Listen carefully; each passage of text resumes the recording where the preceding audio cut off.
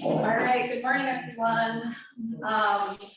We are super excited to sort of wrap up this semester with a discussion on our ongoing research in this class called Soil Sisters. It's supported by an SOM research grant, and we'll be going on to the summer where students are traveling to Ghana for a full month. And then in the fall, which will be a smaller research team, and we'll produce an exhibition. But really the spirit behind the class is really around biodiversity and soil health and how we might design materials backwards, looking at indigenous farming practices in two contexts: Ghana, where one of our industrial partners, Renee Adams, who's the founder of Global Mamas, and in Guatemala, Dita, who's the founder of Equilibri, two amazing textile circular companies. And we've been looking throughout the semester at their agricultural inventory, right around their sites of production and in the larger region, and figuring out how to design backwards to support biodiversity and multi-cropping practices. So here are fantastic students who will be presenting throughout the day. And guys, just introduce yourselves as we go along. But just introduce our guest critics today. We have on the line Dita Zakova, who, as I mentioned, is the founder of Equilibri. And throughout the year, she's been sort of the nexus for a bunch of wonderful researchers looking at a range of problems, including water quality. I don't know, Anna, if you want to say something very quickly about the recent research on. Yeah, so we've been working with TDAP for almost a couple of decades on various things at the intersection of textiles with a large project with Dita led architecture with a number of different designers and architects. And also at the nexus of energy, water, and food growing. So we're looking at all of those things in relationship to community that we've been collaborating with for quite a while, looking at trying to exchange plant-based processes for water purification and collection and storage. So welcome, Dita. Sad you won't be able to join us in person, but we will have a sort of gathering in the fall in person as well. Renee Adams, who I met, goodness, almost a decade ago. And Renee's the founder of Global Mamas. It's a company that brings together women, home-based distributed enterprises around high-quality textile production, among other products. And in the last, I guess, 5 years, they've semi-centralized into a wonderful factory called the Fair Trade Zone, Global Mamas Fair Trade Zone. And among many other things, they're also transitioning to from synthetic to natural dyes as part of really thinking about how do we deal with the waste that is produced in a factory. And it's, it's a huge challenge, as our students have also found out. Jansara Ruth, who is the founder of Parsons Healthy Materials Lab. Welcome, Jansara. And, I think having been to their lab, they have an entire inventory. Do you have you want to grab the seats? Yeah. Thanks, Anna. A fantastic range of biomaterials. They're sort of the front line between clients and new types of customers that are looking to transition to biomaterials. Also a wonderful nexus at Parsons for students looking to integrate all of these materials into their work. So Jansara, fantastic. Thank you for joining us. Alethea Ida, who is an associate professor, was an associate professor at the University of Arizona, now at UPenn. Welcome. And also a graduate from Anna's prior research center, CASE, and has been doing fantastic research at multiple scales on hydrogels, looking at how to capture, store, and distribute water from the ambient humidity. Welcome, Shane. Celia, welcome. Sorry? Celia Emery. That's okay. Celia Emery, who's the head of global exhibition design at J Associates. Welcome, a really good friend of Anna's. So do you want to say a few lines as well, Anna? And Celia and I actually were kind of classmates, Yeah. but we actually didn't see each other for many years, but I have to say that I followed Celia's work with Vito Acconci, who is one of the most important experimental architects of the 20th century, and I even did amazing work in that practice. So happy to reconnect with you and bring you back to Yale. Thanks. Welcome back. And anyone else we're missing? Anna Maria Duran. Okay, I'll introduce her. I think the students know her, but Anna Maria Duran is a visiting critic here at Yale as well as at Harvard. She's been doing a fantastic amount of work around materials and community-led design in the Amazonia region. And this year, a lot of her work dovetails with what we're looking at in terms of agricultural resources and bioeconomies. So she'll join us in a little bit. Okay, Anna, anything else you wanna say before we? Yeah, just that the students have done amazing work looking all the way from the growing of plants all the way through the process, and have been examining just different experimental practices that are related to some of the plant choices they had. They had complete choice.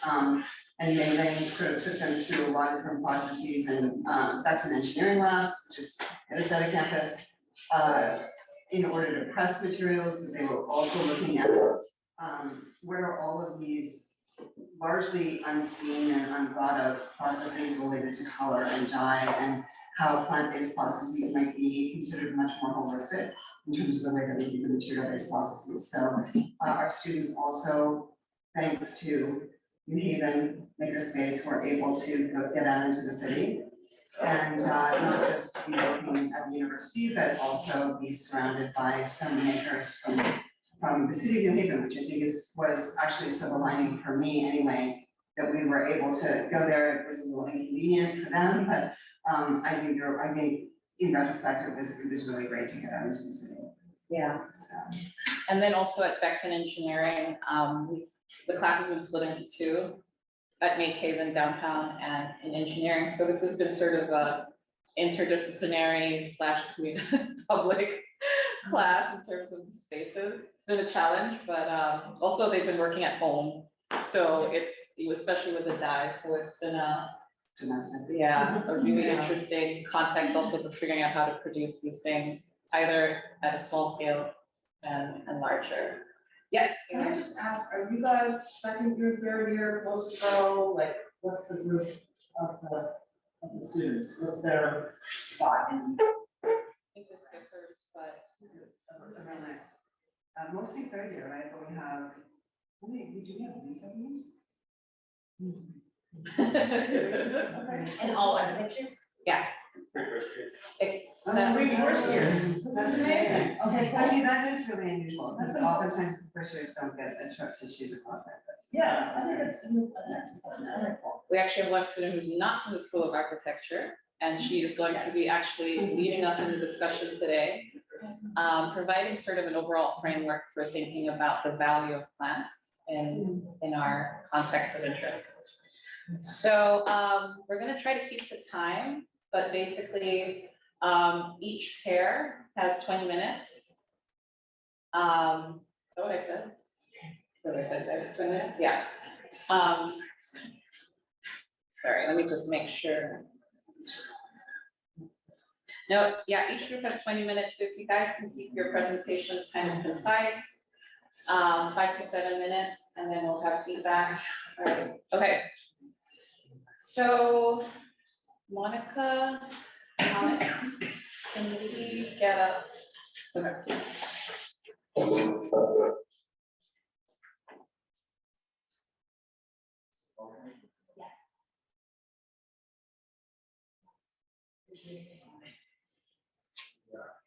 Okay.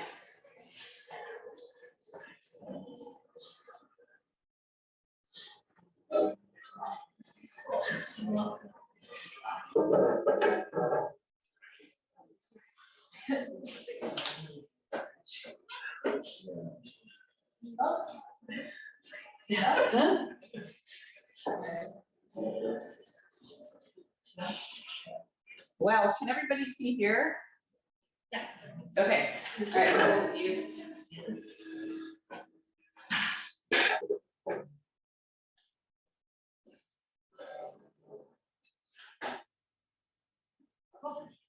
I put that in here or? Do you want to, you don't want to look at that either? Yeah. I need to. Yeah. Yeah, go. Set a precedent.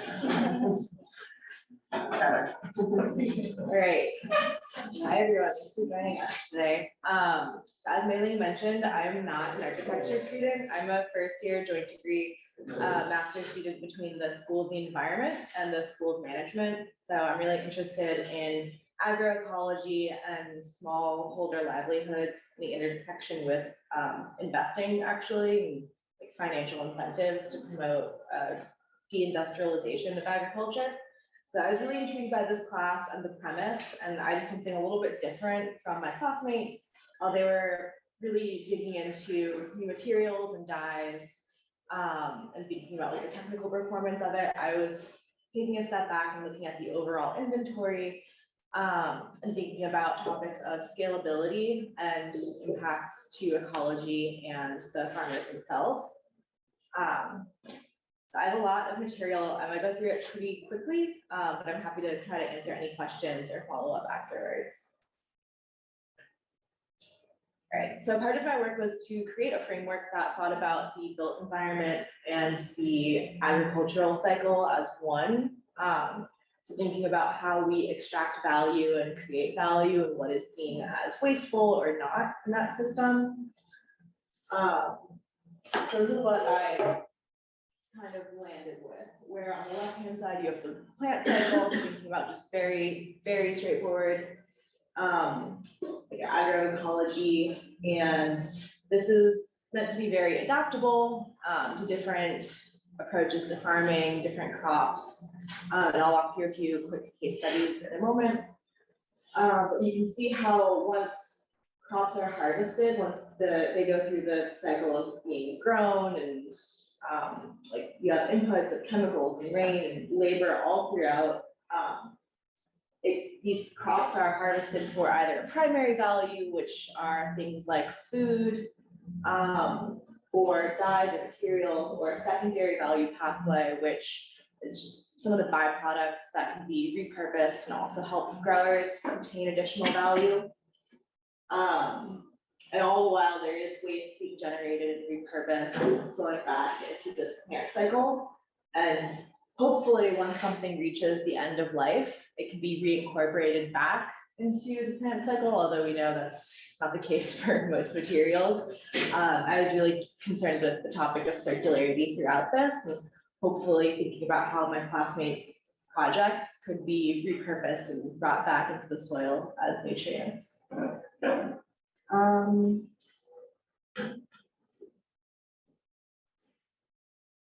Yeah, so I think I'll just dive right into some of the case studies to bring this to life. So first I wanted to look at corn in the context of Guatemala. All of my case studies are trying to focus on something that is actively being grown in Guatemala or Ghana based on the context of this class. I think the place-based nature of agriculture is really important and interesting. So for this one, so corn has been grown in Guatemala for thousands of years, and there's a lot of uses for the different parts of the corn stalk, but it looks a lot different from US production, which is typically in massive monocultures, and the end products are biodiesel or a lot of cattle feed. And farmers in Guatemala still typically grow for household consumption, as well as in a milpa system, along with squash and beans. So much more biodiverse than American crop fields. And this diversification is also contributing to improved food security. So as I mentioned, it's primarily grown for household consumption in Guatemala. Almost 1 million hectares of corn harvested, or is estimated to be harvested this year. And here you can see that the primary uses, the primary value is in the food purpose for people and for animals. Whereas the secondary value from the husks, the leaves, can also be fed to animals, but also be used as a material and be woven or used as something for building. I think it is important to think about corn in the context of Guatemala as being a very important food, just traditionally, and for people who are indigenous to the land and been grown for so long, and it is a native crop to the area. And then this is contrasting with coconut production in Ghana. And coconuts are a rising cash crop in Ghana. 2018 production reaching 380,000 tons. Major producers are in the Volta and western regions of the country. It's primarily grown by smallholders, although the government seems to be starting to push production and incentivize it with giving away seedlings and things like that. And it can be grown in a multi-cropping system with cocoa or citrus as well. And it's very labor intensive to harvest, either by hand or with like poles and knives. So the industry is being developed further, but it's still very much smallholder based. It's used primarily for food and coconut oil, and it's very nutritious. And the oil has a lot of really great cosmetic benefits. I got it going. For the skin and the hair. But there's also a secondary value coming out of the husks, which can be used for textiles, firewood, and because there's also nutrients in the husks, it can be returned to the soil as an additive. And then the last crop I wanted to talk about was amaranth, which again has a different story based on location. So in the US, it's seen as a nuisance. It's actually, I've seen it referred to as a super weed because it's now resistant to things like Roundup and other herbicides. Whereas in Ghana and Guatemala, there are native amaranth species that are actually highly valued for grain and their leaves as food. So it's interesting to see how things are valued in different places based on how people use the crops.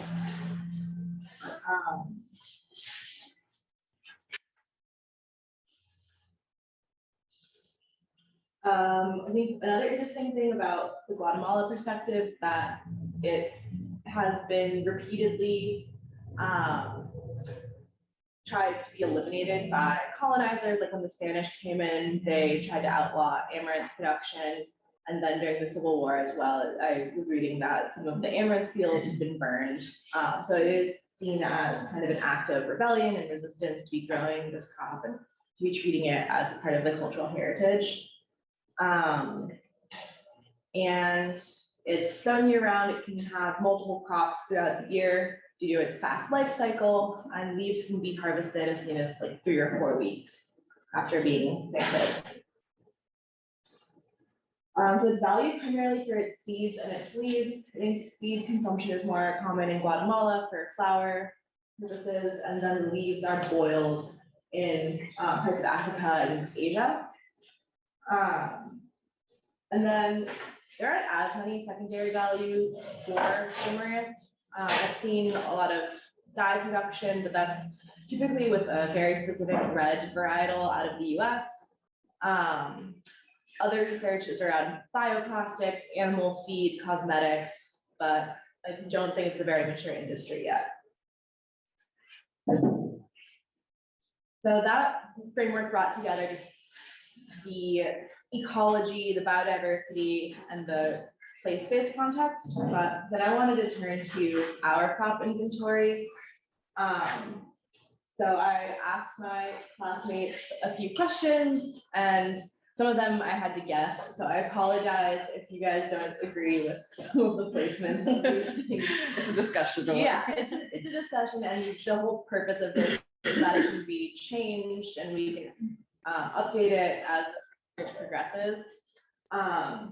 But I wanted to categorize everyone's materials based on what archetype their primary crops fall into, as well as which of those value chains were disrupting. And the archetypes are just like super crops, which are grown as monocultures usually, and this is where the place context matters because corn in the US looks very different than corn in Guatemala. So I just left it as students wanted to represent it, and then we can have a discussion later on about where we think these fall. Emerging super crop is something that's gaining popularity, especially on a global scale. Post super crop, things that have fallen out of popularity but were previously farmed on plantations and things like that. Domestic specialty crop, primarily domestic consumption, and very specific to whatever country they're grown in. And then domestic weeds are just things that are seen to have very little monetary value. And the value pathways were really interesting to me because I wanted to be very conscious when thinking about things like farmer livelihood, where we are not, if we are using a food crop, for example, in our materials, how does that production divert food that would otherwise be grown for a household's consumption and their own livelihood, and whether or not that monetary value can make up for the lack of food. So this is the inventory that I've tried to visualize based on which archetype the crops fall into and which value they align to. And again, I apologize. I know some people were changing their crops since I last sat in on presentations and discussions. But the bulk of, or the biggest group was domestic specialty crops that divert from the primary value of a crop. So I think that's really interesting, like I said, because if you are taking beets or red cabbage that someone would be eating and using it for a non-food purpose, like what are some of the implications of that? And how are we valuing it as a material over a food item? And then I thought it made a lot of sense that domestic weeds were all waste or non-useful products. And then like former super crops, they really only had a primary value. So from here, I built out a scalability matrix. And for me, this is the most important piece about thinking of the future of some of these materials, because you want your products to be both scalable and have good performance in the areas that you're looking for. So feasibility really is about like the ability to scale. Is the crop grown at a certain level of production? Is it widely available to be purchased or diverted? Are there high labor inputs or technological inputs? Is it really expensive? What is the crop in its context originally? So things like coffee in Guatemala, that is something that is grown there regularly, more so than maybe like turmeric or walnut. So that, to me, was really what the feasibility was about. And then readiness was just about performance. And this is something that I kind of had to guess on based on some of our presentations. So that's definitely liable to change. But I felt like a lot of the dyes were pretty ready technologically. I think there's a lot of literature around the process of dyeing and like color fastness, whereas we were doing some newer things in the biomaterial space that might need further development in future iterations of this class. Yeah, so that top right corner of this matrix are things that are viable and ready to scale going forward. Things on the bottom right, there are materials available. It makes sense in context, but needs a little bit more development. Top left, it has really great performance, but when thinking about these products in context, you might need to build up the supply chain a bit more before you can have a commercial product. And then the bottom left are things where you would really need to rethink how it's being produced or created in that area. And I'll just note that there were a few that I knew were being developed with the walnut, marigold, and lavender, but I wasn't sure what the performance looked like yet, so they're not completely on the bottom. It's just a lack of information. So I think this will be a helpful tool in going forward, thinking about how products coming out of this class can be developed further, or what might be ready for commercialization more than others, or where more investment might be needed. This is just a little bit more on some of the questions I was asking myself as I was placing them. And I think we'll come back to some of these discussion questions at the end, but I'll just leave it, flash this slide up. These were questions I was thinking about as I was reviewing everyone's projects, asking questions about scale, value, and circularity. So these might be good to keep in mind as we move throughout the day. I think I'm on time. Thank you, Monica.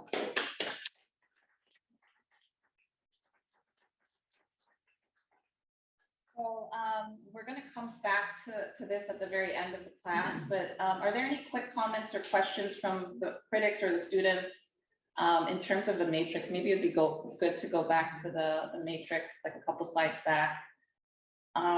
Yeah, any quick comments or questions?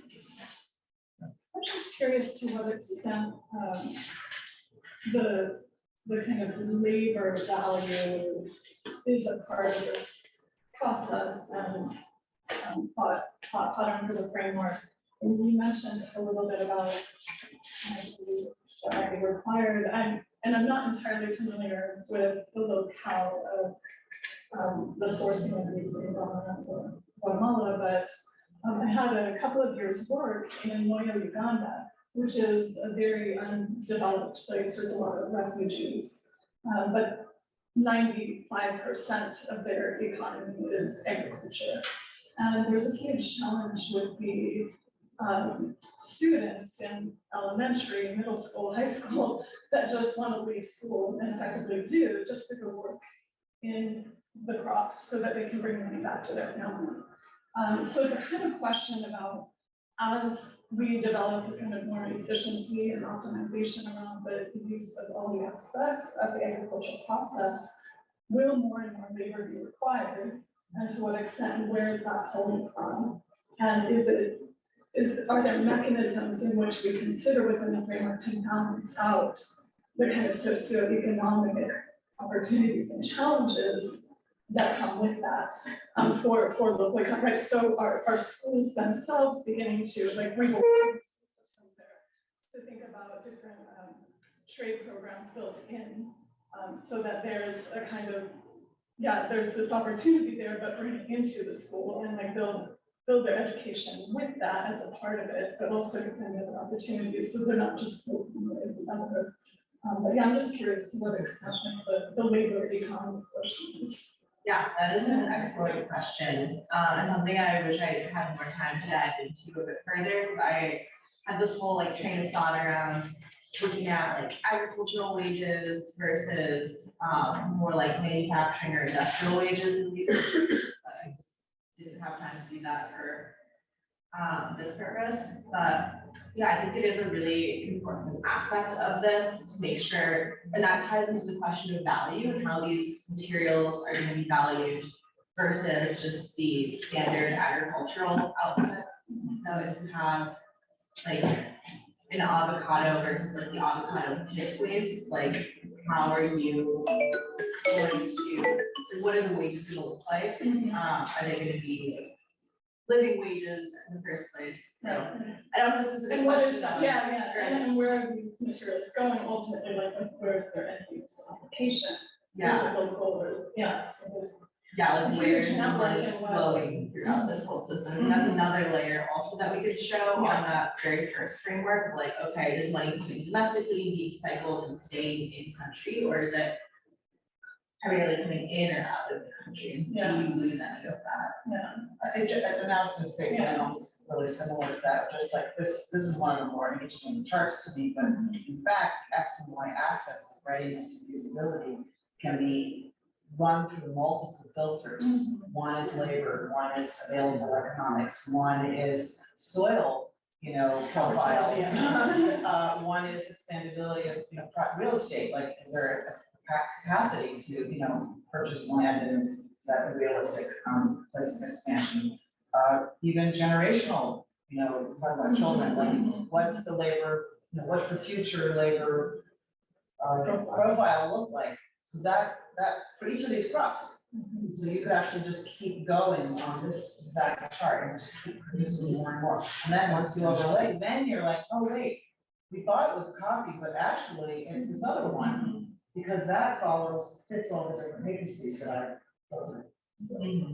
So I don't know where to, these are all kind of floating, but anyway, you could land them by joining them to other kind of analytic streams. Or just, sorry, I just want to say, like, or is it a question that the feasibility gets defined by these multiple criteria that you described, and nothing is feasible unless it ensures, for example, soil health or generational wealth? Yeah, this could be the composite, the multi-scalar diagram. Yeah, but that's tough, to construct. Yeah. Sorry, Renee. I was just gonna say, to contrast that, I mean, from what I've seen in Ghana is agriculture is not sexy. I mean, the younger generation, They don't everybody want wants to leave and move to the cities and, and there are no jobs there. And so I like your comment too about, how do you build it into the educational structure too, so that, younger generation can be interested in it. But again, is it gonna have a living wage? And so it's all tied up, because if they think that they can't get a living wage through agriculture, they are gonna move to the city. So anyway, it was just interesting that you said that about Ghana, or Uganda. Yeah. So there are areas in the world that are focusing on farmer, society and health forces, and trying to build generational value into what is being provided in the farming economy, culture, shared knowledge, and so forth. And I think there is a lot in Ghana too, but it seems the programs, they just take a long time. Yeah. So it could be generations before we see any differences. I mean, what's interesting is you're also in relating the plant, textile, primary and secondary value chains, is we kind of risk extending some of the labor practices in agriculture, which we know there's a ton of invisible labor by women and children, to a more intensive industry like the building materials or industrial dye. And I think one of the things even in your studio, and you guys know from making domestic dyes, that labor, especially when it occurs in domestic realms, is not valued. Because it's never the site where a cash transaction happens. And it's a daily thing, and the mothers are consistently multitasking, so it's even difficult to map how many hours they're spending. So I think the making visible, and many of you are going to talk about doing the dyes at home, and it'd be great to talk about your challenges in an empathetic way, in terms of you've done and seen the challenges of doing this, and how might this also relate. Any last quick comments? I'm trying to keep time, but I know, I did have one on the diagram of the 3 circles. We bring that up for a second. Any one of them. And just like for everyone, you guys are in architecture school, and how we represent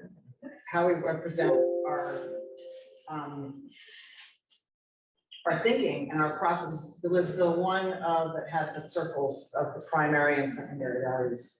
Yeah, that one, fine, great. How we represent that. So this is, you made this diagram yourself, right? Yeah, so it's awesome that you've kind of created like this, you've drawn out the thought process, right? But in a way, like, I would say that the next level for that is even to just look at, the size of those 2 arcs. Are they the same? How are they being measured? The idea of the word end of life, like, are we allowed to even use the word end of life any longer? So those are types of big topic of debate. Big topic, right? So how do we, what's our substitutes for waste, like surplus or whatever? But just rethinking that, like interrogating that every time we put it into a filter and kind of redrawing it, because it does have a lot of information, but just like when we create a facade or create a building floor plan, we have to decide about what decision, how we're making our decisions and what kind of proportions we're allaying to different representational methods. Yeah, I mean, I think that's key for everyone, and what also is being pointed out here with the end of life, that's a really typical term. Obviously, it's an industry standard term, and so coining a new use. We've been in debate actually with UN for the better part of a couple of years to try and get that changed to end of use. And but if you do end of use, then it's completely different semantic, completely different politics. And it's really, really hard because changing these big terms is loaded. It's really hard, but that it would be great to see, Yeah. you know, new terms emerging that are more appropriate for the next generation. Okay, thank you for that intro. I think we're gonna definitely be cycling through all the projects, thinking about those questions. Thanks, Monica. Thank you. And for being the import into the School of Architecture. Thank you. Yeah, that was great. Thank you so much.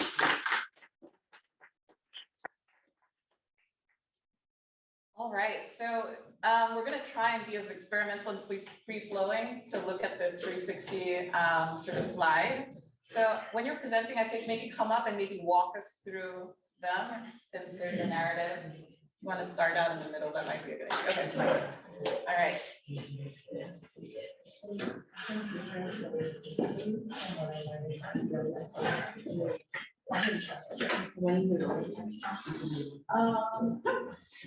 I'll just move this. Okay. Yeah. I'm Tamara Wang from first year and I'm Julie. so this semester we have been working on biomaterials around byproducts in coffee production chain. In Guatemala, coffee is often produced essentially in plantations. The central subtropical climate in Guatemala, combined with the well-drained volcanic soils, produces a mild coffee with distinctive characteristics of flavor and aroma. And most coffee in Guatemala is grown by smallholders. Out of 125,000 farmers in Guatemala, 96% cultivate on less than 3 hectares of land. So the diagram showing the life cycle of coffee. And so we're going this way. Coffee breeding and seedlings happen in nurseries, and then the seedlings are then transplanted to the plantation after the mature. And there are 2 different approaches to coffee growing, sun grown and shade grown. And shade grown coffee mimics the way coffee naturally grows in the forest and also prevents soil erosion and promotes biodiversity in the ecosystem. And there are also several kinds of plants that are good to grow as coffee, such as spice crops and shade trees like black pepper and plantain. And after about 5 years of growth, coffee enters its peak production period. They bear fruits once a year with 2 coffee beans in each coffee cherry. Once the coffee is picked, the coffee cherries need to be peeled off here on the side. A process that produces a large amount of coffee cherry husk waste. So the coffee cherry is composed of the outer husk, and which includes the skin and the pulp, and then the green coffee bean, which is what we're familiar with for consumption. And after the cherries are harvested, they go through a depulping process that separates the husk from the bean. And the cherry husk byproduct is typically used as fertilizer for compost. In the past 20 years, there has been a growing interest in consuming coffee husks as a beverage, which is marketed as cascara. These examples here, but compared to the market value of coffee, which is $34 billion, there's still an overabundance of coffee cherry husks, leading to opportunities to use it in alternative applications such as building materials. So for my experimentation, I focused on creating compressed earth blocks with coffee cherries as an additive. So this is this information about compressed earth blocks. So these blocks are not fired as opposed to bricks, and they are created from mechanically pressing soil and stabilized, usually with cement or lime. So soil is composed of gravel, sand, silt, and clay. And the ideal soil composition for creating these earth blocks contain more sand than clay. And these blocks are considered to be more cost-effective and energy efficient than traditionally fired bricks or concrete blocks. So in my material, testing, I used coffee cherry husk with binders and tested various mixtures through a combination of cold and hot pressing. So the materials include soil from a local quarry, bentonite clay, which is a very absorbent type of clay that is useful as a binder, and then soy protein resin, which is a biodegradable binder that comes in a powder form. And the cherry husks that I use are they're sourced from Guatemala, and I grinded them to various levels of coarseness before I combined them with the binders. And then this is kind of showing the process that I went through to create all of these samples. So from weighing out the different proportions of materials and then placing them into the molds, and then pressing them and then removing them. So while these hot press samples created some promising results, there's a concern with soy resin as a very expensive product, and then also heat pressing is another added source of energy compared to cold pressing. So after these experiments, I moved on to cold pressing samples using a mixture of the bentonite clay, the soil, and the cotton cherries. And I was also able to test all of these samples under compression, and so this is also showing that. So in this top graph, it's showing 100% earth and earth combined with clay, and there are varying levels of strength. And then on this bottom graph, it's showing all the different samples that have coffee as an additive, and I think while the strength is a lot more than the samples with alpha cherry, it's a lot more consistent. Sorry about that. Now we can see your presentation. Well, apologies. And then when I was scaling up, I was interested in the form of interlocking blocks, which would allow blocks to be assembled without a binder. Because of the limited size of our press and the material that we have access to, I tried to make a more simplified version of the interlocking block. So I created just a mold, which I had to modify several times in order to actually get enough pressure to create a block that could hold together. And then all the way at the end is how I imagine material is used in the context of Guatemala. So I was really inspired by the social art project near Great Interdisciplinary, and they were using painting, color, and patterns to revitalize the image of this time. And on the left, I use the forms of these blocks to try to create patterns which can be further iterated to reflect the traditional patterns from Guatemala.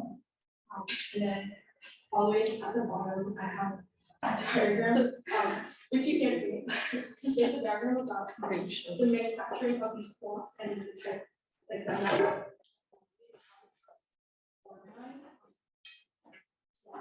I think compressed air blocks are quite approachable and accessible as the manufacturing process. So I think there's a lot of opportunity to create material that reflects the place composition and while I focus more on the industrial side of biomaterials, my partner focused on the domestic side, which should tell you more. Yeah, okay, so after those fantastic experiment with coffee cherry, we're looking back to the production chain again. After washing and drying, we finally get the coffee beans as the main products in origin. So in origin areas, the inferior products are so locally, so the people there often have the habits of drinking coffee. For every cup of coffee, 15 grams of coffee grounds are wasted. That's why I'm focused on new ways to take advantage of coffee grounds. The coffee beans undergo a certain degree of carbonization after roasting. The brewed coffee beans use less of the ingredients, and the more of the nutrients and fibers remain in the coffee grounds. For different cases, I use binders here. Also, on the upper layer is the homemade coffee bricks. So at home, where less coffee grounds are produced every day, the process of making coffee bricks need to be convenient for each one-time production, and the ingredients should be easily available. Therefore, flour is a good binder. Collect the daily coffee grounds to 5 to 6 cups of coffee, like about 75 to 90 grams of the coffee grounds, and mix them with the flour. So here is making a toy, like we can play with it like the clay. The ratio of coffee grounds and the flour is about 1:1. It's making blocks like that. It's a home pressing block. The ratio of coffee grounds to flour is about 4:1. And on the other hand, if having a heat pressing machine, we can collectively press stronger coffee bricks with soil binder. And for this part, Julie and I shared similar process like that.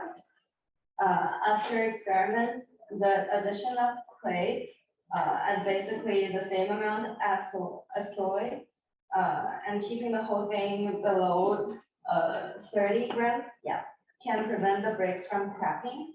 With the addition of equal amounts of soy and clay, the coffee grounds can reach 50%. If less brittleness is pursued, the coffee grounds should stay at 40%.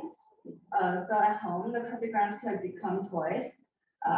At places like coffee origins, coffee grounds could also become building materials for simple structures and furnitures, like the last diagram.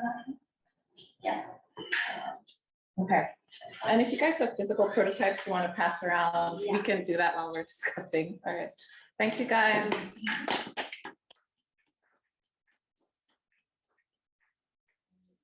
Material real? Okay. Mohammed? I think it's the material real side. Anna brought the product sparklers. So just to. You'll specify on your presentation, what do you think the rate would be? Like, you have a very interesting idea about how you might use waste in the kitchen. And the rate of production of these things can be very, very extended, right?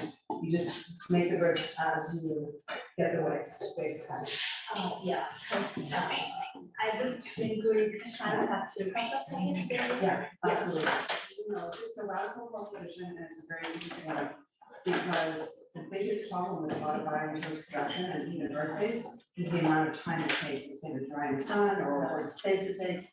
And it's sort of in that weird intermediate zone, right? But I love the fact that you just get like one brick per.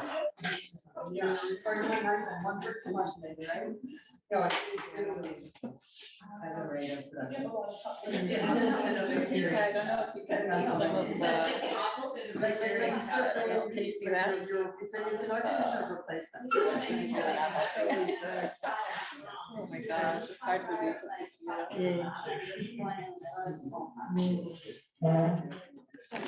So, yeah, because this whole issue of architecture for replacement is also super, super important for biomaterials. That, you know, you're gonna, like, if there's ways in weather or humidity or whatever, that there's gonna be a rate of replacement that can sort of happen in a very different way than how we, you know, stop everything, renovate, you know? Right. Freeze.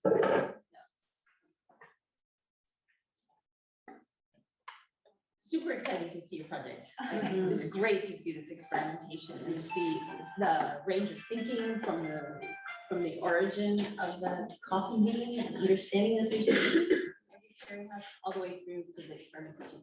It's like really, it's very exciting. And I know that's what this whole class is about, so it's an exciting day. But I'm thinking about the ingredients, a couple of things, and I'm sure this is, you know, I feel like I'm landing from Mars, but so I'm sure this is going to be part of the conversation today. But one question I'm having is not so much about, well, it's about the use of wheat, the use of soy, these ingredients, like, for example, the ingredients that could be used for food that then are used for their primary value instead as a material. And how do we negotiate food, value versus material value? So that's like an overall question, really. And then the other part of that is like what's needed in order to produce soy. And that the soy industry has been criticized rampantly for the use of pesticides, which then, of course, pollute our water and soil systems, and then pollute our bodies and all living beings in general. And so that there's, a major, and maybe this is understood by you, and I'd love to hear how you're thinking about that.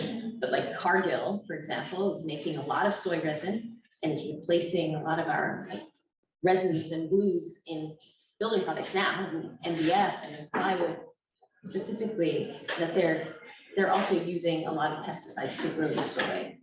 So do we support that? So that's a question for you, just in terms of the ingredients that we use. I have a lot of questions, but that's the first piece, and I wonder if you thought about that. I think for the soy binder that we were using, I did get a chance to look into it, and you're completely right that they source their protein, like the soy protein, from like big agricultural companies, and it could be quite problematic. And Which company were you looking at again? It's Is it E2E? E2E. Well, now they're, Well, they're this is acquired. being licensed. What is the name of that company? Do we know? Or? Godavari, so it's India's largest sugar company. So it's interesting, they have a super crop and they're taking on another super crop as a binder. But it's interesting because they've also created a very, very responsible ecosystem where education, upskilling, training and production of a range of applications is actually happening in so many villages that produce the sugar. Because what they're realizing is that relying on sugar alone is really compromising resiliency, especially when there's a pest attack. And so they're growing soy as another major crop in the area. But it's still maybe scaling down the monoculture, but it's still a monoculture. And I think this is a very big problem when you see big ag, particularly in the developing world, trying to diversify. In some ways, what was happening during the transatlantic slave period, right, when all of these islands were growing super crops like sugar, we're like, oh my God, we realize we're so not resilient, when a pest comes. So they start trying to bring in other crops, but a little too late. Yeah, it's a big challenge, and they've got to keep their margins up, and so soy felt like a good second crop to bring in. But I think what we're seeing is you need much larger biodiversity, in some of their industrial operations. Yeah, so it's do we actually take on a binder that can actually meet the scale required to take their waste, and promote the problematic aspects of the other food industry that's producing that binder? I think this is sort of, encompassing the use of the soy, but yeah, I think it's difficult for the students to take a stance on it, but I think you guys use flour, which is competing with food, and you also use clay, and it's actually interesting to see your samples. The clay ones are incredibly strong. How do you see clay, particularly among your binders? Maybe that might address Shamsara's question. What are you seeing in terms of performance with clay and the heating and carbon requirements relative to soy? so for my samples that use clay, they were cold pressed, and they were just and added into the earth to act as like an extra binder. But I think doing more research, it's actually more important to understand the inherent property of the soil that we're using and seeing how much clay is already in it. So it might even allow us to decrease the amount of clay we're adding in, like just additional.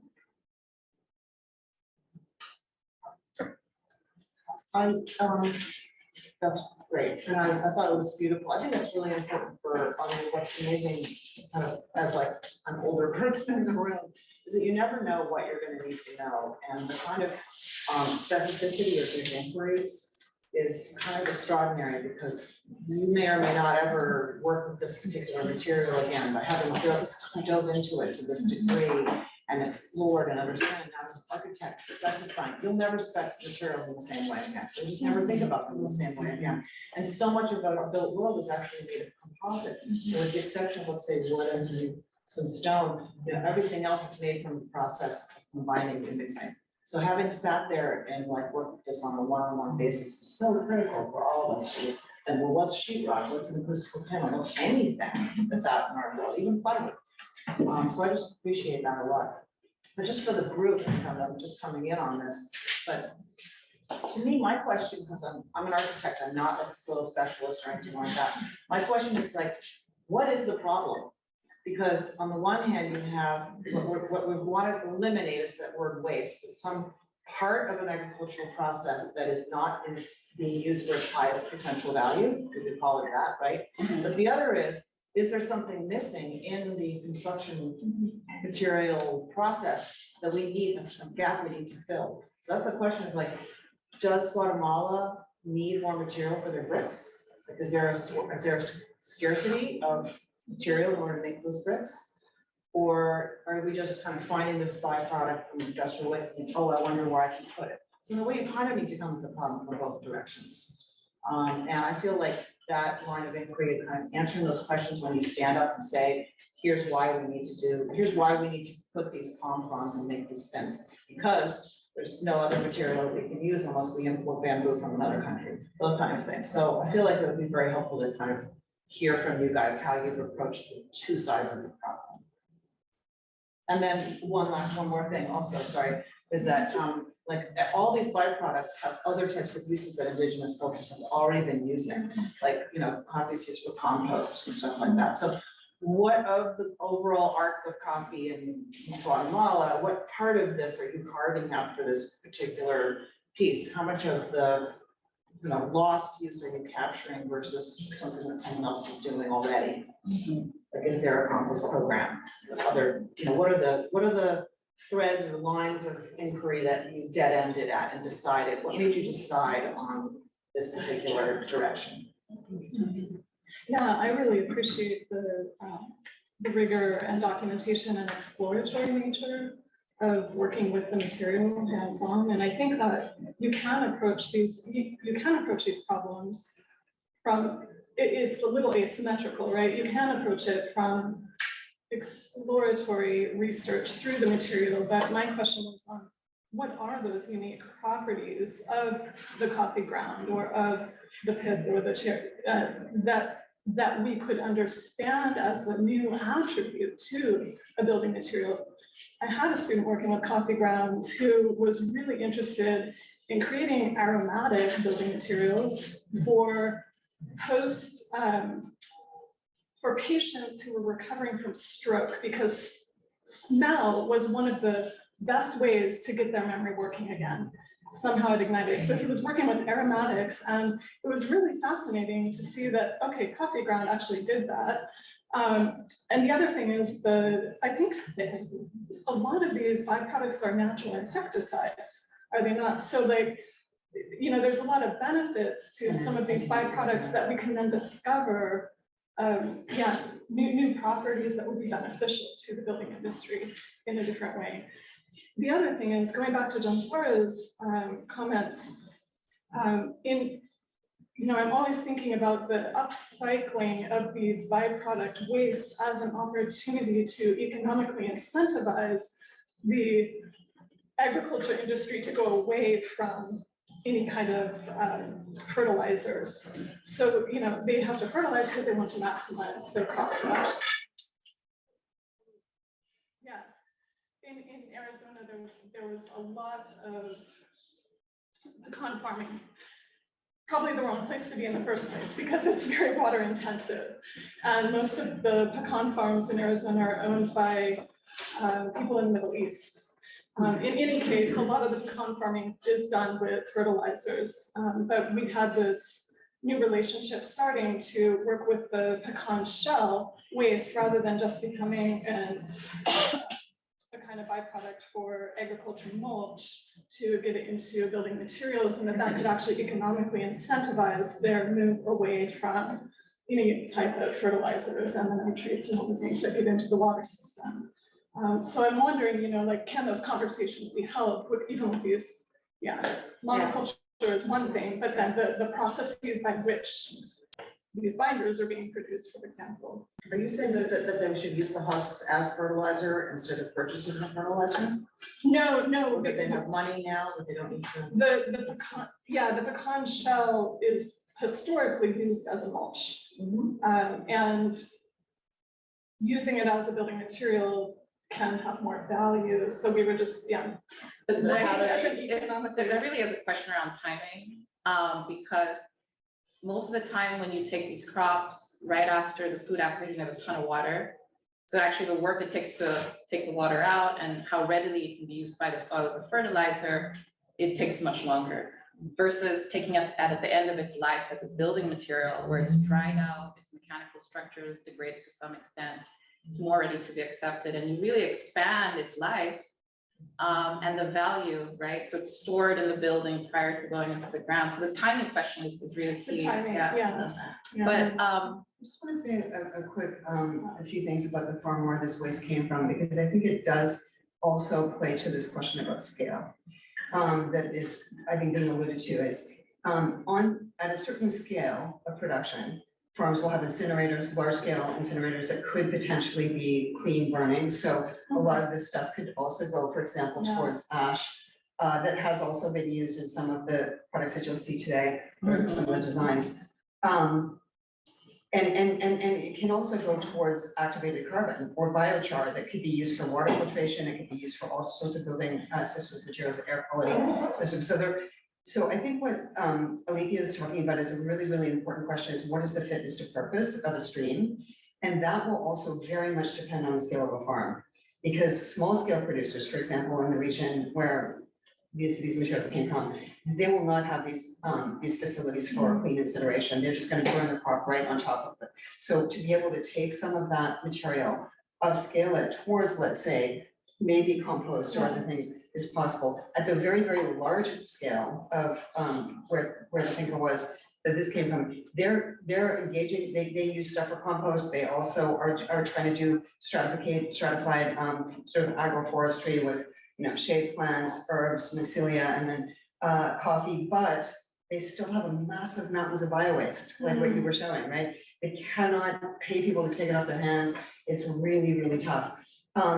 So I think that whole issue of how much will a farm be able to participate in diversification, the biodiversity, diversification of income streams, diversity of upcycling is also a question of scale. And then it goes into that question of monoculture that Mae-ling brought up, and especially in the labor questions and class stratification that are really endemic and super problematic in a lot of coffee growing regions. So I think that intersection between the socio and the environmental and the opportunities that you're going to have is something, obviously you guys don't have to think about all of it, but you have it in the back of your mind that these will be issues.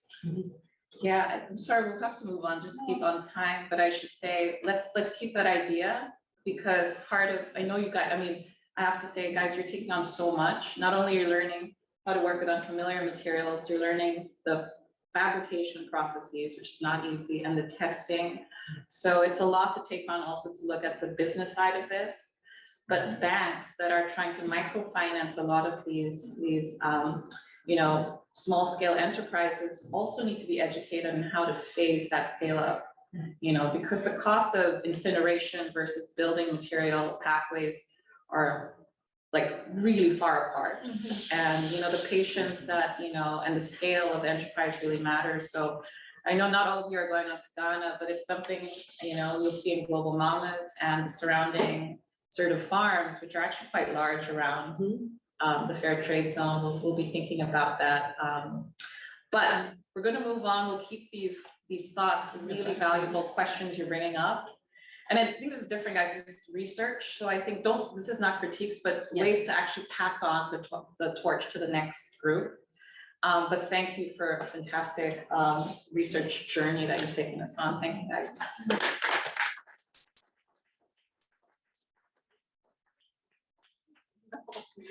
so much about We'll bring it up. We'll bring it up because it's so interesting what you're doing. Yeah, especially at the end. Fantastic. Okay, who's up next? Abby and Maya? Okay.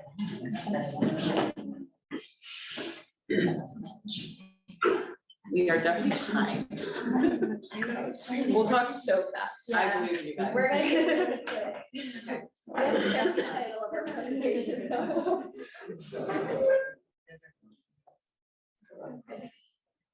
You should put the bands. Little spin around. Yeah. Kicks. Okay, thanks.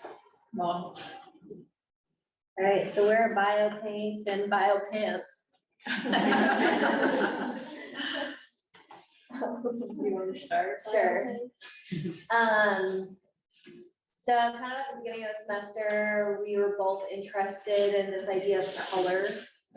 And obviously, like, we're so used to these like kind of typical paints you can get at the store, but the processes of creating these paints and dyes are obviously like extremely toxic, and not only do they involve a lot of chemicals in the creation of them, but then like off gas or like output more chemicals into our environment. So I was interested in exploring how to create paint from dye, and early tests were actually like using, and I also was interested in using plants found in this region. So first using lavender and lilac and trying to like boil them and like extract pigment from the dye. Both were kind of failed processes. So I ended up getting pigment from chlorophyll, walnut, and marigold. And that's what I explored here behind me. The top is the walnut hull, chlorophyll, and then marigold, obviously. And I say the process of making paint is actually relatively easy once you have the pigment. And it was really fun to just like explore like the variations and like gradients of color that can be produced from them. Perfect. And then I was interested in similar things, but looking at fabrics, I focused on cellulose fabrics. As you can see over here, I tested cotton, linen, and hemp. And I was really interested in like creating bright, vibrant colors because I know that's really important. I know that we had that conversation with you earlier in the semester. And so I think, you know, as you can see, some tests were more successful than others. I tested madder root, onion skins, and cabbage. So red cabbage are all the ones in the kind of blues and purple tones. And some up here, you add a lot of baking soda, which just drastically shifts the pH, because that's going to become more of a green. And then with the onion skins, they're fairly yellow, but if you add iron, you can get more greens. And then the madder root, you can get fairly bright tones naturally without any additive. It's kind of like this nice orange, but then if you add a bit of calcium carbonate, you get like this fuchsia. And so I think like for me, it was figuring out the bright colors, but then it was also like understanding the whole process and like the intensity of it. And I've been into making my own clothes recently, so I wanted to make dyes and make some clothes out of them, which I think was a big test to how challenging this actually was, because the swatches are one thing, and even with the swatches, it was not always easy to get consistent colors across 4x4 square, and then I found scaling it up, it was even more challenging. So I'll just talk through the pants for a minute. The way I did this is I actually cut, because I was limited to my kitchen, I cut all the pieces out of natural cotton, and then I dyed them in 2 different pots. And I found that I actually ended up dyeing them 3 different times to get the most consistent color. What you can see on these ones, so then I had one big blotch here that looked horrible, so I was like, okay, I'm gonna put a double knee on them. And then I did it in just the natural cotton, and then I sewed them all together, and I was like, okay, that's like too contrasty, I don't really like it. So I'm gonna dye the whole pant as like a finished product together. So I just did one more dye bath with these, and so you can kind of see in this one the slight inconsistencies, but I think it was interesting to see how doing it multiple times really allowed you to get a much more even tone. And then, yeah, the jacket is onion skins here. The cabbage pockets are gonna be sewn on, but that hasn't happened yet. So, yeah, I think for me, it was like a really fun process. I think like scalability is a huge question for me, and replicability is a big question for me, because I think it was like, even though I used like, so there are different additives such as iron or alum or chalk or baking soda. And even when I like did the same recipe, I had a really hard time getting the same color, and there are a lot of different factors that contribute to that. Matter is like especially sensitive to both heat and pH, and like obviously the pH of water changes a lot. And you slightly overboil or you slightly boil matter and it just becomes brown like immediately. So you have to be like really careful with that kind of thing. So I think it was, yeah, I think scalability is still a question for me, but it was really, really fun. And messy. My bathroom tub is like permanently dyed, but thank you guys. Amazing. Thanks.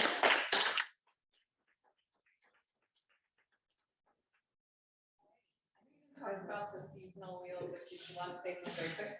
Oh, yeah, so just quickly, this is us kind of looking at like the kind of yearly cycle of these plants and understanding at what point we might use them. I think the madder root specifically has a much longer growing cycle because the roots take 2 years to mature, so that's one that has to be definitely planned for.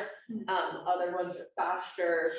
Yellow onions, that's kind of the overall life cycle, but they can actually be grown year round.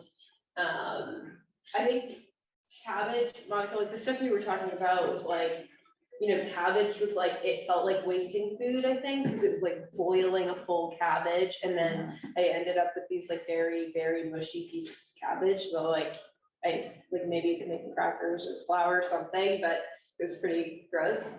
But I think like the yellow onion was interesting because that was very much just like,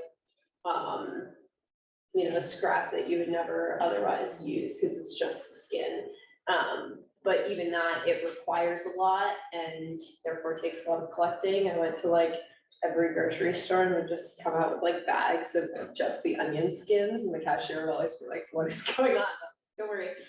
And then the madder root requires less because it's actually like very potent once you can either dry it. So I didn't have access to fresh madder root, so we got dried madder root and I ground it. And that you only need like a tiny bit and it goes a long way. So What climate location was the seasonality? This was looking at here specifically. I think the madder root is something that I don't know. I think you can grow it here, but it definitely grows better in warmer places.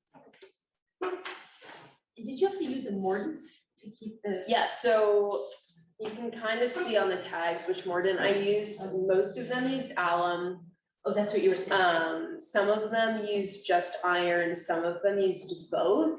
Mae-ling and I kind of just talked right at the end about using more natural mordants like soybean powder, but what I found is that works much better for protein fabrics than for the cellulose fabrics. Yeah. So I think that's kind of a big question for me because yes, this was like, oh, I'll stuff out in my kitchen. Like, I mean, if you look at that upper center photo, like that's pretty toxic looking. Like it's definitely, still like using gloves and wearing a mask. And I think like, I like the idea that all of that toxicity could be removed from the process. So I think that question of more natural mordants is like definitely interesting. Yeah, the mordant question is huge. What I really appreciate is that you've shown us the potential almost kind of as vibrant as the synthetic dyes. But we're also looking at other types, even soils that contain iron might be able to be used. And actually the additives that balance pH that you guys have become so familiar with, honey, sea salt, baking soda, these are more affordable, which actually reduces the amount of mordant that's needed. It's a lot for you guys to investigate also alongside, you know, just beginning to experiment with the materials. But again, this is something we really want to pass over when we go to Ghana, where we can actually get the natural mordants on site. And even just think similar to this, what's the cost of them? Because honey is expensive and precious. Sea salt, not so much. Soil, not so much. Well, soil is political. So yeah, it's a really important thing to consider. Yeah. One quick question about iron and soil. Could you continually use the same soil? And, okay, because the fabric would absorb the iron too, and so you kind of use the iron. Yeah. We're just discussing that with Sasha yesterday and planning the Ghana experiments, but yeah, it's a one-time use. Okay. But it also makes it ready, you know, for sort of soils applications to get mixed with topsoil and can be sold at a higher value. Yeah. So it's also thinking about who are the players locally, and I'm curious also in Guatemala, who might be able to take that product off their hands and pay something for it, because, you know, all of this requires new. And scalability again is a big question. Yeah. When you're in a production environment and talking about getting new soils in constantly and feasibility of. What is the most scalable here for both of you in terms of the? I would say probably for me the madder root, just because I think, you know, you could grow a lot of it and a lot goes a little way, and it doesn't take that much maintenance because it's like protected in the ground. And you also generate livelihoods by employing farmers and things like that too. And I don't know, I know that like madder root's also used medicinally, but I don't know what the plant is used for. Like I know the roots have a lot of uses, but I don't know about the plant. And then I think, you know, the cabbage scalability, like you need a lot to get the color out of it. Onions, I could potentially see that being, you know, like if there's. And it's not the onions, Is it right, the onion skins? Yeah. But that's like somewhat labor intensive to get the onion skins. We got them from Walmart, right? Yeah, I just went to Whole Foods. Oh, And just like, people like were looking at me like I was a crazy person. But you need a grocery store. You could imagine going to a farmer. I mean, Right. It seems like there's Well, probably so and it many seems- skins that are. Totally, and it seems like there's like a tumble machine that would like get off a bunch of the loose skins that you could then collect. So I could see that one. And just coincidentally, a lot of these species are what we're using also for water purification. That we'll be presenting tomorrow, if anyone's interested in looking at water. Juan Torres, one of our PhD students, has been down in Guatemala for the last several months testing these plant dyes for water purification. And what happens is the water goes clear. When the water goes clear, then you know that the plant dye has been activated to purify the water. So I think that given that that's the case, I mean, we have to work with chemical and environmental engineering to really understand exactly which components are doing what. But I think it's really interesting for architecture and architectural fabrics to think of these as natural antimicrobials, you know, because we're literally using them as such, and they're neutralizing viruses, they're neutralizing parasites, bacteria, all sorts of stuff. Which ones in particular? So specifically, we haven't done, for example, red cabbage, but we work with kale. We have worked with onion, we work with garlic, St. John's wort, turmeric is something that we use a lot. There's a lot of different recipes and combinations that are being studied by chemical and environmental engineering. And right now, the plant dyes that we're using are very pink though, and it's interesting. So I'm wondering about that relationship between color and antimicrobials. It's just, you know, it's epic. And literally they don't know in chemical engineering, like there's so many plants down there that they don't know about. That Dita works with, and I don't know if Dita can hear us, but they so much knowledge about medicinal properties of the plants that are completely understudied or unknown to, any of us, yeah, exactly, or industry or whatever. And so just being able to think about, water purification, medicine, antimicrobials in the environment, clothing, just that nexus is just amazing what you're setting up, so. It's really cool. I was thinking that about paints, actually, like, what is your binder? What's the medium? Arabic gum, honey and water. All So three it's, together, or you? All three together, you like heat the water. It was like 6 tablespoons of water, 3 tablespoons of Arabic gum, you mix it and you add the honey. And it creates quite a bit, and then it's like a 1-to-1 ratio of like the binder to the pigment. Some pigments are like finer, so you need like less binder. Which kind of was just like testing as I was doing it. And did you do any like color or like light fast testing with the? No, I didn't get to that, but, I mean, with watercolors also, it's a whole different, like the light fastness wouldn't be like nearly as much as like a different type of like a heavier paint. But yeah. Simon. I was just gonna say the one, I was like impressed by the color fastness of these. I put them through the washing machine and then put them out in the sun to dry. And I saw like a little bit of fading where it had been dyed the 1 time, but where it had been dyed the 3 times, it was like really tight. So wow, I was impressed by it. Yeah, and I mean, just looking at your pants, I think it's just, I love the fact that you wore it and sewed it and everything. I just like the fact that there is room for design to really add value here that takes on some of the, I guess, disadvantages of, the color gradients.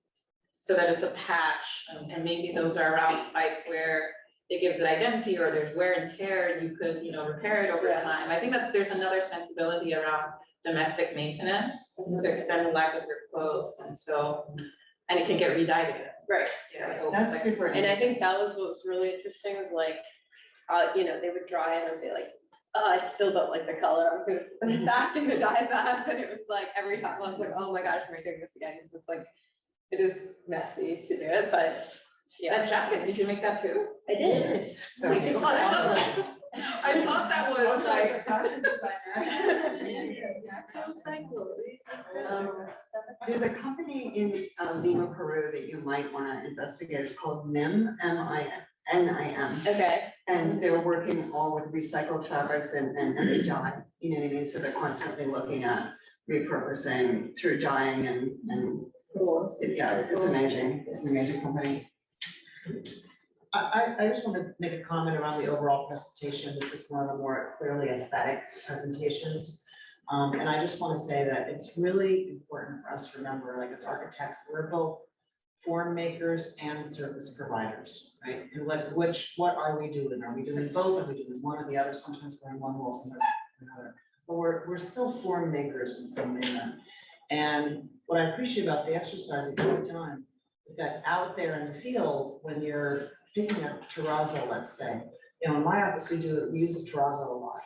And we work with the terrazzo installer or fabricator to talk about the different types of aggregates that are gonna go in. And we've actually got some terrazzo going into the Studio Museum in Harlem. It's super large aggregate. It looks totally different from any terrazzo you've ever seen. And initially the guy said, no, I can't do that. But we brought him over to the kind of the aesthetics of it, like the testing. I can't say how valuable this exercise is for everybody, to just actually look at what you've made and make a decision about whether you like it or not. And if you don't, keep going and make another color, because that, and you're going where it's warm, you know how to do this, which I love. But out there in the field, you're gonna have to work with people who have great familiarity with the process, but they don't have the aesthetics necessarily. And so we can bring that conversation in. These terrazzo fabricators are so excited because we've actually been able to change their work and how they feel about their work. So this is a social thing too, what we can do. That's right.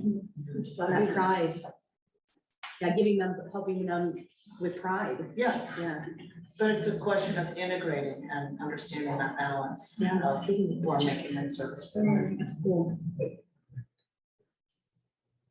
Any other last comments, questions? And again, I think I know probably it's hard to get the material samples in the form, but let's think about it for the exhibition in the fall. So Yeah, how we, oh, okay, fantastic, all right, we'll have a look at that. Do you have samples? Are we talking about the paint or? Do we have paint samples here? Yeah, I Yeah, have they're my little back. squares in a bag over there. Okay, yeah, we can pass that around as we go through the presentations, but Just because, I mean, are you closing up this whole section or just? They're much, textile side? higher res. just this, I think there are more textiles being presented after. There's one more presentation before we break for lunch.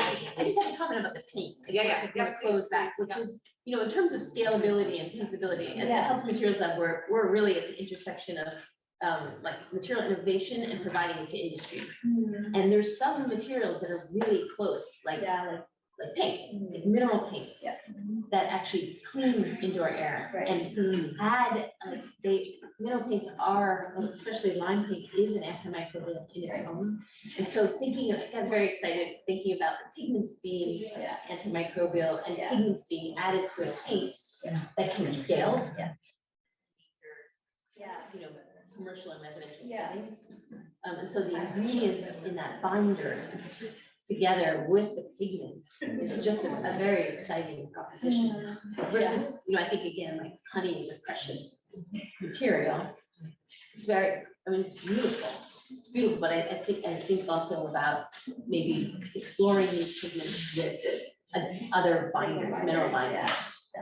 You mean non-food, because honey's so precious as a food. Yeah, Yeah, and mineral that's paints a are good like question. scalable, they're happening now, Right. and actually, we never need to use plastic paints ever again. Right. So, And the pigments are like so strong, like the marigold pigment is like incredible, like the color that came so from that. that's this. It's the bottom row, and it like, that's those like orangey colors on the side there, the process photos. That's the marigold, so it starts out as this like really rich, like paprika color. There's So I also think, potential for integration with like ceramic tiles and Yeah. coloration. Yeah. So it can be a color, yeah.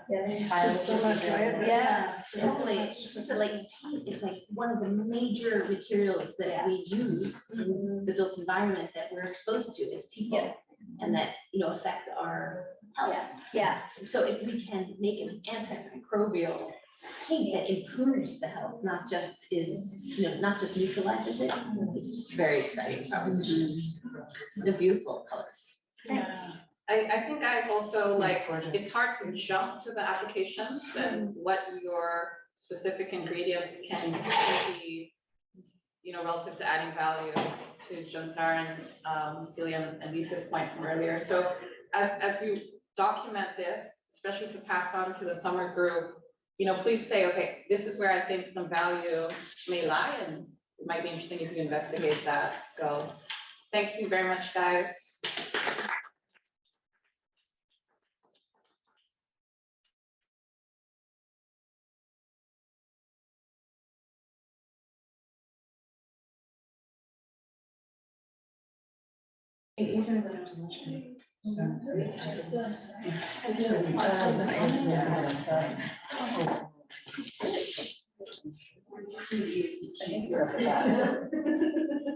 Did you want to put a, oh, is there a slide order you want?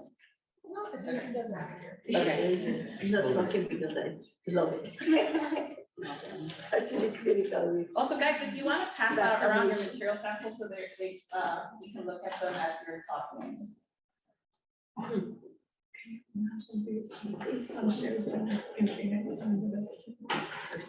Yeah. I love her pants. I want some of those pants. Your first client. Beautiful. And the jacket. when I scale up. Yes, please. When I get a bigger station. Give me those.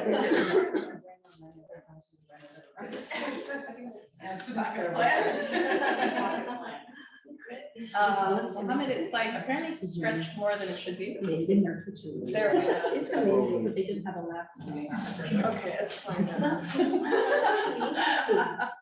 Yeah, because it speaks of the potential, you know, with all these limitations. You want us to stand? Imagine with an word. Volume or? Oh, it's okay. I'll. Let's start over there. Yeah, I'll go through. Tell us where we should start. There's a lot of chats. Yes. Do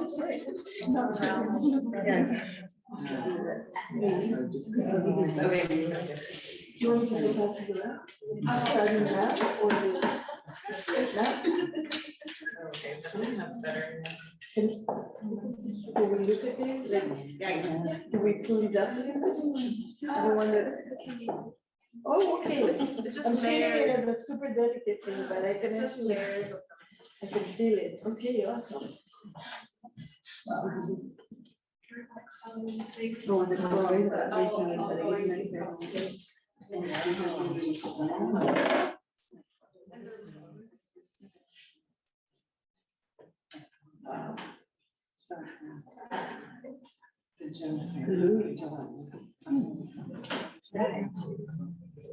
That would make it a nice screen.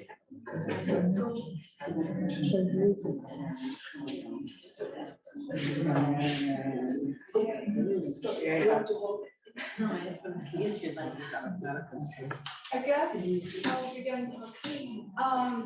I think me and Jingyu, we both looked at transparency and how to achieve transparency and translucency through biomaterials. And I was looking more at bio dye and more softer material, and Jingyu would go deeper into his studies for like the more solid versions that. So we were both looking at rice and avocado, but I'll go deeper into and it is avocado being like a super trendy fruit nowadays. And in Ghana, they have like a drastic increase of crop plantation and monoculture that leads to soil fluoridation and water contamination. And from that, a lot of the avocados are used to make avocado oil. So the seeds are tossed, and they're also used for a lot of cosmetic and food industries. So I want to repurpose the avocado pits and looking at examples of how people use those to make plastic and biodegradable plastic bowl and plastic as utensils. So learning from that, I started to like test with different recipes. So I was going through 3 different recipes.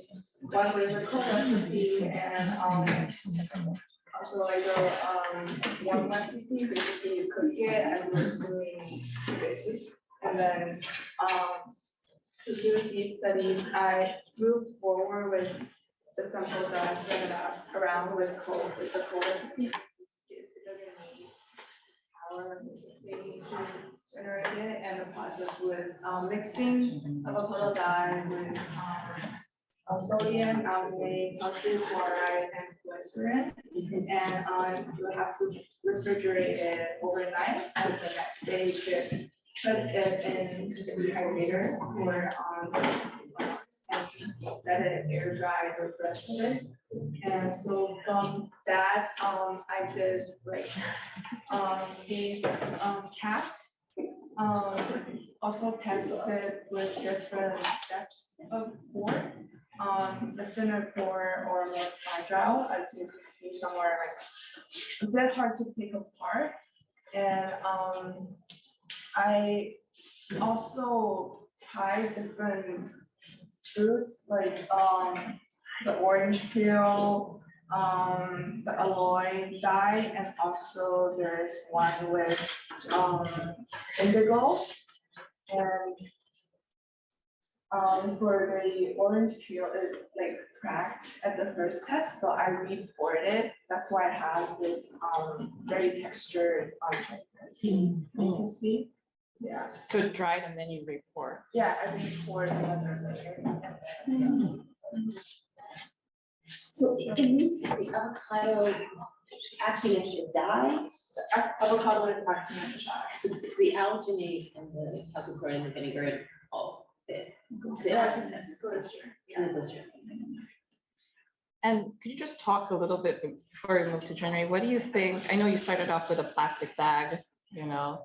What do you think the material application potential could be? I know we're very early, but yeah, where do you think? Yeah, I think we also kind of talked about this in our previous conversations, like because the transparency could act as replacement for dividers. So in architecture today, we start to think about screens, dividers, partitions. That would in a similar case, we might need another structure to hold it, but then the fabric itself could serve as this partition.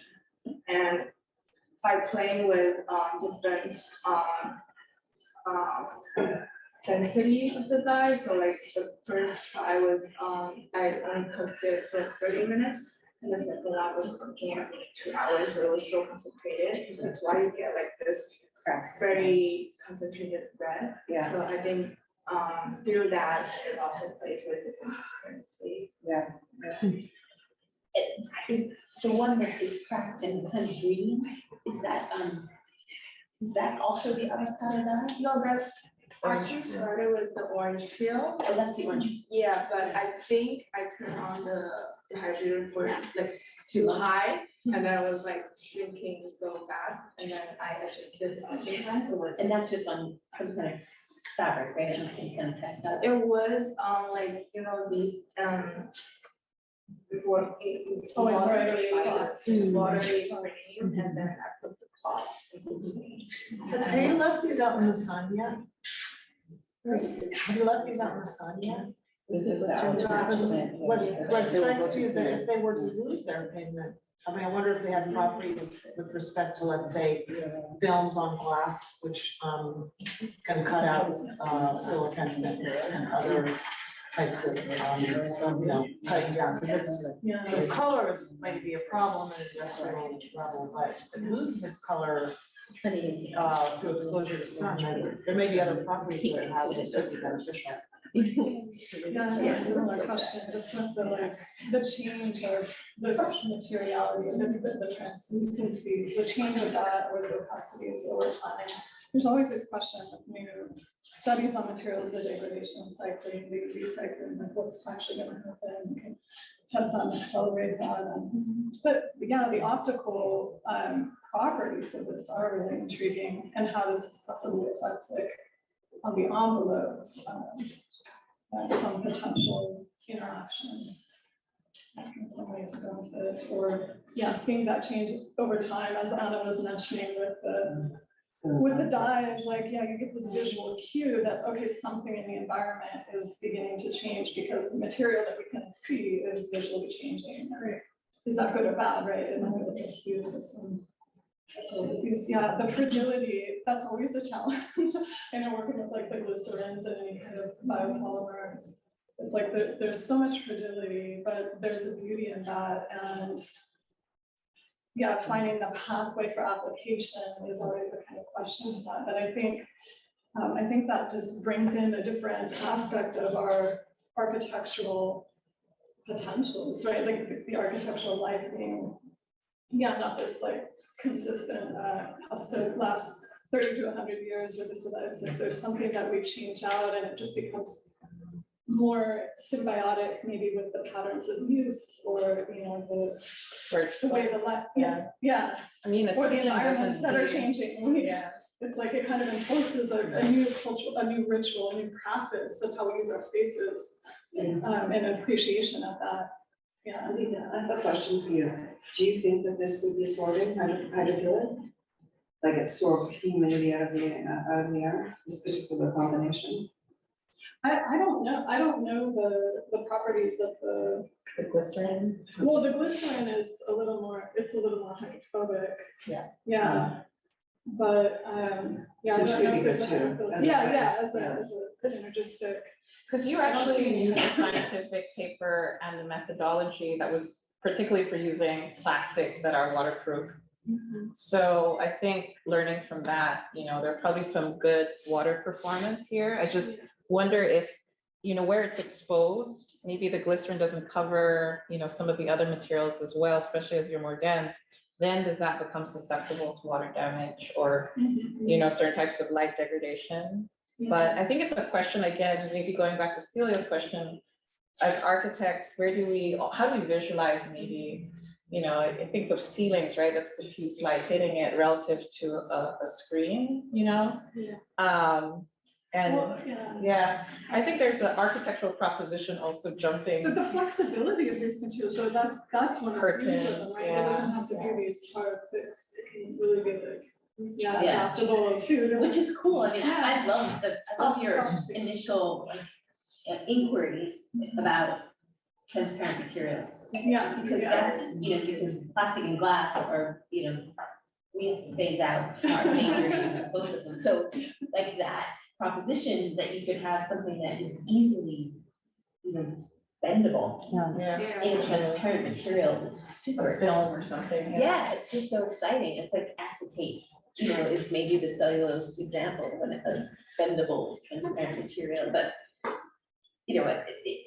to create a new transparent material that's durable would be great. But then the question is like, have we just become have we just become reliant on materials to last, I know. hundreds of years, and we just have to become more accepting of the fact that things will last for less time. Yeah. Yeah. I mean, persimmon, I know maybe a couple of people maybe use the persimmon, but it's one of those materials where if you coat a natural fiber or anything that's bio-based, it protects it, but it also darkens over time and is really good with UV exposure. So it's also a question of what are the new coatings on top of bio-based films. Yeah. But I'm so sorry, Jimmy hasn't presented. We got a little carried. Wait, oh my God. Jimmy, so sorry. Please go ahead and we'll pick this up. They're related, these two. Very Yeah, related. so you're gonna explain how they're related. Thanks.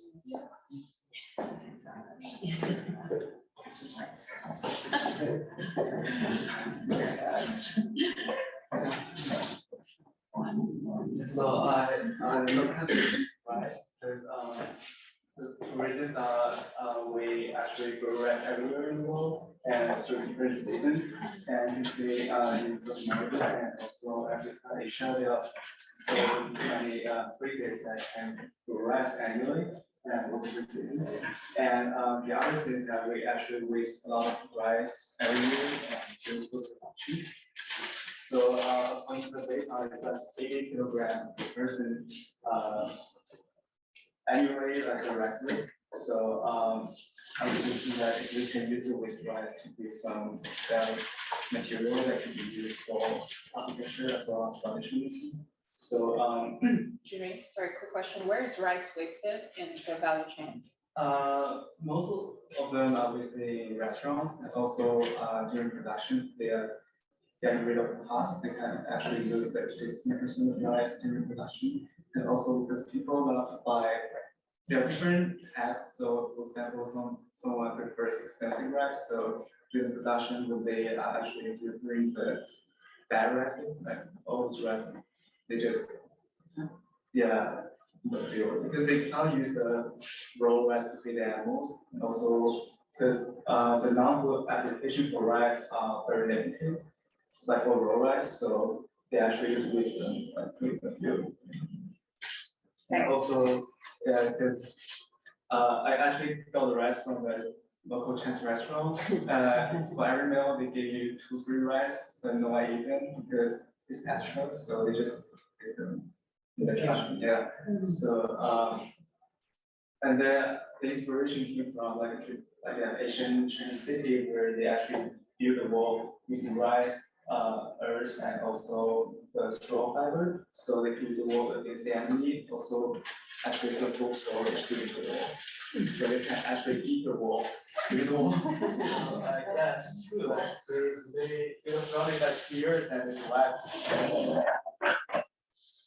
Yeah, so this is city wall still based in the and also in the traditional like Chinese and Japanese culture, we use rice glue to do the paper and also it's used in the Western world also. So that's the reason why I choose to use rice as a banner as well as the advocate. So I made the rice glue to like 1% rice, 1 rice, 5 water and some carbon. So it's heating, it seems like a gel, and then I heat them again to get rid of the water. Actually, the rice will requires a lot of water, so we need to get rid of them. And then I press in the pressing machine and build those materials. And I try different like cold press and heat press, and also using different like aggregates such as raw rice and plant fiber to reinforce it, and also I try beans, and also I try indigo to dye it. So what was interested also is the lighting quality, so it has like a certain amount of transparency, so it can create this beautiful lighting effect. So I think the best formula is heat press because it let the rice dry quickly. And cold press also works, but we need to wait for like 3 more days to dry. And also using iron and coconut fiber for reinforcement, and also make it last longer. And also using more rice glue and smaller aggregates for pressing. So those are phase 1, and the phase 2 I use I think is better formula. And I use wasted rice to press those panels, and there are half-inch and orange seed. And actually, I tried putting the water, but the form came very weird afterwards. And I think, but it's very strong after it dries. So there are some issues like the cracking and also the form change. So if you install by like for the first 2 days of dry, you can store in the middle temperature. Because I actually brought the panel from lab home, so the home is much hotter than the lab, so the form change. And then I put in the water, so it's weird right now.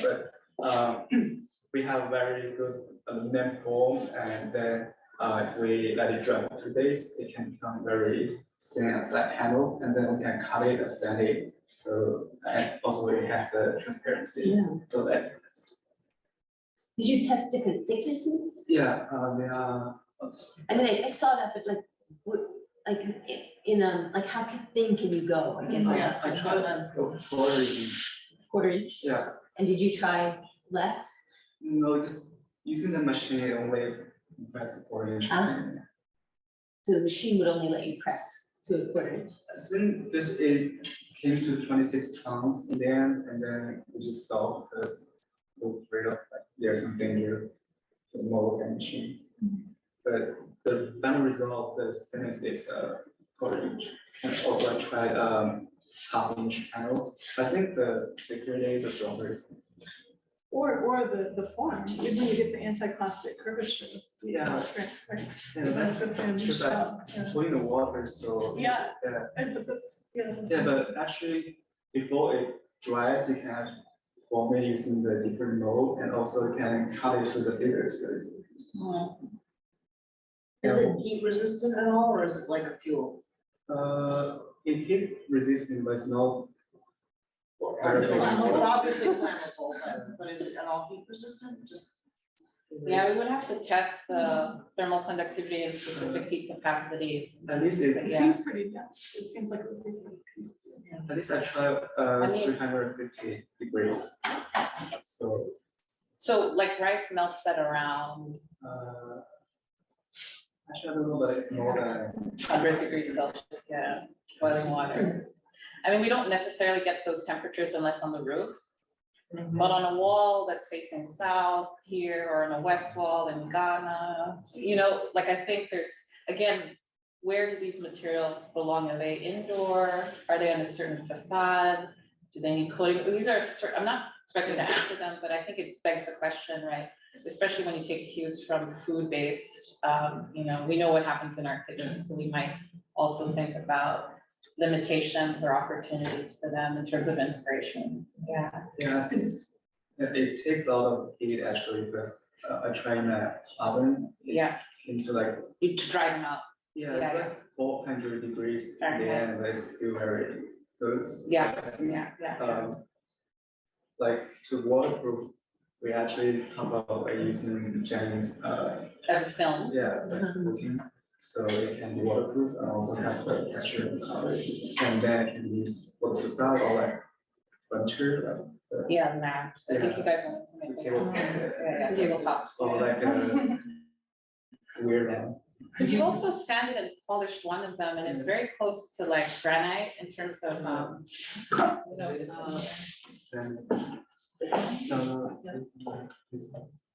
yeah, see how smooth that is if you pass that around. It's very, very, like the abrasion resistance is really quite amazing. After sanding polishing.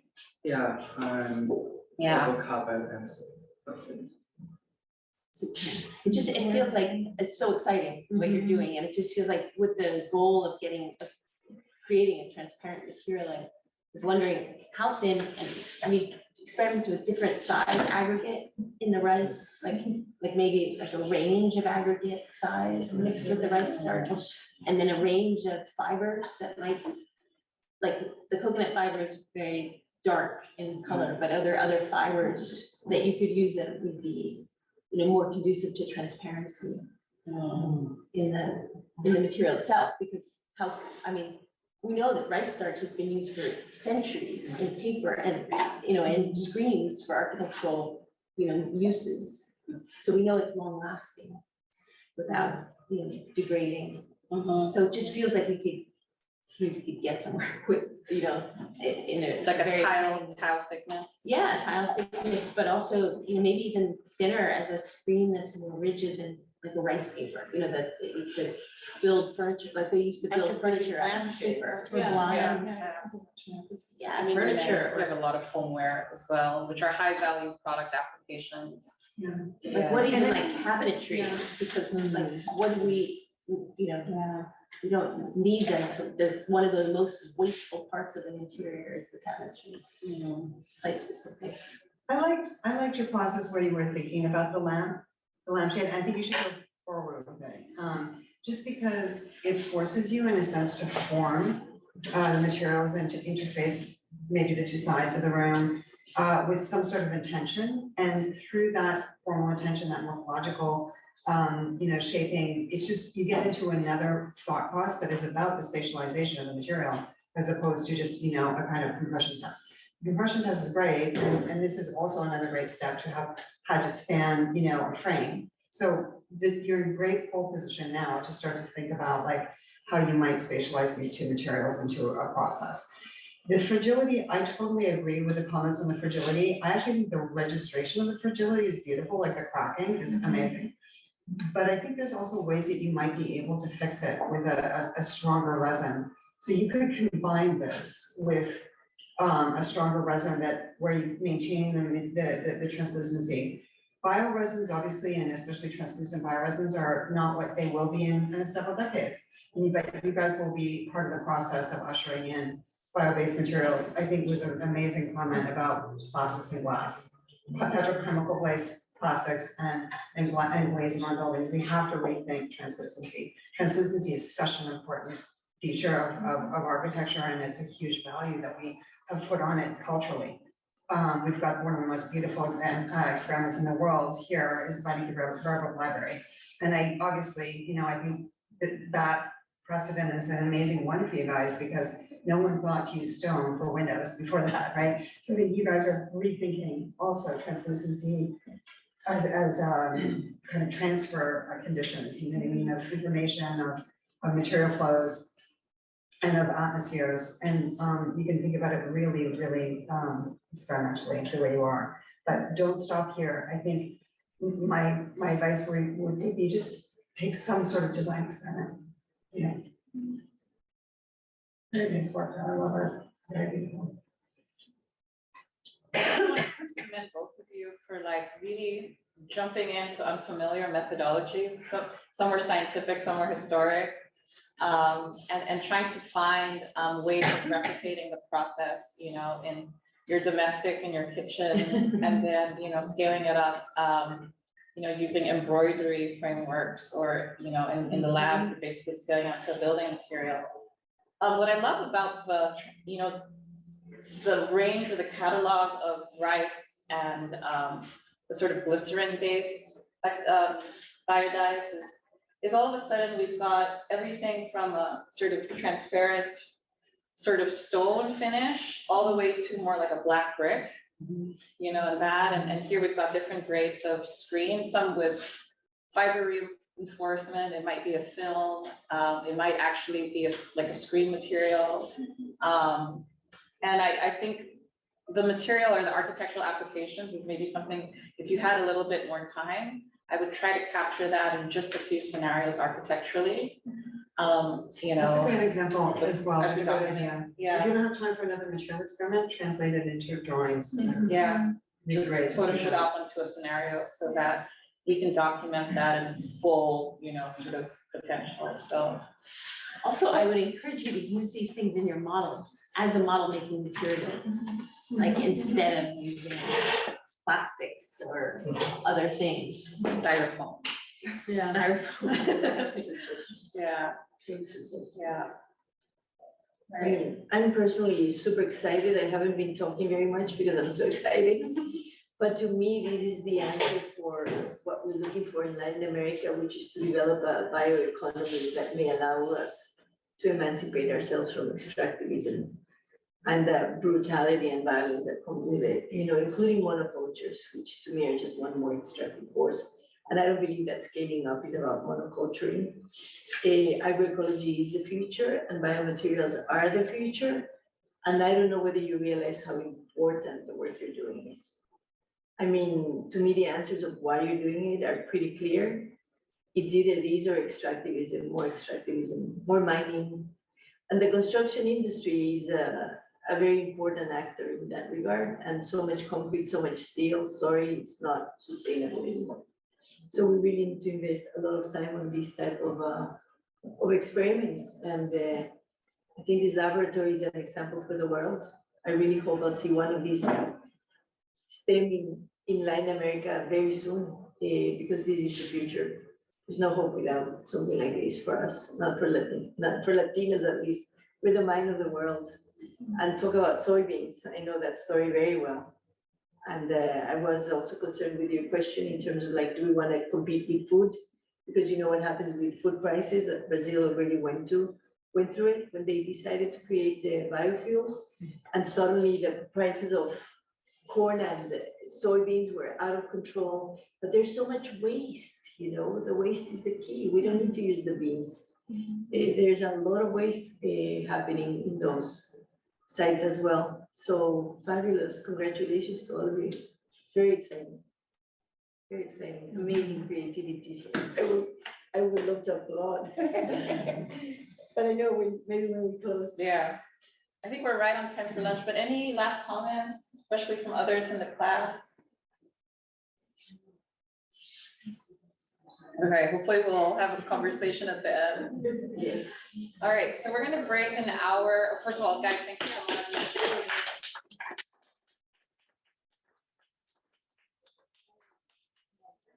So we're gonna break for 1 hour for lunch, and then you come back for the last 3 presentations. Actually, kind of maybe 4, but 3.5 maybe.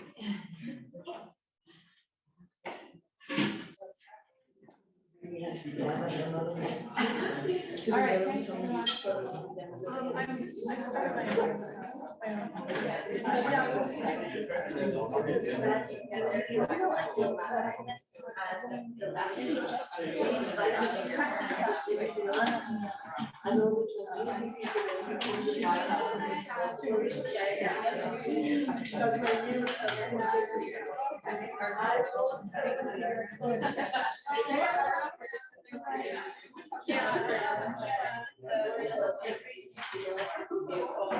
son's coming to school.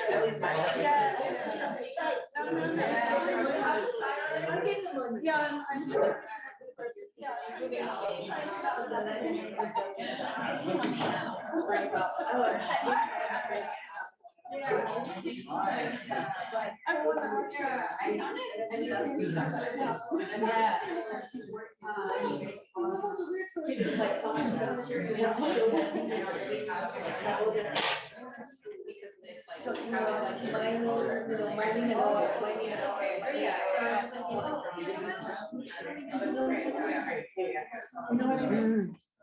And anyway, congratulations. Yes.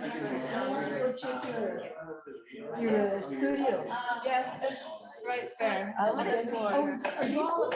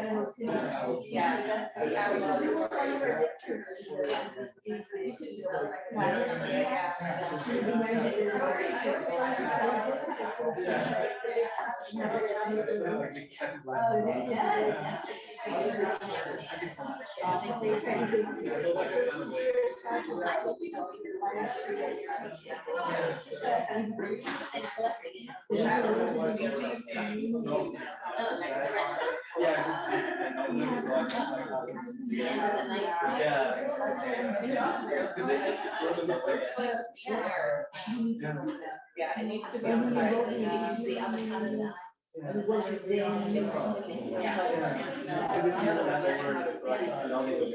you put It's not that you're on site, or like they're leaving and you're also adding.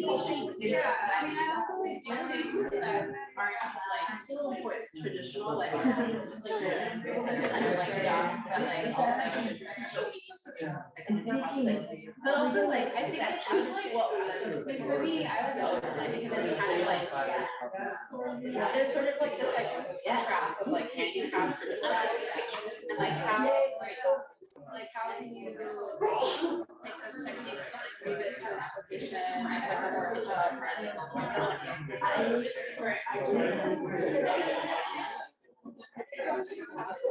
that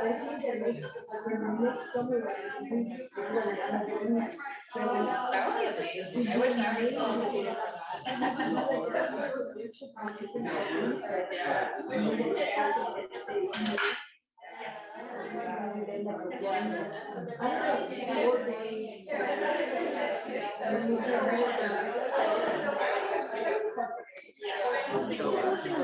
不是，这是朱莉的，这个也是朱莉，这个也是朱莉，它就Oh my god，那个是你的，哦，所以这个盘子不是你的，不是，它只是一个是 Mae-ling 他提供的。对，因为我没有做，它做的有点小。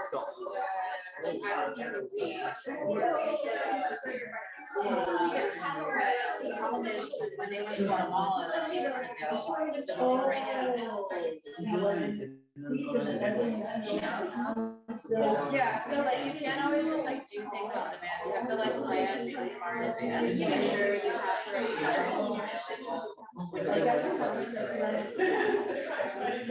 Yeah, make sure like you have the stuff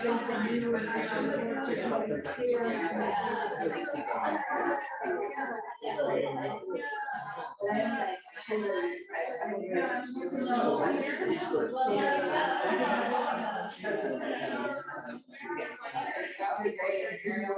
Yeah.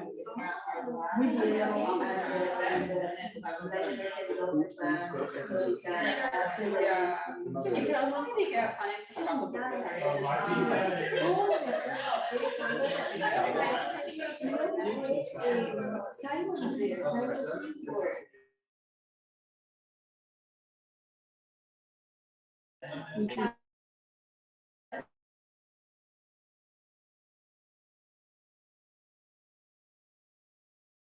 environment are like very good at getting. I'm so bad at it. I feel like there's like so many resources, like I was so overwhelmed. I did not like just now. But I was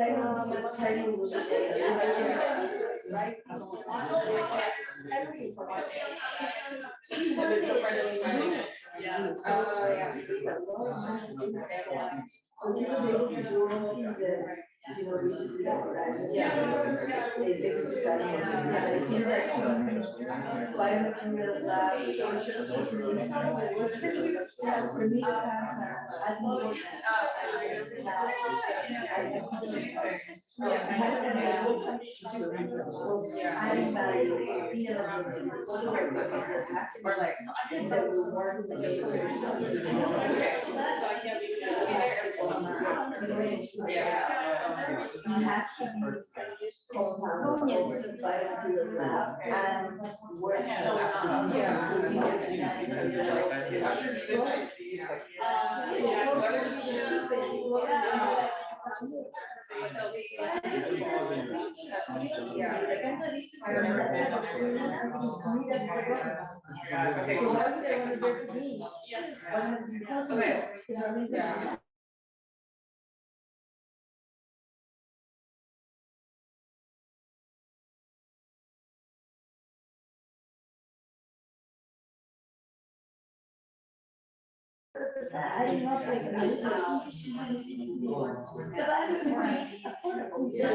That one special piece that costs $1,000. Yeah. I don't know, I think it's Trinidad, you only. Yes, there are ways. You can get all your clothes with these $1,000 shower. A shower.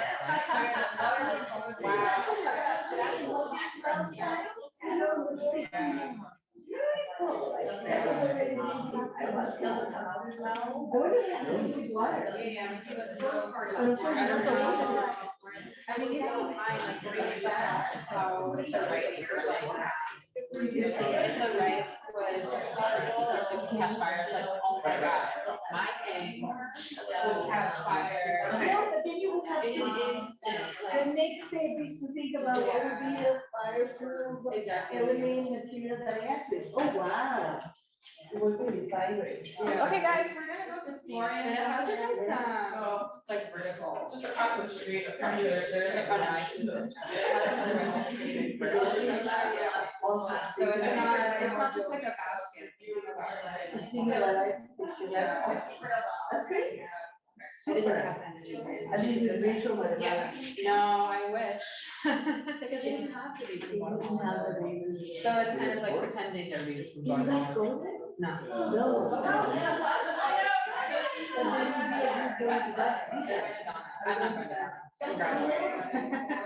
Oh, but it's a separate thing. It's like one of the summer trips for the rising starters. Yeah. Oh, what a bummer. Anyway. I can't do it all. You stay involved, but yeah, there's so much to be done. There's a lot. But this is so exciting. Yeah. I mean, I've been delighted to listen to you guys. And I look forward to the next visits. So I'll see you guys soon. Yeah, soon.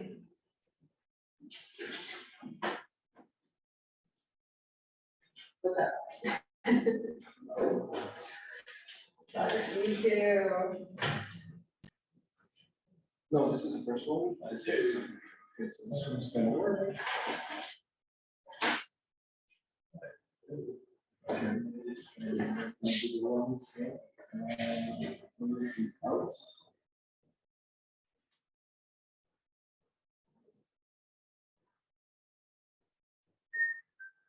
Is yours already there? Yeah, Christina, I'll go with ours. Are they there? Oh, yeah, I saw it on the screen. Oh, okay, oh, yeah. Yeah, I know Christina. And the other one? So these are, yeah, the two. The other one's there?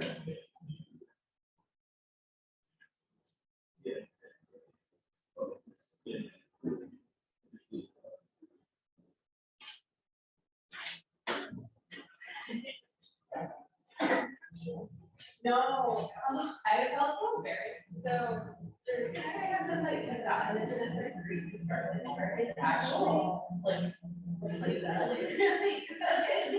It's like a delicious or no, but it's an Austrian.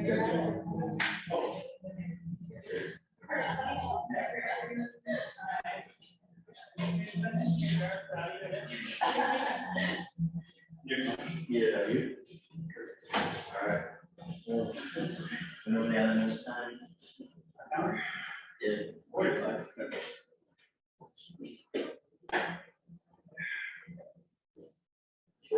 We're good to go there. Yeah. Do you know the readers and write the script for this?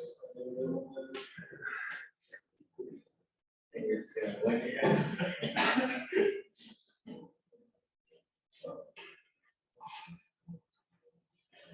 This is good video.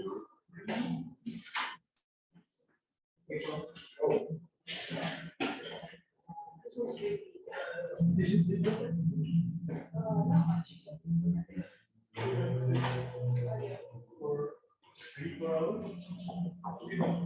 That's like 6 minutes. Like I'm just like, I'm done with the, I'm tired. Pull myself together. Then check out Brandon's. Yeah.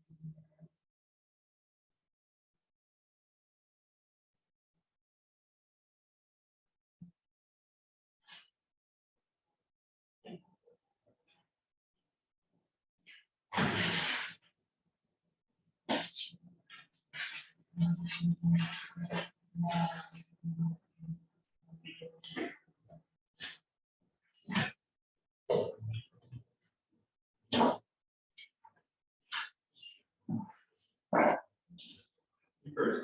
Yeah. Oh, I think I was first. You guys want me to result? Yeah.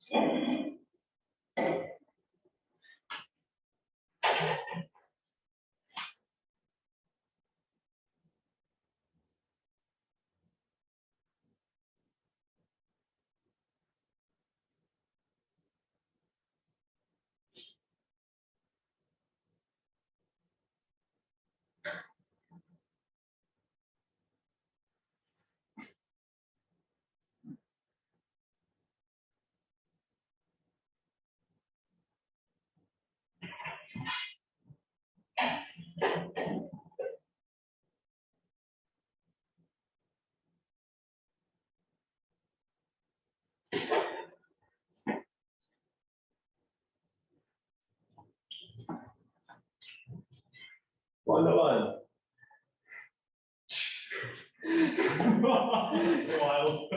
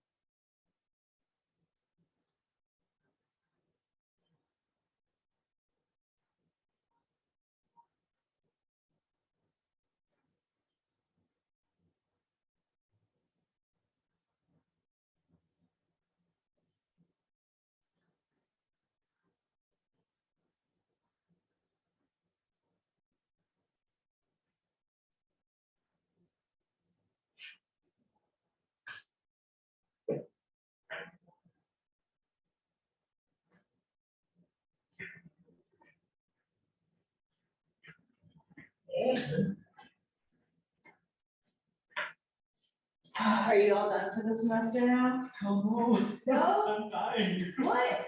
I thought, I thought most people had their reviews and stuff already. yeah, we did, and then we had reviews for all the other classes, Oh my god. so, no, it's better. But, we got through it. When will you be done? Is it soon at least? Friday night. Okay.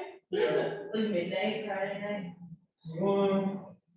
Like Friday afternoon, but then I'm gonna be the portfolio of the printed, all our work, pack up and clean out studio, and then I get packed for summer travel, When do you leave?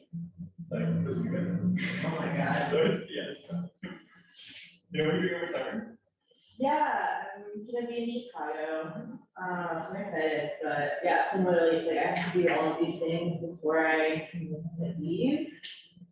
So it's hard to get excited. Are you going back to like corporate sustainability stuff, or? No, I'm actually interning through the EDF Credit Corps program that like matches you with an organization. And a lot of those are like corporate social responsibility, which I think is kind of a sham. So the company I'm working with, they're the only ones that are like a little bit different. And the internship is like, so I'm interested in like the investment side of things. It's like helping them set up a really early stage climate adaptation incubators. One in Santiago and one in Chennai to help with like flood and drought mitigation. So this is like international development. Kind of, but like through like entrepreneurship lens. So it's more like fostering these initiatives with like the local community rather than coming in. Yeah, like they had a program in, I want to say Nairobi, that I was modeling the off of, that was around the blue economy. So they find founders, like people who are really like passionate about these spaces but don't have an idea yet, or like a co-founder, and they help them like build out what their startup will be. Okay, we can talk, I'm kind of moved to Nairobi after graduation for like a year. I've never been. Yeah. And my internship is remote, but I actually, one of my TFs for my impact that same class, he did an internship in Nairobi last summer, and I found it amazing. Yeah, I'm very curious. I was talking to a friend who works at Watershed last night. So How do I know them? it's like, Are they a carbon accounting? yeah, carbon accounting for corporations and whatnot. And it's also interesting because she works more with like the general realm of carbon offsets, which like from our lens is also kind of a sham. So I like talking about that, but then She did a class on greenhouse gas accounting, and it's all Yeah. yeah. so I was like very surprised because she's like such like a morally driven person that I know she like doesn't work on anything she doesn't believe. Yeah. So then it's like hearing her thoughts on this and how like on the whole, yes, it's a mess. But at least for what Watershed does, like she only picks projects that she believes in and like verifies and whatnot. Mm-hmm. And it's also like, yes, it's shitty now, but you still have to invest in something that's better. Yeah. And like it's like push that on the. So it's interesting. Yeah, like you need to have the infrastructure so when we actually can quantify carbon, then it's already set up. Yeah, like it's not gonna be perfect to start, you kind of start somewhere. So we chatted about that, but yeah, I kind of did it from architecture more to like international development. So it's like I'm like trying to figure out what to do. I have a friend on the impact fund who does more international development stuff too. And she's gonna be working with the US. Like the acronym, the actual name is like the social entrepreneurship investing, like international stuff. Yeah. Like international development, also through investing. I feel weird doing it through like the US based organization. That's true. Considering like the history of how. Yeah. This should be fun. So, yeah, I talked to someone who's working abroad, who's just buy things and go live there for a year, like figure things out. Yeah, yeah, I'm gonna see if I got it. But. Do you know what you're gonna be, are you graduating? Another year. Okay, do you know what you're doing this summer? So I'm working here, well, I'm traveling for a month as part of like the school program. With the contract? Not gone, I'm going to Italy. Oh. It's, yeah, no, it's sick. We all have double bedrooms for ourselves. So I'm trying to find people who want to crash. Oh my god. Yeah, so super excited. And then I'll be back here. Returning at a local architecture firm, but also trying to do research for a book on the book. Are you ready? Yeah, so I'm like starting research at like reach out to people. And it's kind of on local initiatives for social resilience and engagement.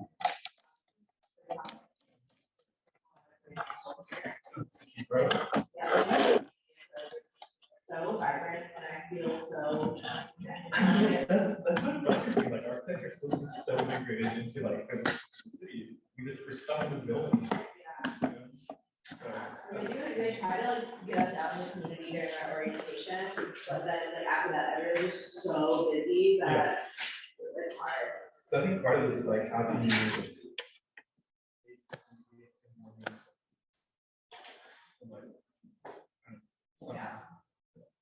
I look forward to reading your book. Yeah, no, we'll see if it actually happens. I'm like, it's partially funded, I need more funding until I can make the book, but I'll find it Through Yale? yeah. But, yeah, but I do want to ask about like where CSR, like, this is. Yeah. It's CSR is down. That's good, it pays very well. Yeah, that's true. Very good lifestyle, I'm sure. It's like if your company is inherently unsustainable and you're like pointing out its sustainability initiatives. It's like CSR for like Apple, I think the whole. Or just like anything that's like consumption based, right? Yeah. Like PepsiCo, having a CSR department, it's hilarious.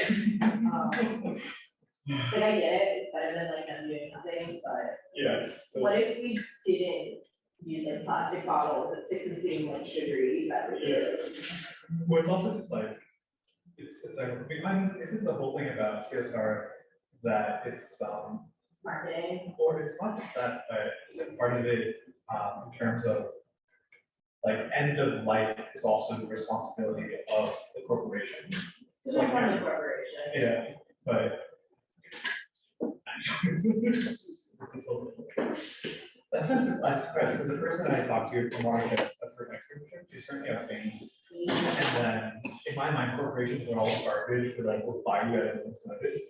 But for her, she's like, oh, Bain hasn't fired a single person. Wow. You know, like they're like going through lawsuits, but all the partners signed off on like taking compensation cuts, so they don't fire them, which is why. I mean, that makes sense because consulting boom and bust is so real. And like when I was at Deloitte, they fired too many people when the pandemic hit. They were just panicking. So then when business didn't drop as much as they thought it would, they were like freaking out, had to rehire. Oh. Super embarrassing. Yeah. And then you're stuck with a workforce that doesn't know what's going on. You use so much institutional knowledge that if you're able to just maintain your workforce through that, you're way better off. Yeah, that was interesting. Anyway, it's stabilizing. It's also like, I don't know, part of me is like, it's too stable. Yeah, that's fair. Yeah, no, do something crazy like the internationally with no job for. Yeah.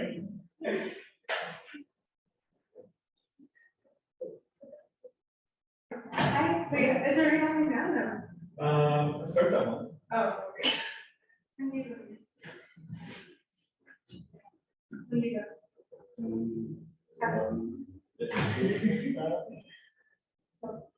I really want to see what other. Yeah.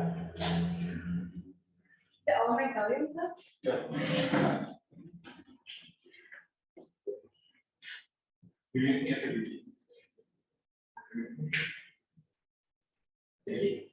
you're in there. Yeah. I mean, that makes sense. There's no that. And I feel like it might extend the fall because it's a beer house. Yeah, it's 10 levels I last year. Yeah. No, it's Peter Hall. I'm kidding. Oh, Yeah. sure.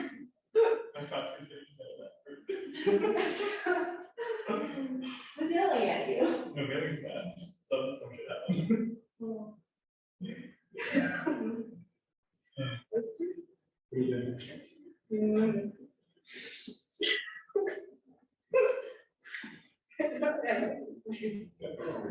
Yeah. No. I feel like sort of eating. And that's it. That's it. Oh, there's a 10-minute presentation break, but I have to do it again. Yeah.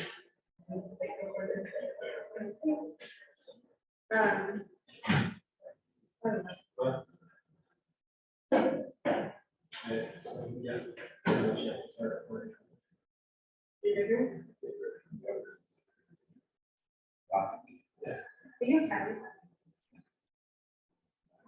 It's due tomorrow? Thursday. You're not, are you? I'm really for sure. I missed it. So it would be hard. Yeah. We're adding videos to the, it's supposed to be a podcast and you forward to this need to make it into MP4. I told my partner that we spent all along and we worked through it and I kept saying this stuff.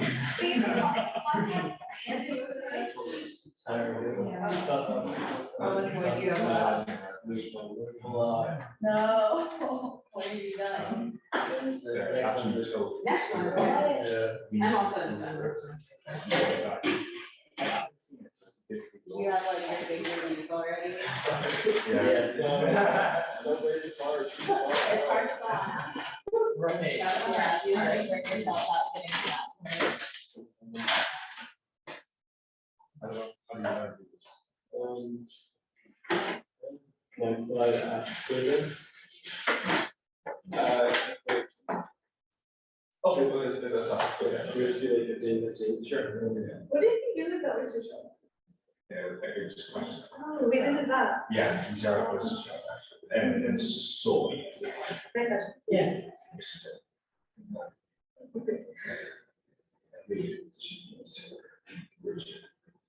Is it strong?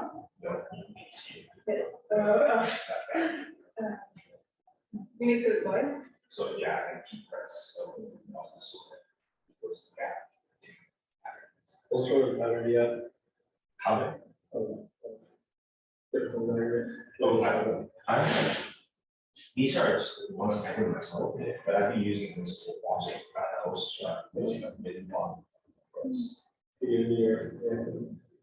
Put some in that mold. Do it. Make that their staff. Good. So that all left. That's the 3 comments off those shots. Where did you get them? These ones I got just on the beach and goes to the restaurant. Yeah, what do they do with their oyster shells usually?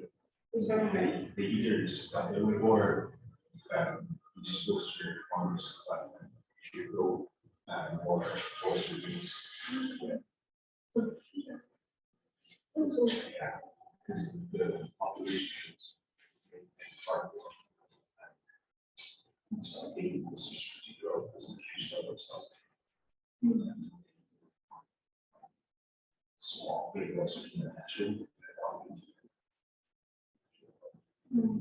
Did it actually be used as a oyster shell or did you use a different place on the ground? And actually, before that, Oh. they did power crop actions. Exactly.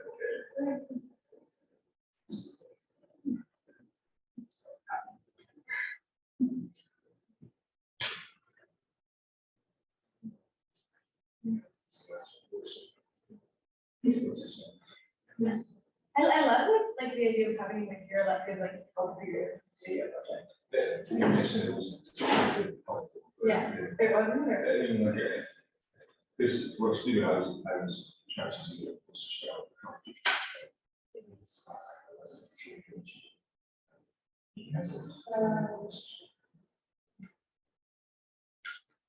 There's no way to make it not energy intensive? oh, this is. Should it what be I- feedback? Yeah, I mean, heat guns still requires a lot less, like, require a lot less energy.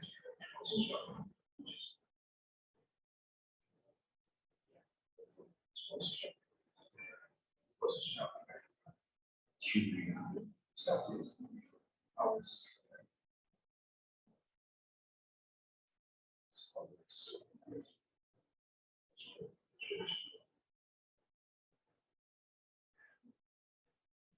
Okay, so observing.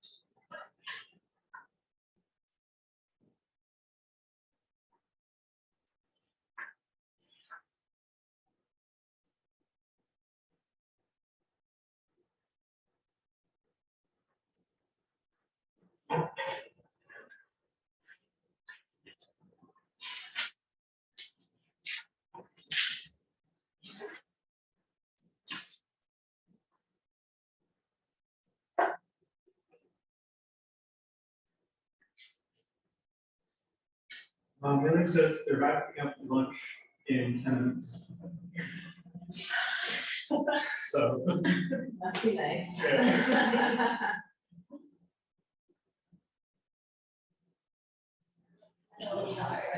Yeah, maybe, especially because I know we could. Yeah. Like I Studio elections are never, like the finals are never this long. Really? Are they like this intense with the presentations and questions? Oh, yeah. I don't think so. Have you had one that's like this, Sue? I don't think I have. 10 minutes to apart. But it's just Yeah, but usually like, this just has like so many different things in this final. yeah, no, it's Yeah. really bad. But it's true, it's just almost, we didn't have it. Yeah. Oh, that's True.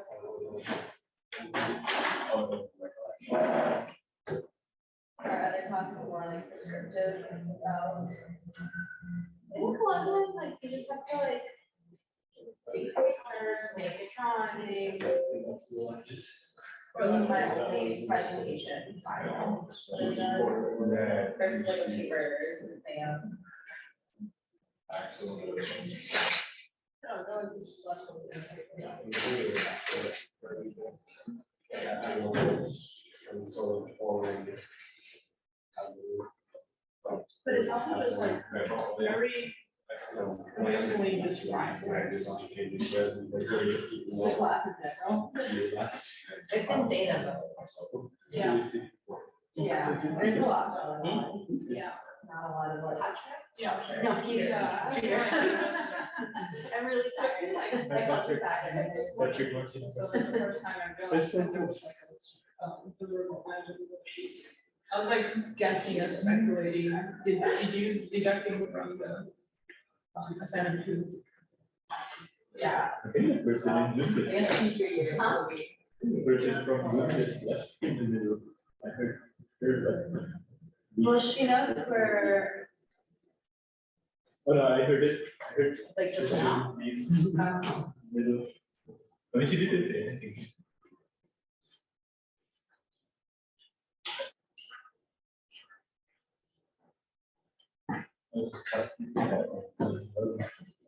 It's downstairs. I finished. Yeah, all I have to do. Is stop. Is that what you said? I said all good stuff. Oh, good stuff. I have to like grind or clean up some of the wells I did yesterday with the grinder. And I'm also gonna coat it in beeswax and torch it to like protect the surface. And also it makes it like black. Yeah, like shiny black iron. Rather than green. No, I absolutely would never paint. Never. If you are doing a day. Yeah. That's kind of makes This is like the opposite, because that's like the most energy intensive, like toxic process you could do. Like if I ever get, no, the welding iron, because it's also like, I mean, obviously it's like high energy and like the welding tubes are bad for you, but like for iron, you need like a special like nickel welding rod, which is like super carcinogenic. Well, I have a facial, but I also wear like a ventilator mask, like a respirator mask. And then there's also a couple times where like I got flashed by the welding light where like Nate, I was like welding with Nate yesterday and he did a bead and then he stopped and I thought he was done, so I lifted my mask, but then he started again and I was like, I was so scared when it happened. I was like, oh my god, this is the end of my eyesight. But it's fine. I asked Nate, he was like, oh yeah, that's happened before. Ow. This is like so it's brighter than the sun. So yeah. When I was growing up, there's also like a lot of welding on the street side. In China? Yeah. Well, the welding rods I was using are from China. I was like, wow. Well, this is like, yeah, they would just have like a cardboard book with a film. Oh, yeah. Are you serious? Yeah. Sometimes they have so many masks. That's so, but also like when this is UV light, like it's bad for your skin. Also, that's why you have to like wear like a jacket like over your sleeves and gloves and like.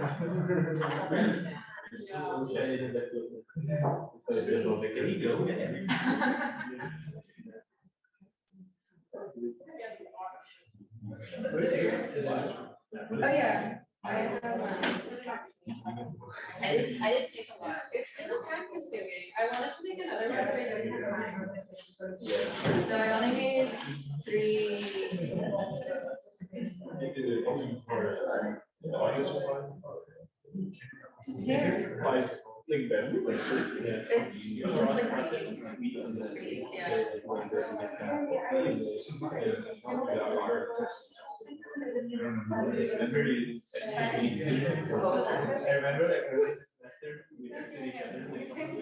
Oh yeah, no. I didn't like. I started yesterday. I didn't essentially. I mean, I did these. I like how that you. No, I did these on Sunday, and then I just made diagrams. I kind of. I was expressing something that made more difference. Yeah. My diagrams, I think it's shitty, but I like the material. I feel like I don't have it. Yeah, it's just like vibes. Like I don't like having to like communicate information on like yeah. I know, it's just like really things to think about, and I feel like my brain's not really good at that sort of like Wait, but this is. No, this is, we don't do this, because we have a code Oh, no. Yeah, this is research. I also had the, what happened in India, but I should have, I had lines, I never like got. Yeah. I mean, sorry. Where's the boots? Yeah, it's a certain point. Yeah. Actually, it's just like kind Yeah, I just never got around to adding lime. Wine? Lime. for it to make concrete. Yeah. I was on to read it. I was still like figuring out what to do, but Anna was like, you should really just like stick with the bio, like not these themes. Like, okay, I'll challenge myself. Step away from. You can impress me. I could have, but then my ceiling would have made it white. Really not, I don't know.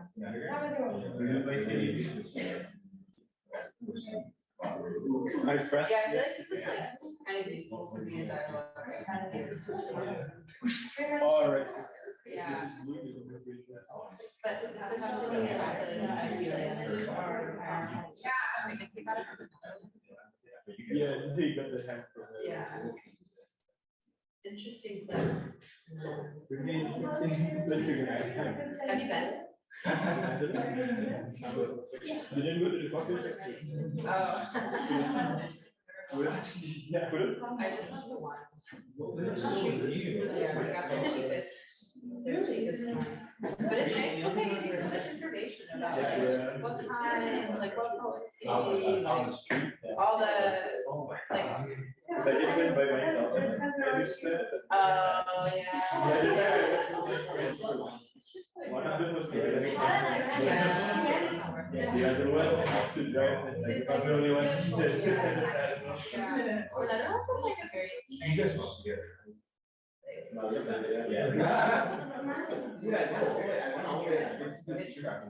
really, it's just like grilled cheese sandwiches every day. Like fried potato. I realize it's like I have all this. So it's like. Did you write?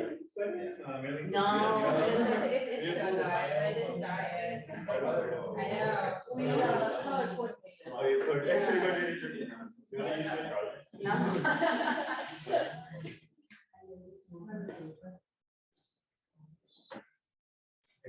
I want to see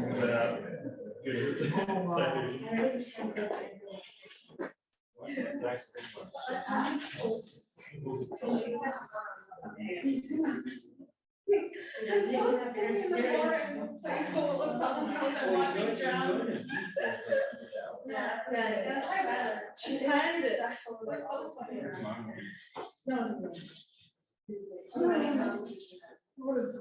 So what's the?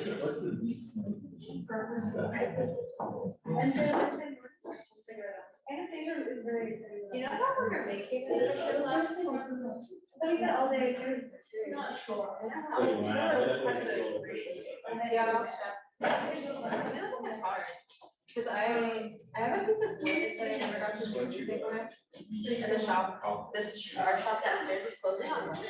Oh, wow. Yeah. Maybe, I mean, they do have monthly fee. Yeah. No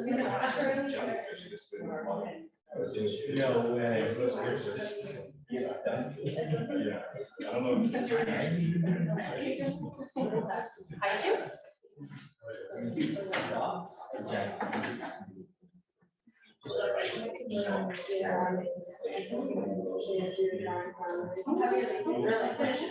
It was like longer than.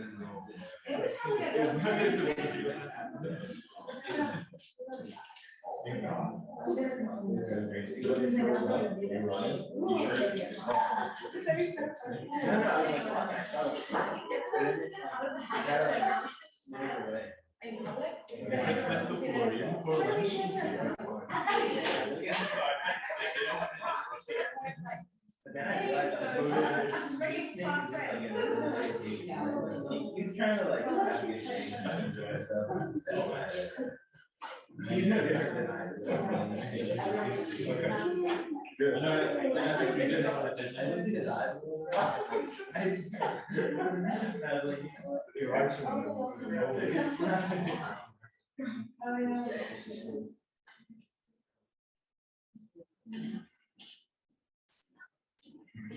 You need to get last studios. You need to get last studios. Because you look at it.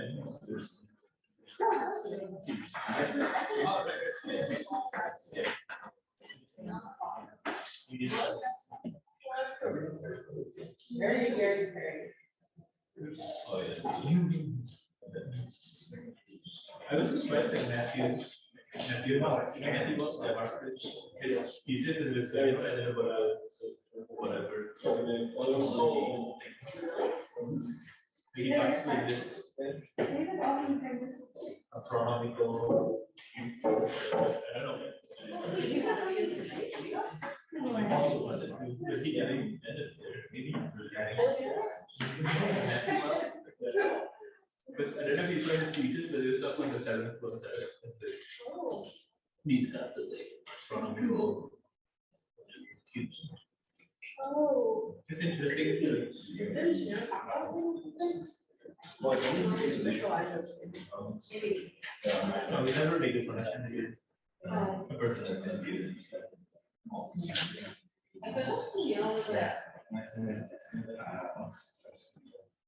And how can I still like engage with this guy, like he was always on the whole time. And like, I did engage with like. Or like the, like, kind of like, yeah, stuff, This was a. he was like, kind of like, but he was like asking for something. And he clearly helped me achieve that, and then I felt like he did. Like, how could we? You like the variety of the other engagements.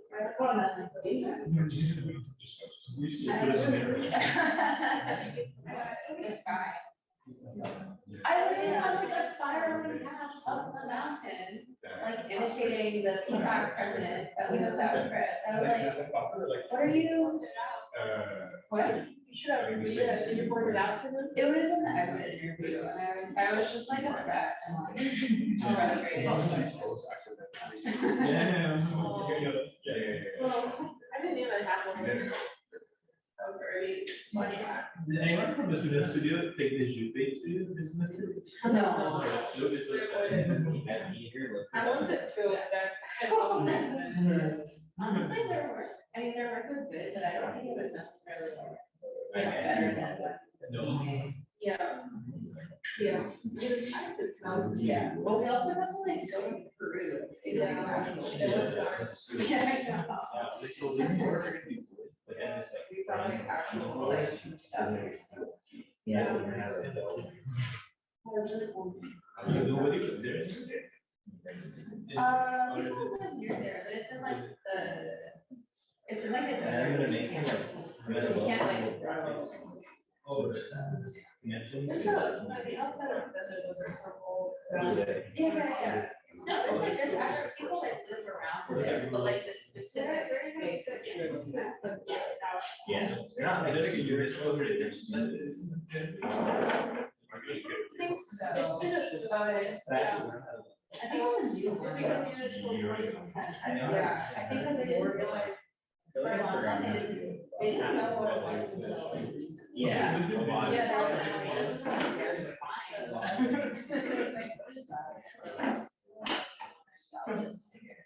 Yeah.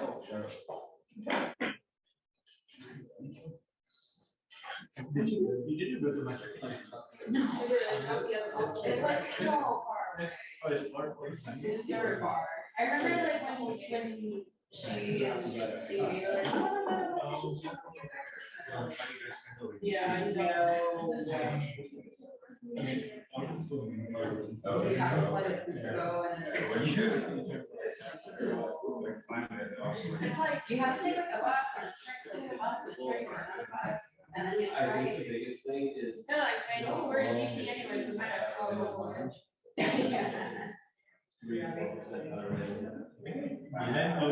Which means.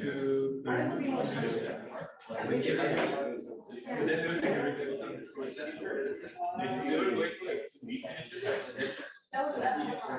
Yeah, I think doing that after the education process starts. I don't think about that. Well, supposed to do 14 days, you're going to just apply for each year. You want to go to another feature, so the feature is here, process is here, they're here, the trade, Getting under like the person is like, and then they're really each other. Lima, or sorry, this goes back to city. Like I felt like Lima is more like.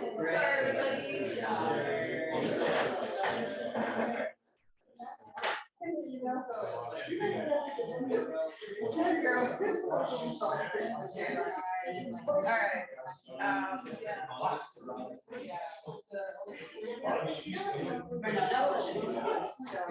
Oh, also, super. So, yeah, so strong. So much potential. Peter Owen, Can you imagine a poster quote unquote bio? Okay. You want us to Beautiful. start without you? Yeah. Okay. Oh, I think our viewers are in the back room. Okay. Do you need to go to the loops? I'm fine. So, like, I think I saw this. Yeah, I mean, Like 2 hours. one broke, but it's okay. I can talk like, about on its own, or? I think with one I tried to look at it, Okay. but so this one is more brittle, and this one is more flexible. So, Okay. yeah. Let's give maybe just 2 minutes and then we can start. Sorry. He lives in Guilford, like super close by. But he works at ACOM now. Oh, he moved. Yeah, with Jason. Yeah. Yeah.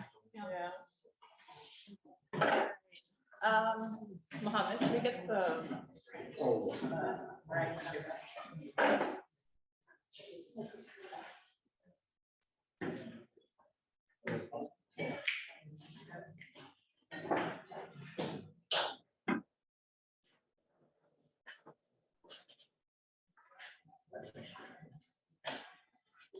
We were just saying during lunch, guys, feel free to get up and walk around as you're presenting your slides. We'll try to also be more active so we can see most of it.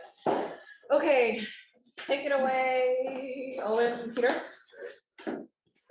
So back to you, this is Owen. So my material is a local one in New Haven. And as most of us know, oyster is really good for environment. It purifies the water. So a quick recap is that, as it absorbs water, it purifies water and and provides other organisms habitats to live and also food to consume. And as the oyster reef build, the environment gets purified more and more. And this is how the individual oyster grow, right? It just accumulates itself. And the thing about this development of oyster as an animal is driven by a capital, right? If these oyster farmers want to reduce the time for oyster to reach marketable size to make money. So, from wild oyster to traditionally grown oyster to triploid oyster, which is kind of like a GMO, it grows faster and faster. So we're going to have more and more of these waste material oyster shells in the future. It's capital driven, it's going to happen. So this whole thing started with me collecting oyster shells on the beach. There's so many, and cleaning, blending, a lot of smoke and blending, and shining to get the different grades, to separate the larger aggregates and smaller ones, and then the pressing and cooling. So I started with something kind of like intuitive. I tried to mix an oyster shell with fibrous material to create this to try to experience some insulation material. But then I realized, oyster shells are used for different stuff. They are branded in different particle sizes. So the whole, the entire whole oyster shell used by Asians, Southern and Chinese to build buildings, and smaller ones are being used for oyster concrete, patty concrete, and smaller sizes for some court for a ball game and These are commonly used for to feed animals or to feed chickens, so they have the calcium to lay eggs. And the powder material is usually for soil, right? For also for providing calcium carbonate for plants to grow. So my latest studies are about this experiment with fine aggregates and mixed aggregates to see how they perform, respectively in cold pressing and heat pressing. What I found interesting is that it's like I started with this assumption of fine aggregates is better for the material to stay more rigid because I thought they're going to find better, but it's not. The result is surprising to me. As you can see, sorry for the little blur, but I can pass some of these materials around.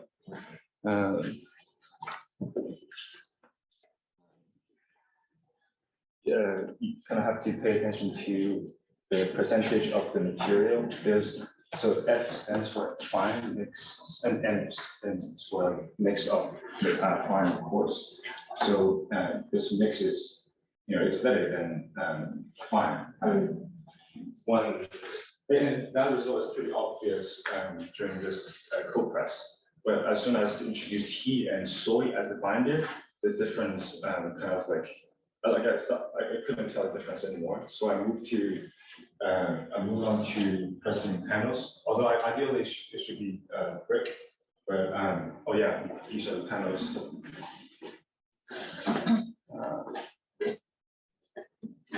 Is it okay to hold? Oh my God. Never mind. All right, well. Yeah. So the mix between fine and coarse is. Yeah. Please, it's really good. So please. So this mixture of fine and coarse is more rigid, less flexible, but I think more brittle. And the one with fine aggregates is more flexible. So again, like the ingredients in this are. Oh, sorry, it's just a oyster shell and soy as soy binder. Soy, yeah, as binder. Although it still introduced heat and soy as this soy is not the most sustainable plants. Based on my understanding, but I want to say that the energy consumption is still way less than traditional oyster shell concrete, which still introduce a lot of heat. Yeah. Yeah, and then I was sort of looking at the second half of production pipeline as a whole with hemp. Hemp as more established aggregate building material, but as a crop that grows really anywhere very quickly and is re-emerging as a super crop right now. Hemp hurd being the interiors of the stems, which come out during processing in big quantities. Processing is tough because it's a really fibrous organoid material in the processing stage, but you get a lot of tonnage of hurd out of it, and that has a lot of established uses in terms of as a soil additive for dealing with water, or as compost mix in, but then is also a good thing for mycelium for that job too, and eat. The second thing would be mycelium as an alternative to petroleum-based binders. Here's a few different scales of it. This is the one that's sort of currently being worked at, which is like a small piecewise laboratory scale, which is not production focus, and then maybe a medium scale, which is working commercially, doing things in small batches, and starting the grows of mycelium like that, and then a third very large scale in which there's large commercial bird chambers and shelves, and it becomes sort of a lab environment with much higher initial investment. But this is to get something into a higher production stage. This thing takes a while to change slides. So we'll see. 20 seconds. I think this is my keyboard, right? It is. We like your border.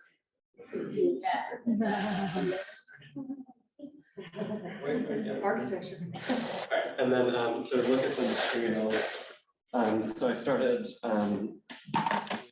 a connection piece. But I was looking to produce a exterior wall panel, and there's a bunch of questions that come up immediately in terms of weatherproofing. Oh, here we go. Wow. So I started out with this connections test panel where I was just looking at getting the process down because I'd never worked with any of these before, and coming up with a bunch of different connection types that I could test in one panel form. So I have some pockets, a couple laps for hardware attachment and divots for hardware attachment to make that easier. And then over on this side, we see a couple microscope views of different panels. The first one being a non-compressed panel where there's big air pockets between all fibers, and you see the wispy mycelium growing between them. And then a compressed panel, one of these, which one, let's see this one. And then one more where there's been an extra step in the production process of taking them out of the form, letting the mycelium grow to the full surface of the thing, and then doing compression. So I made this panel.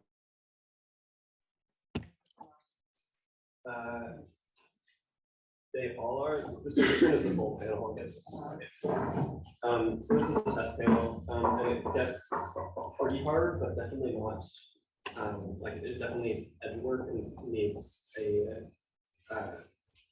somewhat weatherproofing or some hydrophobic barrier. This one is compressed? Yes, everything after is compressed. This is an uncompressed blank. And then, so one of the simplified from that to be able to produce the blanks without having them in a regular formwork. So this is just a cake that's ready to go. And it can be produced like a mushroom can be produced, just in a really simple formwork, or that it can be die cut out of a sheet or a process like that. And then that whole thing is taken and put into a mold with, this was with about 10 tons of force. But I think one thing I'd be really interested in seeing is if it could be done with like a screw press or some other like much cheaper method. But this is 10 tons of force for about 10 hours overnight as the mycelium goes through it. There's nothing there, but each one of these panels is then cut in half, so it has one side which doesn't have the weather sealing edge condition or whatnot, and then that can be left. So I was looking at a couple of different ways to handle the surfaces.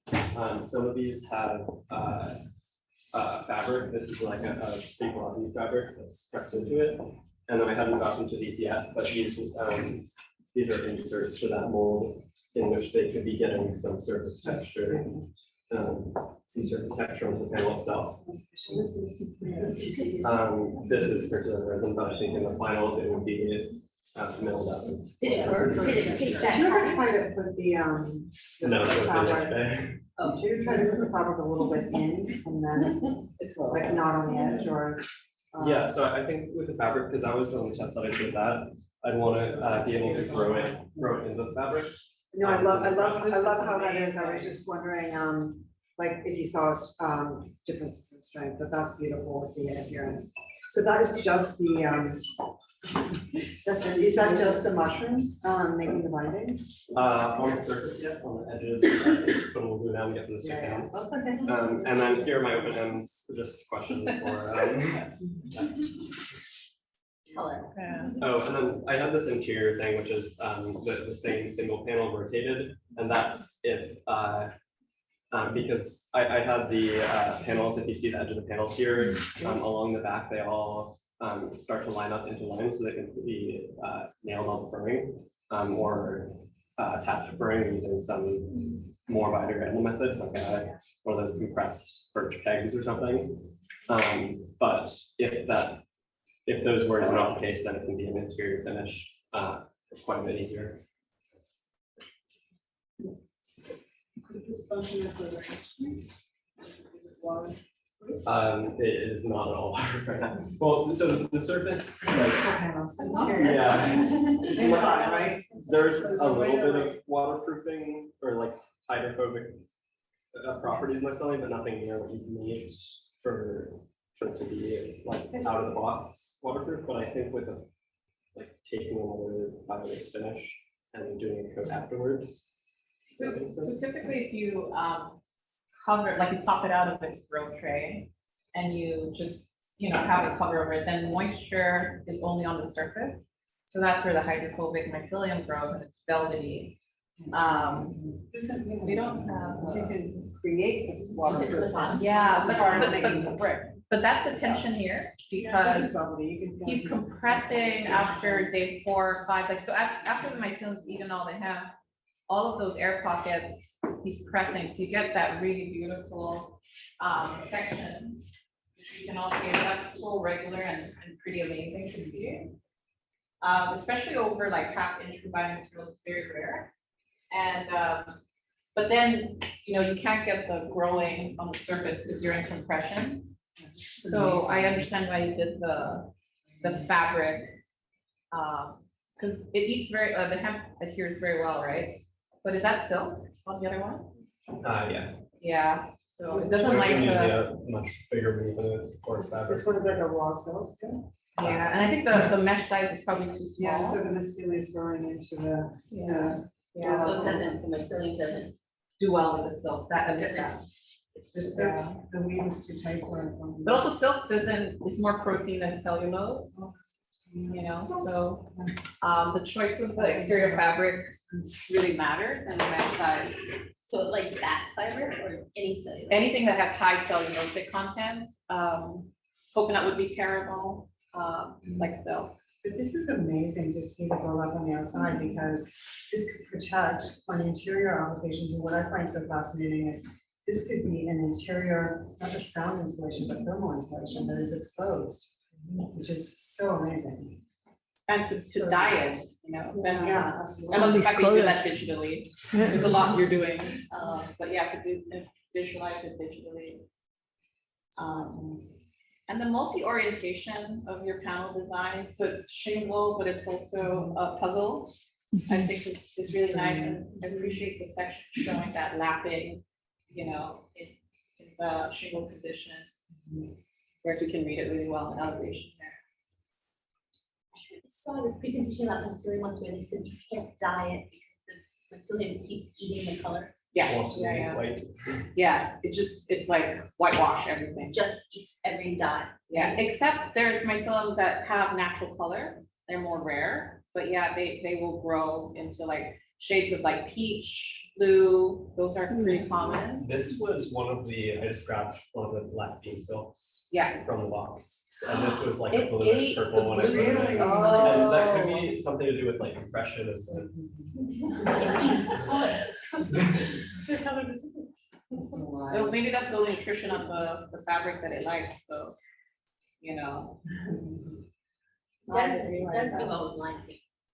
It's sorry? Line paint in color remains color. Yeah. But the color producing mycelium are very difficult to scale up. They're very finicky. They get infections all the time.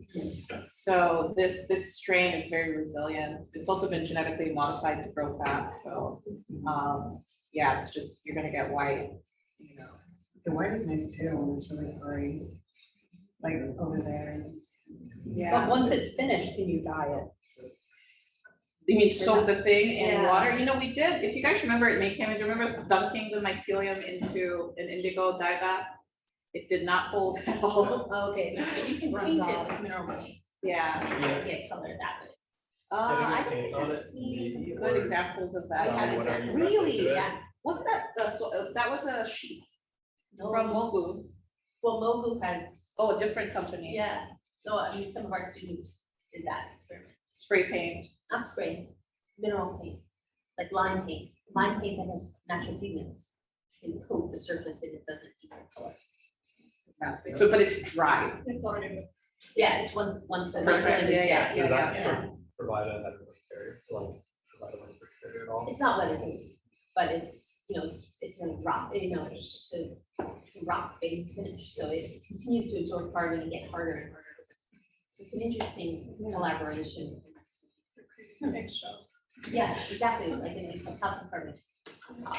So this is an interesting project, is what you've done. Both of you have taken materials that are already being used within industrial processes in some place, but may not be used as efficiently, or maybe alternate opportunities to use them. That's kind of what I see as a parallel between these two projects.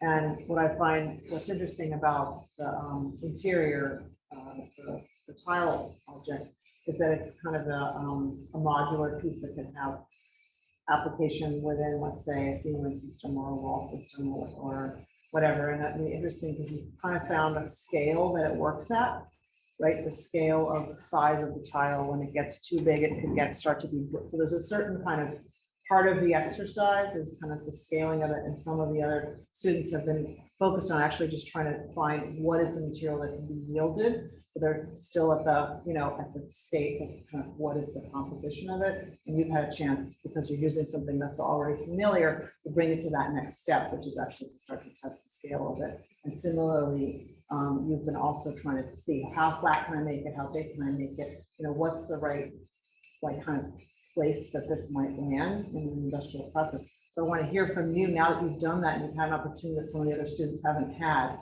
In terms of the scale of your projects, where did that yield? Where are you with that now? Because I think others could benefit from hearing how you're.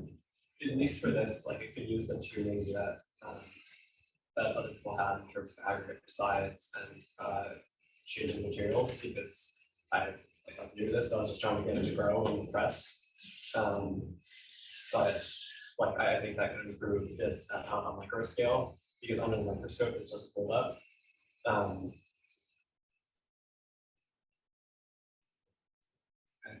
To me, so I'm trying to work my wheels, something that's not, but what I was trying to show with that really is that this material can, although it's experimental, right, although subtle enough that people, I don't think it's experimental, that it can blend into our lives. If this becomes a brick, just water system and material goes to show. It's interesting. Does it, yeah, but could it be a brick? I mean, could it? Yes, the idea is for that to be. That was the next. But I love it as a tag. Well, Because this argument now is that's the way you can get that kind of strength. But I think that the chemistry of the oyster shell, to me, it would be fascinating with all these projects to see the chemical notation, because after we break down materials, then we see what the constituents are and how we can then do an additive process as a designer. And to me, the whole process of mineralization is super fascinating. Look at the organic growth patterns that occur naturally, and that as well, not just the chemistry, but the processes of growth should also inform some of our ways of thinking and how to get these materials. And maybe there's different formwork and different ways that we actually grow the biomineral, right? Actually, we encourage that type of process to occur for living structure or something. But using the bio waste, right? Using that same waste that makes it kind of rather than just the brick in what we know today. I mean, that would be more akin to what's happening with the Mae-ling lab. Yeah, take the same process. The thing that's really interesting about the biomineralization is there's a relationship between the polymer and then how it gets mineralized. And there's a really, really profound relationship between form and performance of the shells. And so you can start to think about new architectures, where you're not sort of confined by the shape of the brick that has to be stacked. So you can grow. And what I think is super interesting about biomineralization too is maybe that edge condition leads to a new, so the panelization gets sewn together or sort of it's almost like scar tissue between the panels, as opposed to, which is the polymer that goes through, as opposed to needing to have grout or needing to have mechanical fasteners or other things. It goes back to the labor question. It's like we're talking about brick, but then we're talking about masonry. Then we're talking about masonry trades. And it's labor intensive. It is. And it's weighted. And so if we, going back to an earlier conversation that we had in the morning, which is once you have a material, which you both do, then think about application that will benefit people and benefit building systems that aren't yet maybe invented. And that part gets exciting, because you've proven that I bet you could even make thinner and, you know, strong, thin, like glass reinforced concrete replacement, for example. You know, something like that. Where it's like completely biominerals, whether it's, you know, it serves a purpose that doesn't, I wouldn't just, you know, I wouldn't always just go for a brick, a block. Some things are very appropriately a block, some things are not. And just like with the fiberglass, you can, you know, start to strategically place spines or folds or whatever into the material to make it stronger, but still lightweight, still thin. Yeah, like I'm thinking like what's the replacement for, you know, glass fiber? What would be like another fiber that you might introduce? Well, you introduced coconut fiber. Yeah, and even hemp fiber, which is super strong. It's like one of the strongest fibers that there is. That would change almost every experiment in the room, you know, if we were to introduce the equivalent of rebar, you know, like fiber into these. Because yours as well, you could start to look at the tile being even thinner and thinner and larger. You know, fiber could actually make a panel or a piece component. It goes back to a conversation we were having at lunch, which is like, you know, if you think about the ingredients that a building product has, there's a binder, there's something like a reinforcer, there's sometimes a surfactant, or there's these other qualities, and there's additives. But if we think about materials as having a performance quality versus just being an additive, which could or could not be helpful. So there's a lot of additives that go into concrete to just make up mass, but they're not actually doing anything except taking up volume. But if you think about like those ingredients having a role to play, they have a job, then it's, you know, binder is clear. The aggregate, or well, I mean your material, like the agricultural waste or the hemp, is the food. It's also a reinforcing fiber. And so like if you think about what that, it's not just an additive. In other words, in the coffee grounds, you talked about like an additive, but like what is its quality beyond additive that actually helps that end material be strong or perform well? You guys should have pushed more into like the combination, which is shot concrete. That's like the husk, but the left side. I was trying The to. coconut husk might be very interesting. Yeah, it works well with bamboo also. Possibly. I mean, it's interesting, the question around how the actual formal design of the panel block, whatever it is, I'm just gonna say blocks, so that's just like generic. Because I think both of you are trying to move towards something that is industrially scalable. And often what we see is we try to standardize, we pulverize to a certain particle size, fiber size, so that one can consistently replicate that. But as you find out, I don't know, Owen, if you can talk about that, because the minute you start grinding the largest oyster shell, you get dust, right? And so that bottom thing is being produced all along. And that gives you, I don't know if the bottom and maybe the middle two, the most standardized performance when they reach a certain scale, right? Versus taking the incredibly complex geometries of the first and second, which may not give you standardized performance in terms of material production, and might lend itself to more custom applications, more design input, more, you know, skilled labor, and limit the scalability, you know? So there's something in there, but then Peter, you're addressing this, you know, the tectonics and the design of the mold that gets addressed in the design of the mold, and whatever you bring in terms of materials is standardized, and then it goes to feed in. But it's interesting what you're describing around, you know, the tectonics of the original materials informing, you know, how, because at the end of the day, like you'll ask the question, do you need to pulverize to grind the oyster shell? Does it just become a gabion wall, an oyster shell gabion wall? Does that have better performance? It's such a good question, because there's the beauty and there's the structural integrity to the shells themselves. Like, could you also, you know, also extract with, the shells themselves, and maybe it's a combination of those, that could be interesting. I don't know, right? And so it would be amazing to see the two items next to each other in a build where you have like the clean glass finish and then you have all the plastic finish. Yeah, where you're like expressing what Like in different combinations, according to the program or whatever it is, yeah. Super interesting. Funny that you made kind of a shell. But on the question also of the fibers as reinforcement, labor is so intensive with that. Just to order an unruly fiber is really difficult and labor intensive. And so what people tend to do is to shred it to a certain size, but we didn't sort of deal in the class with the more ordered fibers like pine needles, reeds and stuff, but those might lend itself to something a bit more akin to fiber reinforcement than some of the grasses, husk materials that are. Could you use like a secondhand, I mean, you could use secondhand clothing, for example. It's a great point, yeah. Or Or geotextiles, yeah. Although, I don't know, the price point of taking a geotextiles fiber reinforcement versus out in the field is, geotextiles are quite expensive already. But something that's already woven as a textile. Exactly. That could be a way. Secondhand clothing is fantastic, yeah. Going There's back, also, sorry, let me. no, I was gonna say, going back, go ahead, you're gonna finish that thought. Well, actually, it was about the relationship to the coffee project, because I think just like with the coffee project, both these projects bring up the issue of the time elapsed for what is required for these kinds of production processes.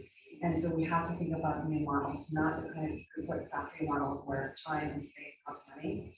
And I just, that's why I'm so fascinated by the domestic project where all of a sudden you're growing in your house in the midst of your kitchen. Yeah. In this case, can you think about the growing process as taking time and space, so as akin maybe to agriculture, what are the sites of production that aren't completely affected by? Yeah. Have you thought about that? I thought about it, but I still don't know factory fraction, but like, I think the difference is it's immediate. It doesn't have to be transported, and it's just become material. Or At least it's local. for yeah, sure. if it's Yeah, leaving, yeah. material sources. Yeah. But if you pull out, or it must be some environmentalization processes, like when you're now, possibly your site of production can be associated with aquaculture.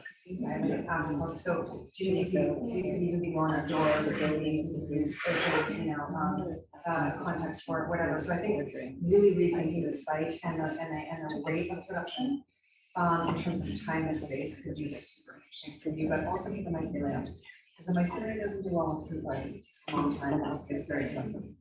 So really quickly, so there's just a question about that, Yeah, and the spaces that you use are just so far from domestic, which I was finding out going through because it's, you need giant dark rooms. That's right. Like, you need to build like tap and then or tap in a clean condition and then store in a 4-day period. Did you go to Ecovative in Troy? Oh, you should definitely visit.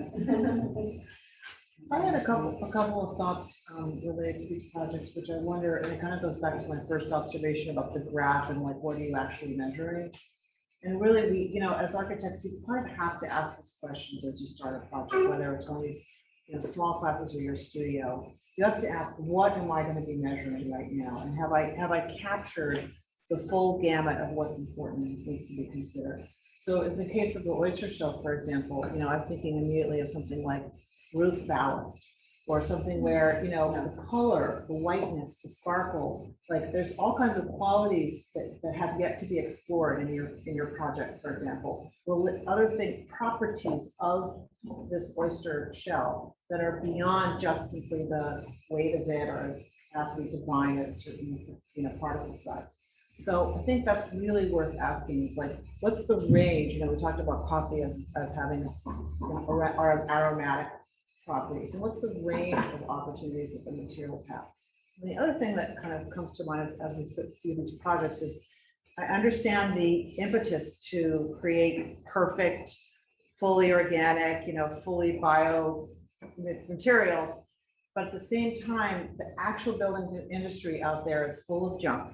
And I wonder if you take a pie of junk and you could insert a wedge of 20% not junk into that, whether that's such a terrible thing. So maybe some of these products actually are going into an already junked up material, process. It may not have to only be bound with soy and coconut leaves and things like that, but maybe there are some, bad things.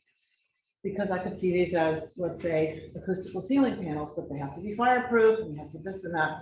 It is fireproof. It's fireproof, that's amazing. So, but, maybe there's some other, way in which it can be combined with something else. So for example, the fast fashion is mostly petrochemical based fibers, but they're nylon, they can be, or other things that can be very strong, so you could just, junk can go in there. Because until we've invented. I'm gonna take the blame for this. Absolutely, I'm gonna take the blame because the premise of the class is that this biodegrades, and the mixing of these material streams complicates the reusability. There's no question about that. But No, we I'll all take the blame agree. for that question, for real. No, we all agree, but really looking forward is that, we haven't solved nylon yet. Yeah. Right, yeah. so is it so terrible to use it, and then tomorrow we'll To have the dilute. nylon replacement? 'Cause- Hang on, it depends if it's designed for disassembly and assembly, because if you're designing for circularity, then you can have layers of nylon, but I totally agree with Mae-ling. Keep the nylon as nylon 100%, so it's infinitely recyclable, and but then maybe that's where your rain screen or water permeable layer or whatever it is. But if you can think about getting that extra strength from a circular material, as long as it's designed for disassembly and disassembly, then we can potentially, would you think that would be as acceptable, or are you still on the fence about it? No, I think the That- mixing that is would be the okay. issue, because we've seen Mixing, the yeah, problems exactly. with trying to separate Yeah. chemically or physically, and But isn't it about a virgin material versus a recycled material? Because, for example, if we Yeah. use recycled nylon, it's out there, it's Yeah. being filled in landfills, and we use it by Yes. embedding it in. It is Yes. so valuable. Then we're um, embedding, but like there's something, like there's this craze around hemp fat insulation. Oh, everybody's so Oh, excited about it, it's only hemp, except it's 9% polyester, virgin polyester, which means it's totally not biodegradable. It kind of screws up that whole life cycle thing. Because of the mixing. Yeah, it's because actually 9%. all the bio-based 3D printed stuff. I mean, we Yeah, didn't it's like- touch 3D printing because it's mostly PLA Yeah. and a little bit of coffee and a little bit of A little bit of coconut. algae. And they're worse, you But so know? then you put it, they're putting it out in the market, calling it this great inventive material, but actually, if it's end of use, it's garbage. Because it cannot biodegrade, it has polyester in it as a virgin material, which is different than embedding, a once used or twice used nylon. Because you're finding a bank for that material, so I think. Provided you can get it out, yeah, because I think I hear your point about the 3D printing, Mae-ling, and I think that we do have to be really careful about this whole issue of extraction at end of use, not end of life, but I think also there is an issue with the industry where we'll never really be able to transition from petrochemical based plastics to bioplastics unless we have some into the market. Like Celia's point is if at some point we're, just saying, okay, with this percentage, and then we need to get to 100 to 60. Yes. And also because that's how the building codes work. Yeah. They'll start, if we can get 30% content, then they'll say, okay, now you have to get to 60 and then you get to 80. Yeah. It just tends to be the way legislation happens, but that it's, but we have to mandate from the outset the design for circularity and disassembly. Yeah, and even if it starts in as like 10 or 20%, that chemical, that makeup of that product and that stream of supply, which is coming from a, surplus industry versus virgin industry, in the end, eventually, if it does balance out economically, the manufacturer's going to want to put more and more of it in, but they have to actually access that. My partner's actually has started a company that's called Waste to Fuel, where 80% of all plastics that go to recycling centers aren't actually recycled. They go actually back out into the landfill, and the recycling center has to pay for those plastics to be removed out of the recycling center. And there's some of the industrial processes which actually can burn plastic at a very high rate very cleanly because they need such a high BTU rate in their furnace. Some of the industrial processes. Now, it's not great to be doing that, right? It's not great to be making materials that way, but that is in fact how cement, for example, gets made. So the process is capture all that throwaway plastic that can't be recycled, chip it up and turn it into fuel and sell it to cement plants and other industrial processes. And it's actually cheaper for them than buying ethanol-based fuel. So there's the economic incentive. And if you don't have that, then it's very hard to develop an industry, as we all know. And there's rubber as well. I mean, the origin of plastics is biological. It's synthesized rubber. So I wonder why we're not looking at rubber some more. There could be nylons made from rubber, and it comes from a tree. So I guess that petroleum has severely hindered creativity when it comes to materials.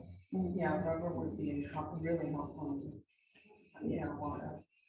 I think, Peter, your slide finally came through. Oh, sorry, Owen. Owen. Yeah, I took a picture of the fire and made it into brick. So like what I want to say with this image is that once the materials, I mean, like, of course, now I know that we're not talking about brick. No, not at all. No, we're just pushing you to keep thinking. Right, yeah. This is beautiful, and it's parallel to the two projects together.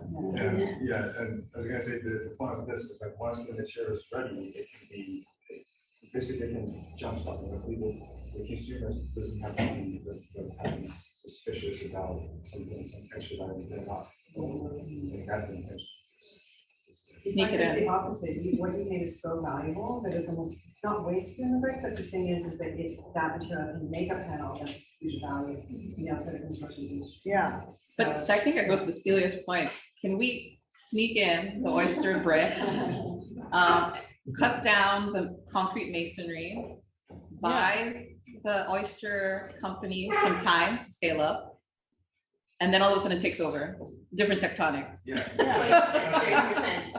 and you have this pearly, shimmery brick that you have to pay money to put it, like a facing on the brick. So many people are constantly trying to dress up a brick. It's already dressed up. But the problem with this sometimes is the price point, because if it costs more initially to make the oyster into, brick relative to concrete masonry that's scaled, people don't want to pay for things that, are hidden. And so installation is a very big one, or it looks exactly like, so the value add, I think there's something interesting here, going back to the earlier questions, what does the oyster do that concrete masonry may not in this example? Is it hygroscopic performance? Is it acoustic? It's just, can we give people a reason to pay a little bit more besides the green, which obviously some people can afford to? But it's tough when it's more expensive. Yeah, I mean, it's just that I just have to keep pushing you, oysters they're made where? Near water, right? So kind of looking at what gets built near water, those composite planks on docks. There's just keep going. Yeah. It just occurred to me with the brick wall, these two material compositions put together would give you the insulated concrete unit as we know today, but in a completely mixed up. You put Yeah. you put the mycelium as the insulation, your oyster brick on the outside, and now you have or you have on the inside. Although we won't insulate the outside, but yeah, that would be. Yeah, but compositing, so now we're doing the non-technical ceramics with the polymers and getting into the whole thing, right? When you think you're done asking questions, stop and I'm sorry, wait a minute. Why finish asking questions early? There's no way.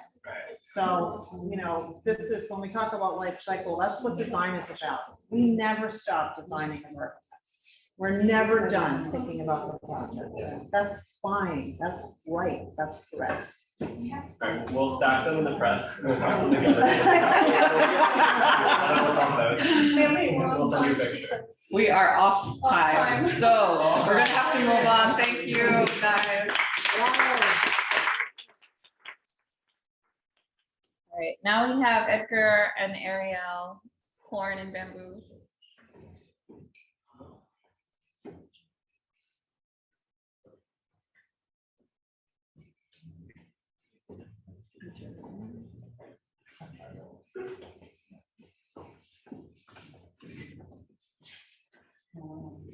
Here, I'm Ariel.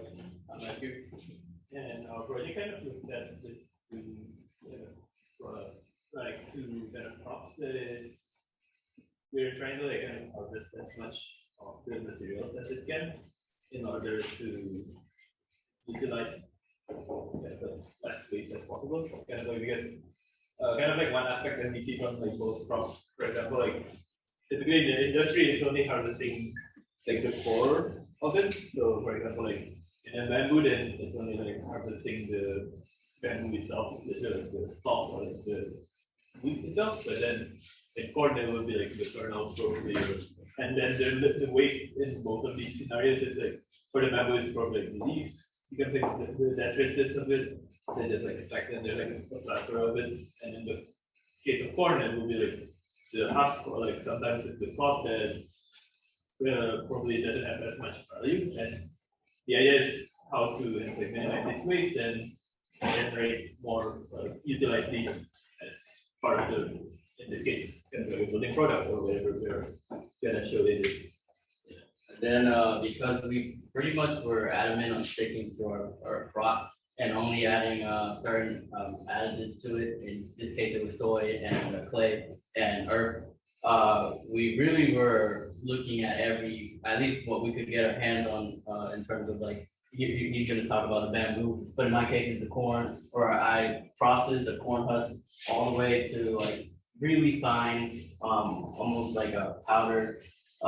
And the corn on the cob, I mean the cob from the red cobs all the way to like something more coarse, and once again really fine.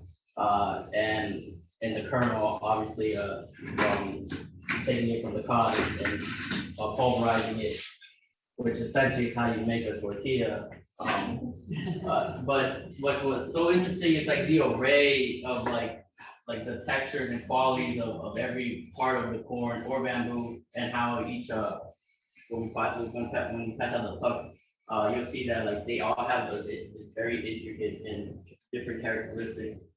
Even though for the most part we kept the volume and the mixtures relatively the same, try to keep some consistency. But what you really want to pay attention to is actually the weight of the gram and how they fluctuate regardless. Like even though they're relatively the same size, if you look at this one, this goes down to 17.1 grams. And I think there's another one that's like 14.3 grams.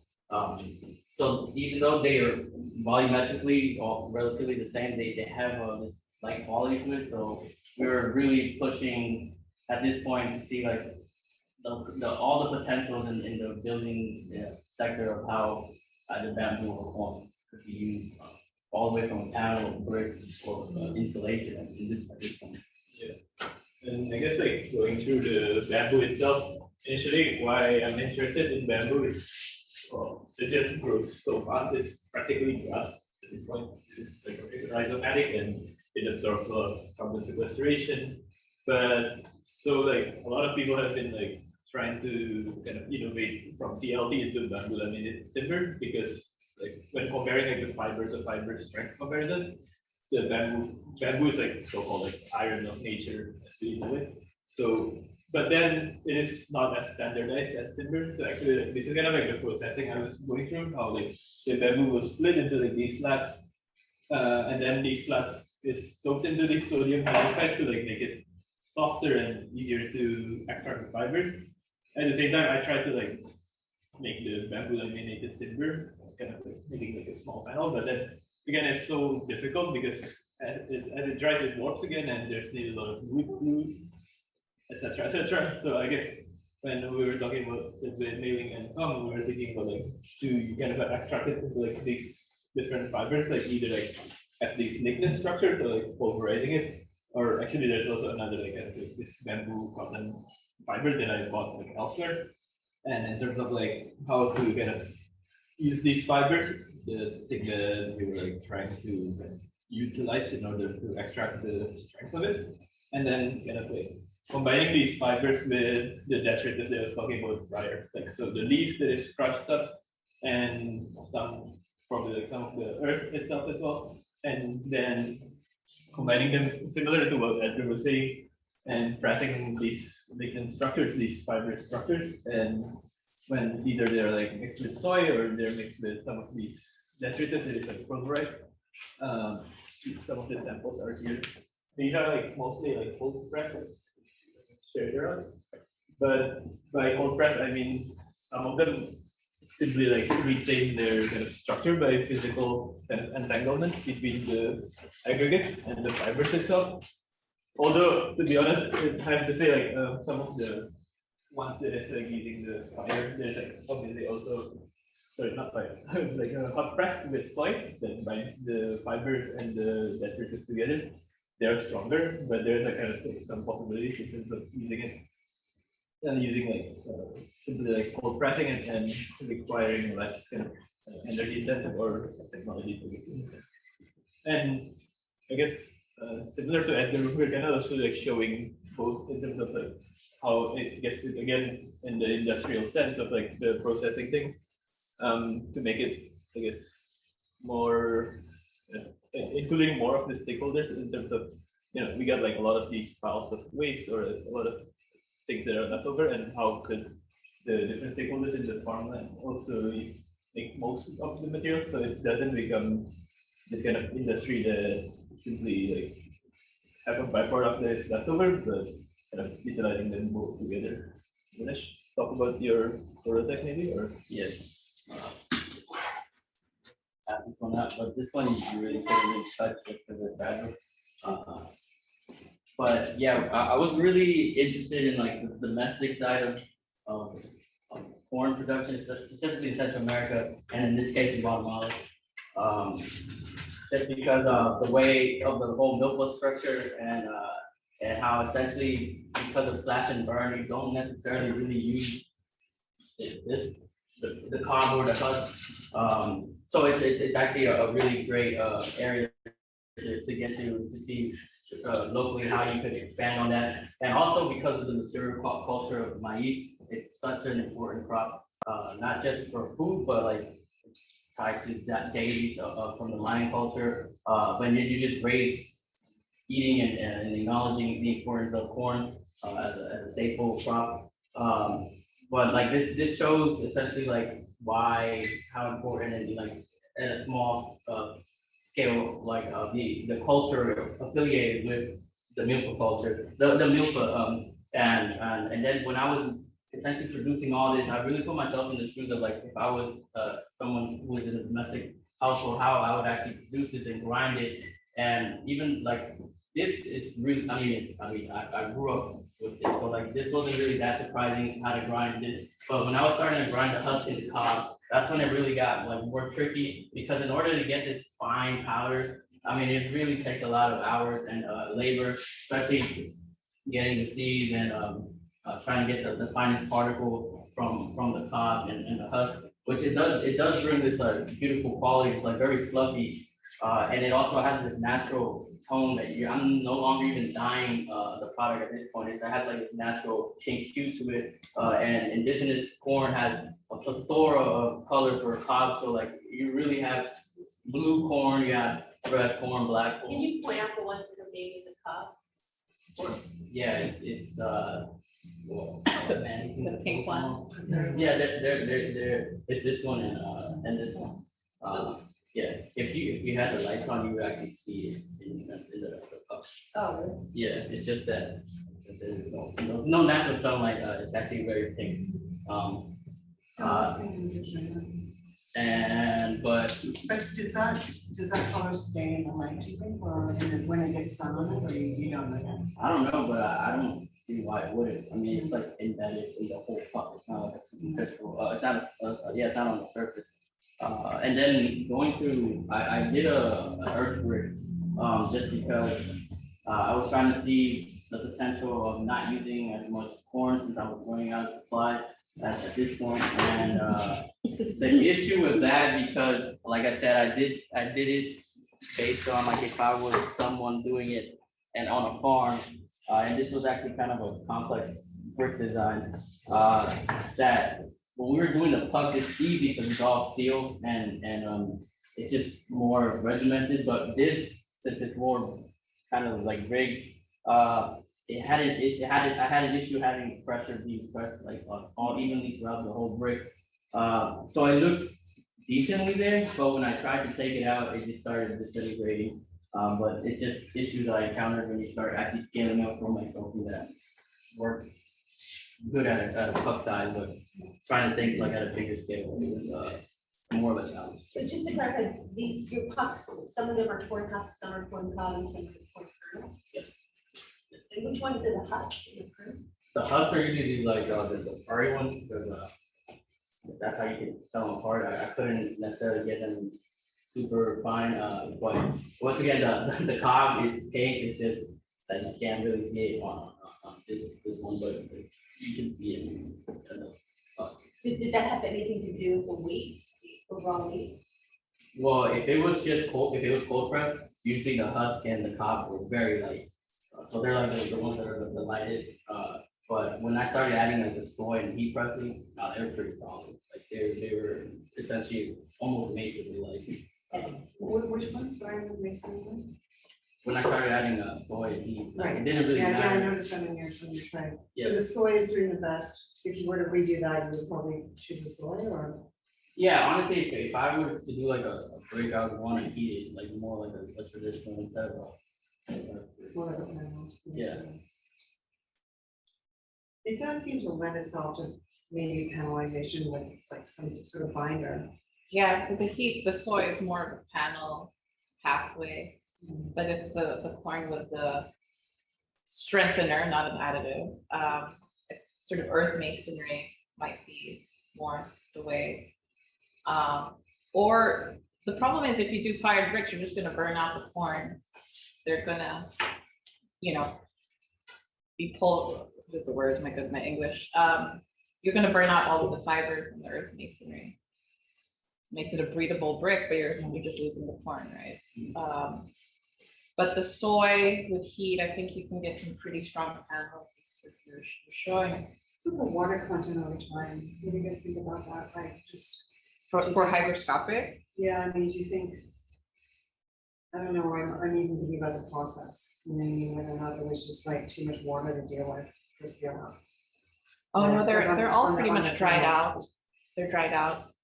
Like Yeah, below But probably. in terms of like the time that would take, you know what I mean, the dry cobs and everything. Oh, you mean on the field? I'm just Yeah, saying, exactly, I'm saying totally. more for. Yeah, scale you're thinking efficiency. about all the carbon that would be required, yeah. I'm thinking about the time here that it would take. Like, And- is that gonna be a limitation? Yeah, because I think you're showing time around pressing time, but really, we want to see labor across the process, because immediately you would say that the cob is the is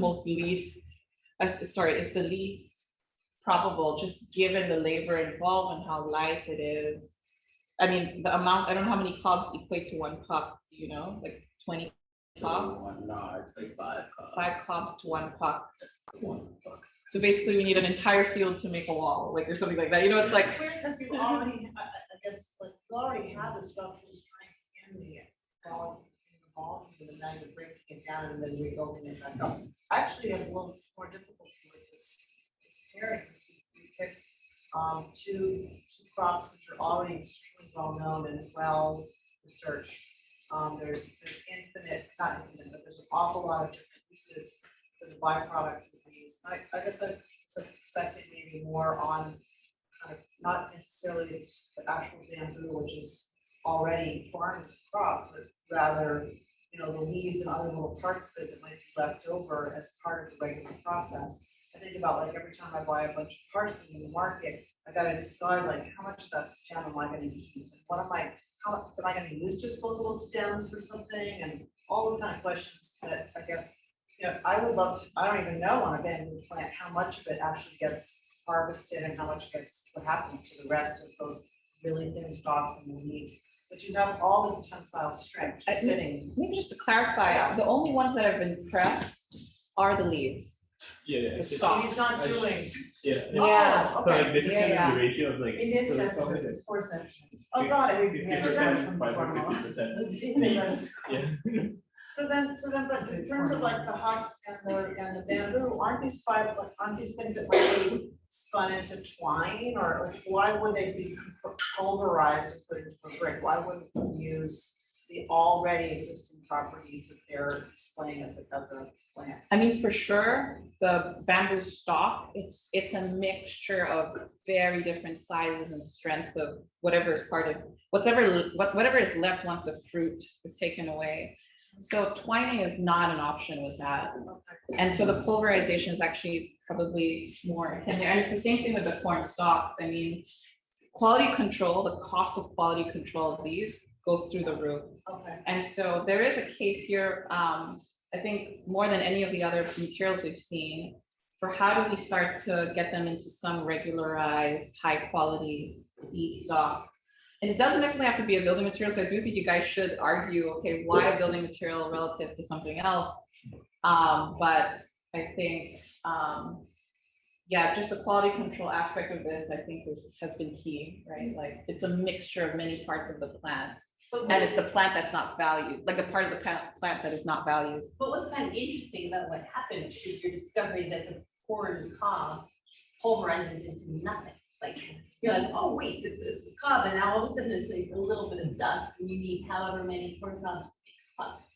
And that to me is kind of interesting because it means that the cob, as you're saying, like in its Architecture, state of yes. something, has Yes. a lot of air, which Yeah, makes it a great insulation. Yes, Right. exactly. And Yeah, so like, yeah. could you It isn't. cut it into like aggregate? Like, let's talk about Ice aggregate. cube size. Yeah, like not tiny powder, but much bigger aggregate.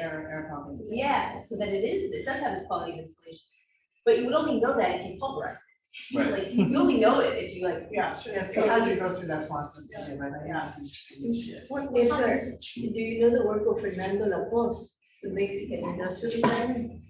We should look at what he's doing with the husks. Yeah, beautiful. A natural dye. Yes, it's all Mhm. the Natural variation dye. of colors of. Like for you to collaborate with one of the dye people. Because often the husk is used as packaging for food.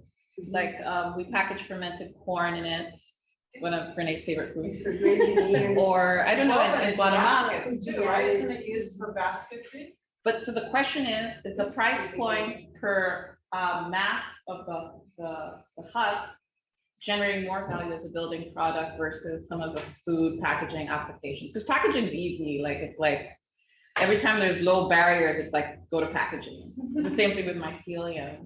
It's sometimes the first market or the backup market before you can start to say, okay, let's go for more high value. But I think there's an argument in here, but I think we need that quantitative understanding around how much material comes from the plant, how much material is used to make a product of this density, and then a comparison to all its competing, applications currently. So that's, I think, something, that both of you should really think about, because there might be a really interesting case here. The non-valued stock. I mean, most people would just burn this, right on the field as biofuels, Anna was describing, but they're not efficient biofuels. You need so much of them, and they might have better lives, as a building product. There's some beautiful research happening with VLTs in Virginia Tech. They're making like laminated timber using algae as the glue. But they're using the calm, right? Yeah. Yeah. I mean, what are you finding out from trying to even separate the calm, which is also why you stayed away from it, right? Yeah, I mean, and early in the conversation, this is kind of like what was the problem with BLT was just like, because it comes in like kind of like stalks and circular, and most of the technology we have with timber these days is for like making logs into straight ones, into standardized ones. And early in this semester, we were talking about like how, okay, if we have like these fibers, these are like lengthwise and not pulverizing it, but okay, having like these fibers and then having the aggregate of the leaves together, and then potentially making a log out of bamboo fibers as well, which could potentially be like another route for this, honestly, but just kind of like ended up with like what's for now. But like I guess like that's kind of like the next step in terms of like, okay, like so similar to the comment to Edgar, just now kind of like retaining the fibrousness for this one together with the aggregates to make other types of products. But to even split and get the fibers from the slats, That's a very mechanically or chemically intensive process. Yeah, chemical. Yeah, the sodium hydroxide, yeah. Is that how you did it chemically? Yeah, in order to break down the fiber strength between the ones. You could do it in sea salt, but it's time, like you soak it for a couple weeks, which, yeah, it's hard to do that here. So you use slats or you use bamboo leaves? I'm not clear. Both. He tried it and it was like, Both, yeah. But, you know, I think this is a really, because bamboo, like many other, like rice, like you want standardized ones of a certain length, of a certain calm size, and all the others get left behind.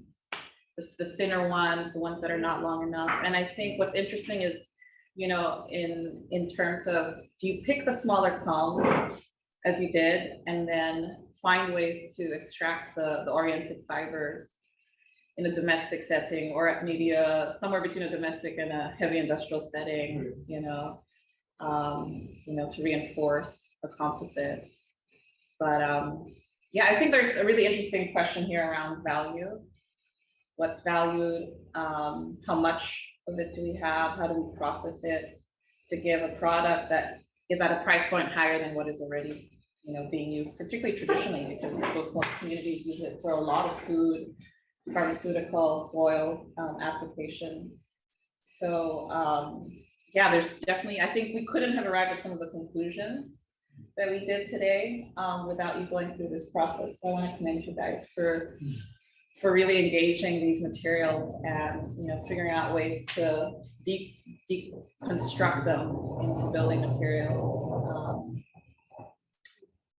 Nice. Wow.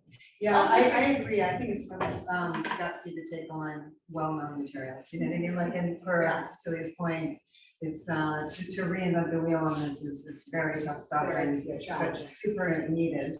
Yeah, excellent. And this, especially for the yellow bamboo, which really just gets wasted. You know, it's really, really hard for so many of the species for bamboo. We just don't know what to do with them. It's really only the really high quality green bamboo that gets, you know, funneled in. But your log idea is interesting because I remember like Les Robertson explaining how the structure of the World Trade Center functioned and why it didn't just like topple over.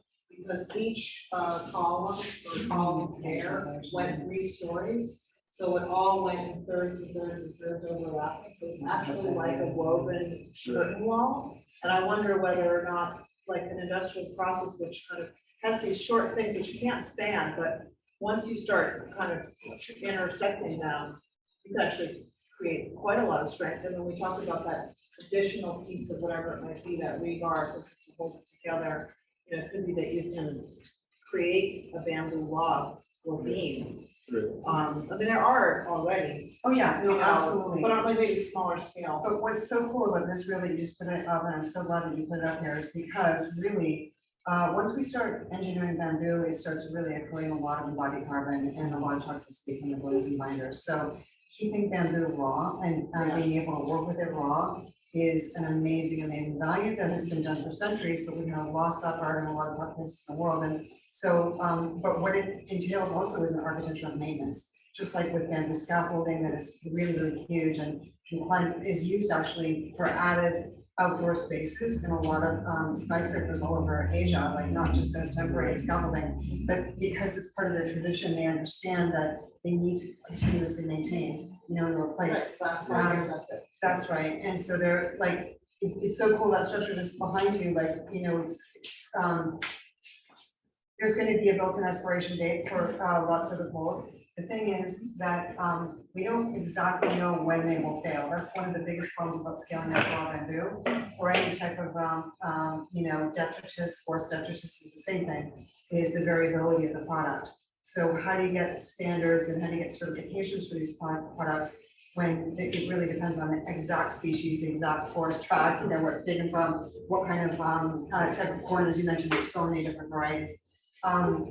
So this is a big challenge for biomaterials, shifting towards biomaterials moving forward. And we have to think about that, you know, how are we going to get these sort of hyper-localized intelligence? Bring it back, actually, this is a back to the future moment, because we've had, you know, vernacular intelligence around the world for millennia that we have just only recently forgotten. Yeah. You know, it's. Actually, a friend of mine who's based in the UK, and she's a bamboo expert. She's worked and created structures all over the world, between South America, Asia, and Africa. So anyone, I'm happy to share her. Did she work on a contact. school in Pakistan? That is an amazing thing. I think That she would might have, have- yeah. Because I know that the London office and airport on that. Yeah, they work with it, all vernacular Yeah. techniques. And it's all designed for disassembly and reassembly and Exactly, exactly. beautiful, huge structure as well. But she's, and also there's another person named Linda, I was just school, Linda Garland based in Bali. But she has, Green Village, Green School. Oh, yeah, Linda was on the thing. But Jan is younger and she's like, she's actually built all this stuff, like she's worked with the contractors, so she knows like how to tie it and life expectancy and all the different types of bamboo, because we've got so many different types of these with different applications.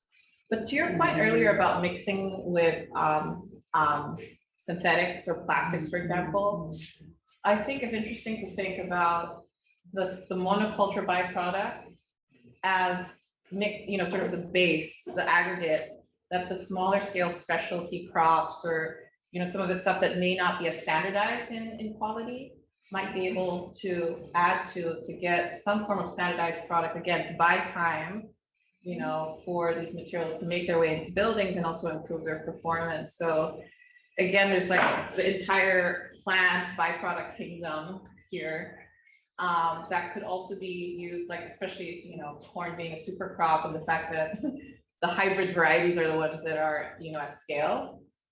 How might those serve as a sort of vehicle to introduce, the more variable quantities? And that's always what we're thinking about. Can we switch in and switch out with a broader agricultural byproduct inventory? So I think all is not lost, but to your point, Alethea, earlier about understanding what these are made of, it's tough because it requires characterization, which, I think from an architectural research standpoint, it's very difficult to really find out what's in the materials. I think. And all the performance properties that you were mentioning earlier, like there's so much testing required, but I can just envision the little engineering handbooks that we use today for referencing material properties, for building materials. You just see like the future of that being expanding to include and encompass all these possibilities, but there's so much research. And I think as we become more plant literate, we don't necessarily need to do as much characterization, but yeah. It's, I think a lot has been done in some other industries, right? It's also not even Actually, a recent grad of this program just last year, Vicky Ackermani, maybe many of you know him, he's graduated from MR2. Prior to coming here, he built a lot of fairly large scale structures in India, and now he's going to work with, what's his name in Pittsburgh? Vicky Ackermani, he went to work with the world's foremost expert in bamboo structures, who's writing the world's international codes. And the biggest problem is that, is once again, that variety of species. Again, literally just the seasonal variation could change the structural strength of the caving. That's why you need a lot of redundancy. You can see it actually once again in non-structure, you need a ton of redundancy for these structures, so that if one fails and the other is. Okay, thank you very much, Ariel.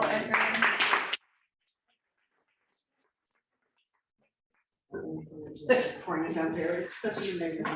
So our last three. Can you go back? Can you go back to the reveal where it says member and point? Sorry. It's such a, and I think like the representation. I really was because I think. Actually.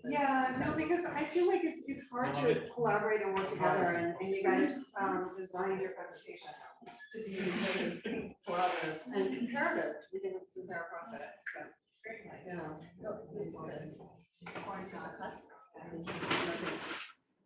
So, yeah, that's awesome. Thank you.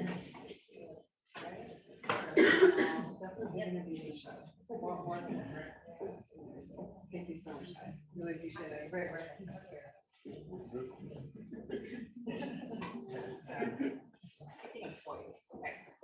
All right. For your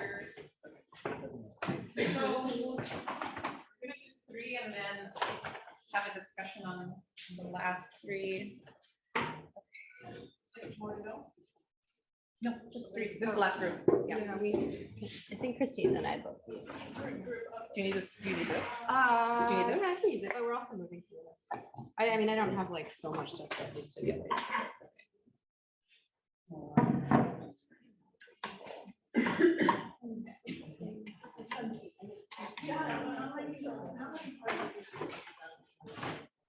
Oh my God, probably thousands of hundreds, yeah. We do a lot of courses, yeah. Tatiana Bilbao had her studio here. I know, this is supposed to be only 3 months long. So all these streets are put in. And of course, it's non-optimal, but it was right for the pandemic. We're just installing. And we're gonna install it in a big high basement, a couple of blocks from here, and then pandemic shut it down. But what we'll probably do is move it over to yeah, but make it a bit bigger because taller. Yeah, taller and a little bit maybe less than 100. Although it's been so it's still immersive. Yeah, it's been an experience having a different shapes because we've worked with a lot of different shapes of different technology. We brought this over from schools. Okay, take it away, guys. Yeah, sure. Start. Yeah. Okay, I'm Veronica, Christina, and together we were both kind of expanding off of indigo, and then I move into another material, a kind of reed that's native to Guatemala, Central America, and also the southern United States. And then Christina kind of talks a little bit more about the processing of indigo into her prototype. I was focusing more on making toys with the 3 primary colors, so I thought I used both indigo and beads. Sure. So I'll just talk a little bit about indigo and jewel. So indigo is a kind of plant that traditionally was part of the milpa cycle and was an important part of material culture for the pre-Columbian Central Americas. Within an agricultural context, it's not a primary crop, it's a secondary crop, perennial. I think on Monica's chart, it was kind of like middle scalability, but it's used for erosion control. It once was used as a medicinal plant. It can be planted on low fertility soils, and then it's used in pasture and fallow to help restore nitrogen to the soil. And it could also be used as a kind of green manure that was also used can also be used for coffee production. And then after kind of discussions with Anna and Makehaven, I moved into using reeds because I was interested in how to kind of bring color earlier into construction, and I knew that I really wanted to dye building materials, but I wasn't quite sure what materials those would be yet. Tulle is the word in Spanish in this region for southern cattail, and then one other kind of species, and I just focused on the cattails. They can actually be used in reducing the bacterial contamination of water to create clean water for agriculture. It can also be used for animal fodder, and kind of one of the risks but also benefits is that it spreads really quickly through wind and clonal reproduction. So it requires a lot of labor for harvest, but it has a high scalability potential. It's also used in traditional handicrafts and also pre-Columbian sleeping mats. So combining them together, you can see a little bit in the material processing slides.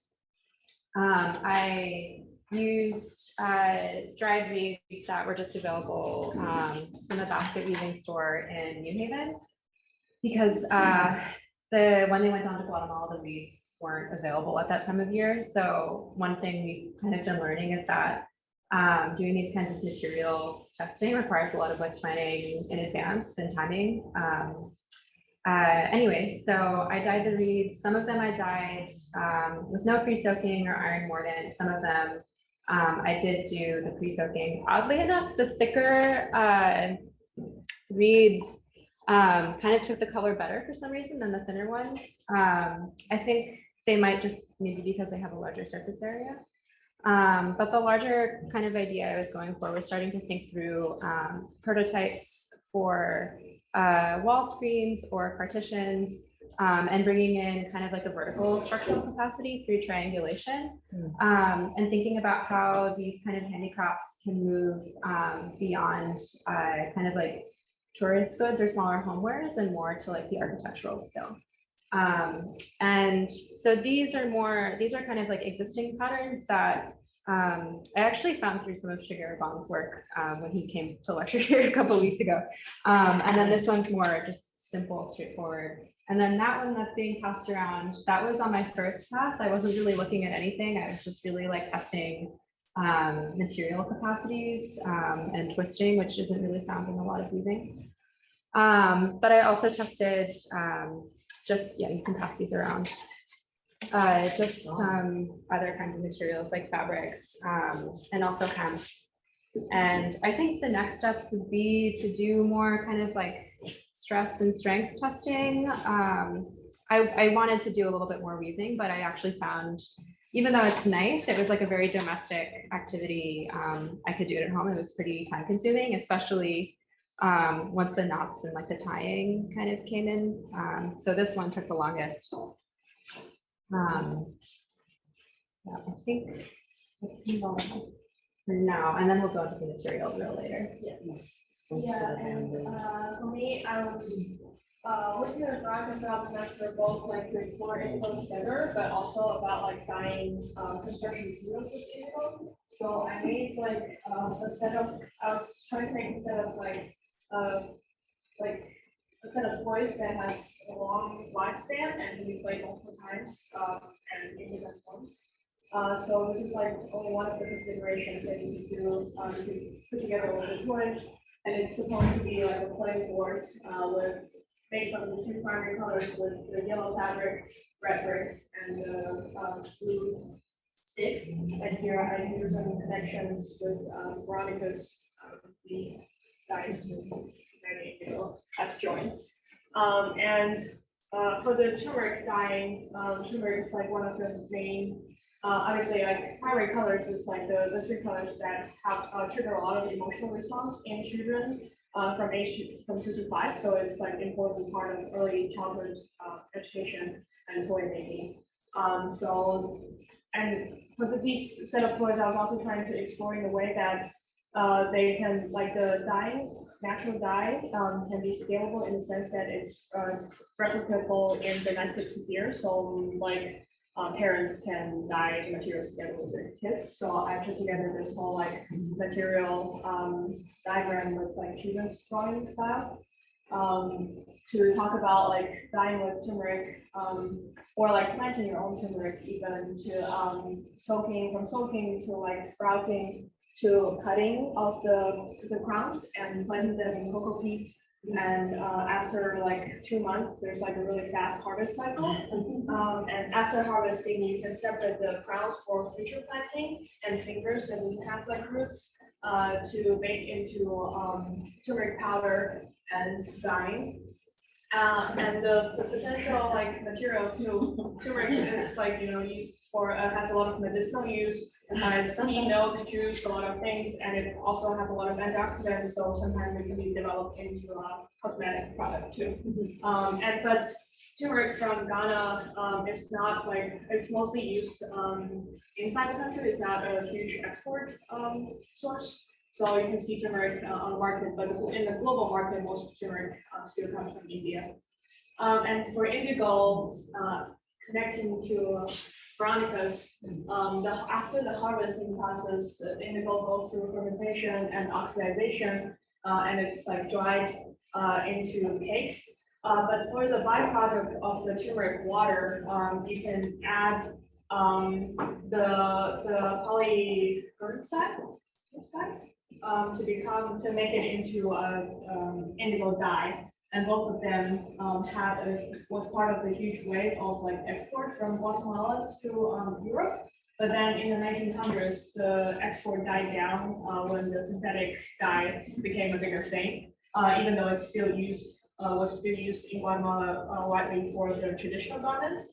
But then in 2007, indigo dye came back again when people were talking about the great property of indigo being a cover crop to fix nitrogen in soil. But still, like the indigo dye causes some environmental problems when it's like when the wastewater goes into the river because it blocks the sun because of the dark colors in the water. So it actually stops like a lot of flora and fauna from growing inside the water. But this is why there's a huge exploration now about how to use the byproduct of indigo dye making to reuse the wastewater to make it into some other powdered dye.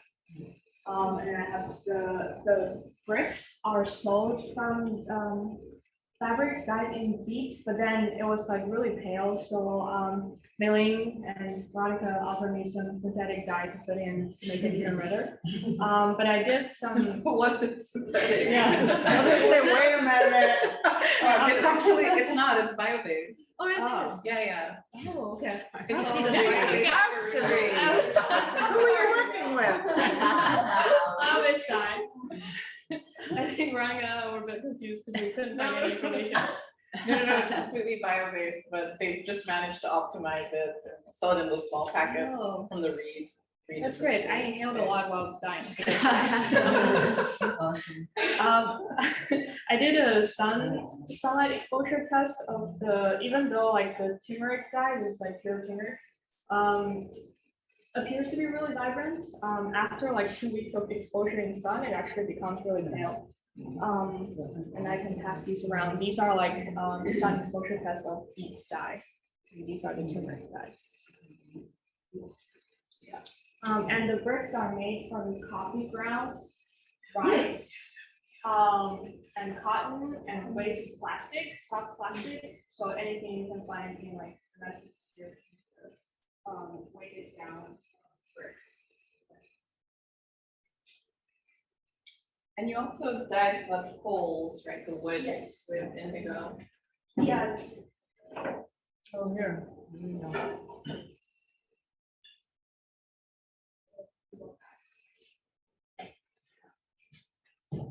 These ones are enhanced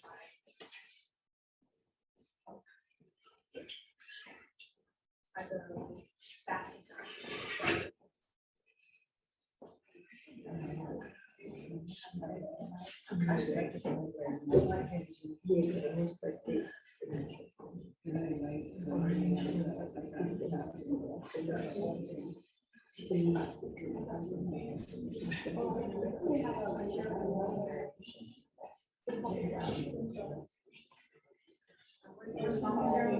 It's rice, coffee grounds, And soft plastic recycling. Yeah. There's one of the things that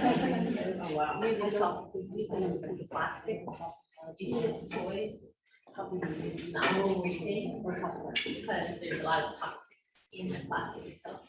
Yeah. Bisphenols and phthalates and PFAS chemicals, which really can give kids asthma, nerve development. What, coffee? No, the plastic. Recycling plastic. Ah, Yeah, I try to use the Yes. food safe ones, like from my carrots bags and stuff. But even then, like there's some great appropriate uses of recycled plastic, but Yeah. kids' toys is one.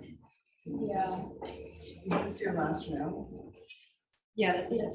I'm so glad you did this drill because it's exactly, almost like a sketch can give us something really quick that we don't have time to put in the computer. Same thing, just if you don't have time to do more stuff, just blow it up to kids' eye view so we can really experience, some of these colors and textures and surfaces. So thank you so much for putting this together. This is spectacular to see. This is your vision of the red, blue and yellow, right? You wanted primary you want it to be super, and that was part of the test, is how bright can we get the natural dyes and can they be color fast?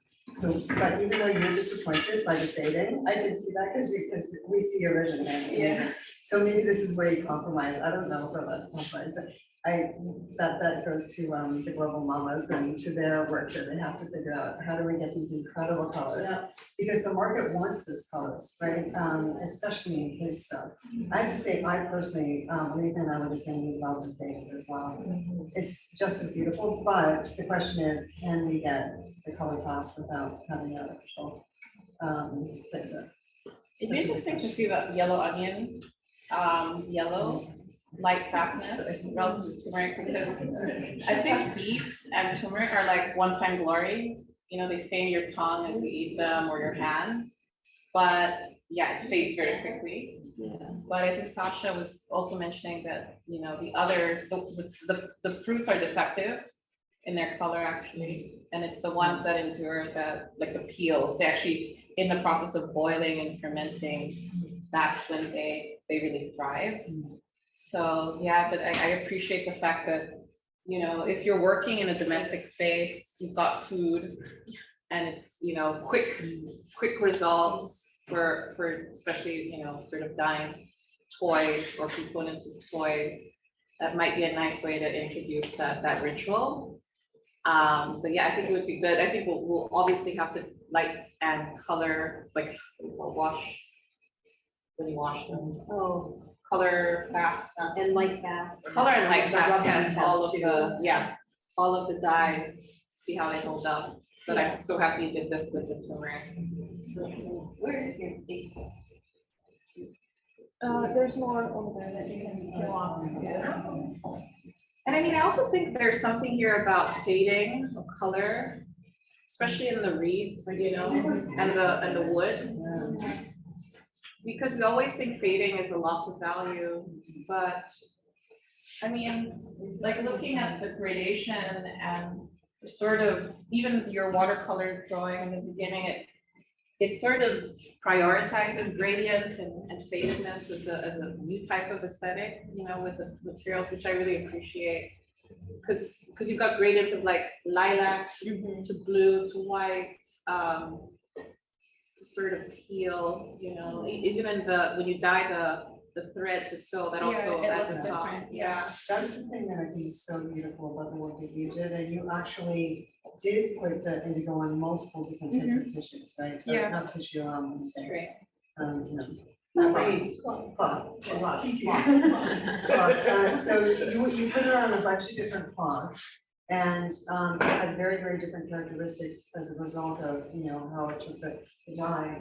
And I think it's so clever that you also sort of wash the photos, just because you're giving us a certain mood. Like if you look over here, it's like bright primary, and then that's why I love this pairing, is because you know, we've got two completely different moods, depending on how you're using the dyes. But I think this innovation that you had to have all these different touches, even the ties. Yeah, the ties, is yarn, right? So it's this wool probably.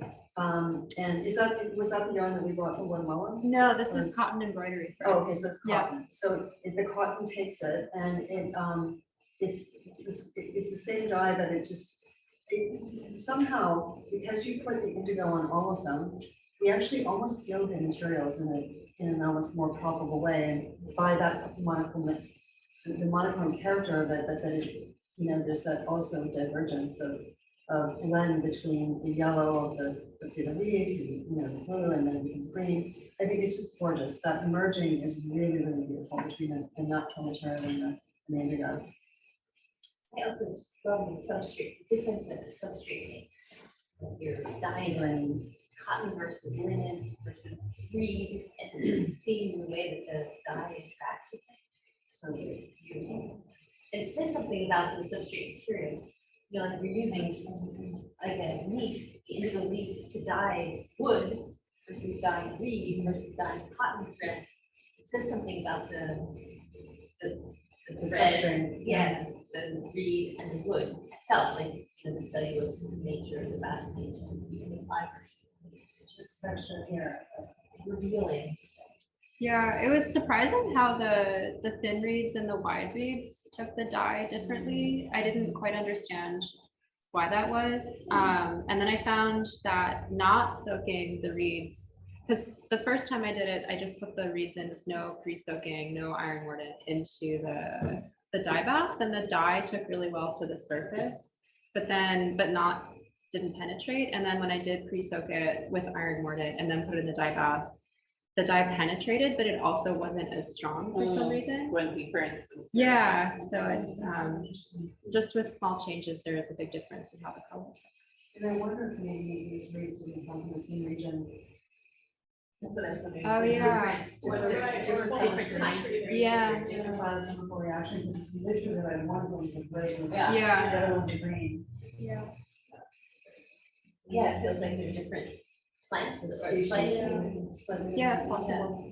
How much of your process was actually kind of the weeding and testing of tensile strength of the, or right, compressive strength of the?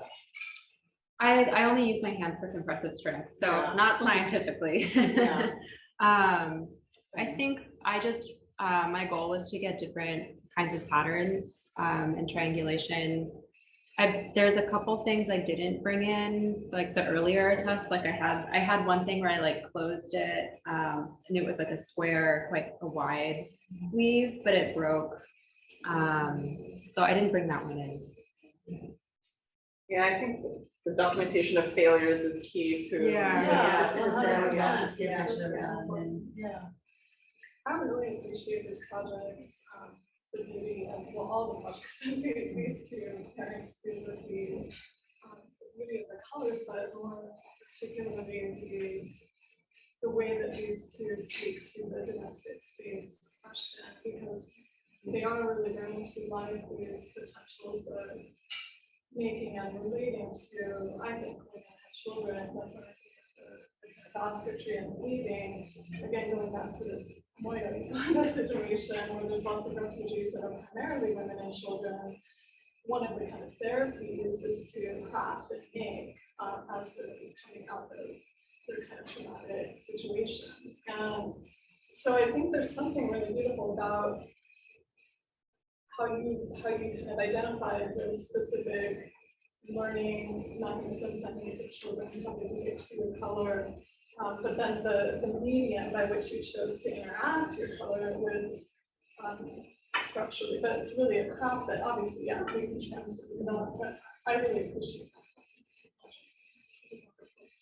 Yeah, I was also thinking about kind of related to that, like, what's the space within a household that would be needed to be dedicated in order to, like, you know, pulverize the whatever in order to make the pillow supply, you know, like what's like a potting shed kind of thing, like this, you know, what's the domestic space that we need? Like one of the things that's coming up in my world, which is museum design, is the need for acquired and say temporary exhibit.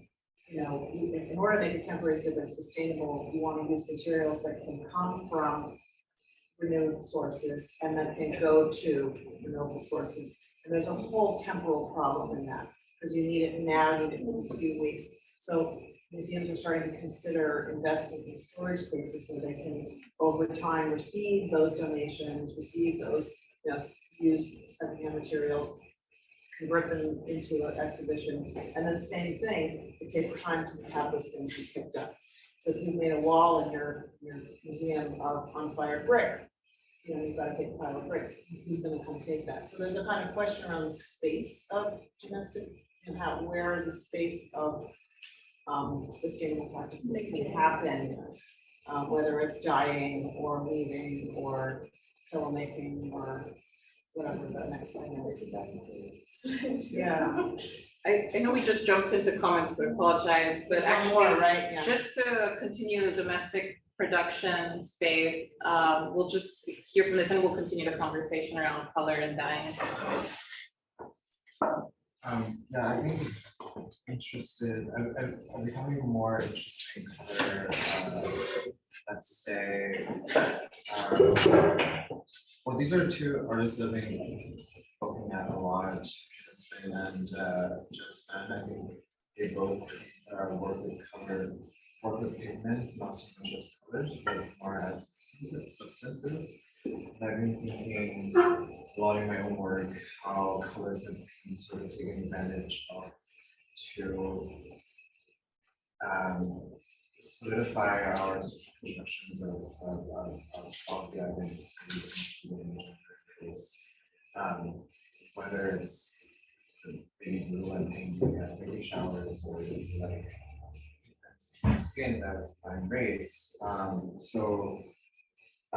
think during Sasha's workshop, when she added the iron, the human one, and then I changed the dye bath color, that was a moment for me to realize that when we, and also like if, like going to Home Depot, you see the entire color swatch wall and then like how visualization has brought color into this like consistent identification of things, and then the further diversify of the palette, make colors even more consistent in our conception of visualization of this world. So the fact that like in this class we've been working with natural colors and then they as substances changed a lot by nature was the moment. So I did this very successful experiential experimentation with tea by making a tea bath and then sort of like engaging my own domestic environment. Because also had this sort of small critique over like the idea of agency, because we can always talk about like, oh, like there's so many colors we can make, but then the issue is not like how many colors we can make, but like how much time we have in the society, right? So, and how much resources that we can actually mobilize. But my takeaway from this experiment is how I can, I guess, just use the waste fluids that directly from the kitchen and bathrooms to sort of continue this exploration. Mae-ling suggested meadow root, which is a highly sensitive dye to the pH value, and so I moved into sort of collect different waste fluids from my house for the past 2 weeks. Also because thesis have been crazy, so some of the bottles have been sitting around. Greatly changed pH value over the course of the time that I'm waiting until last night. But last night I laid them out and I tested again the pH value, and then so these are labeled out as how they're tested. I'll be going to the inaccuracy of it later. But so here we have floating kitchen sink wastewater that are apparently very high pH value. Bathtub scum solution, fresh distilled water. This is castor water but 7 days old. This is rice grains but 6 days old. These two smell really fun when I open the jar. This is old baking soda from my fridge, which I expect to be much more alkalining. And then the second last is the urine mordant that I was pre-mortating the fabric with. That's just suggestion for Mae-ling as well. So I kind of used those fluids to make bath for the same meadow dye, and then these are the results came out. The top row is without mordant, the bottom row is with mordant. I think because they're so fresh and I didn't get to do any like retest whatsoever, so the mordant is not so visible right off the bat.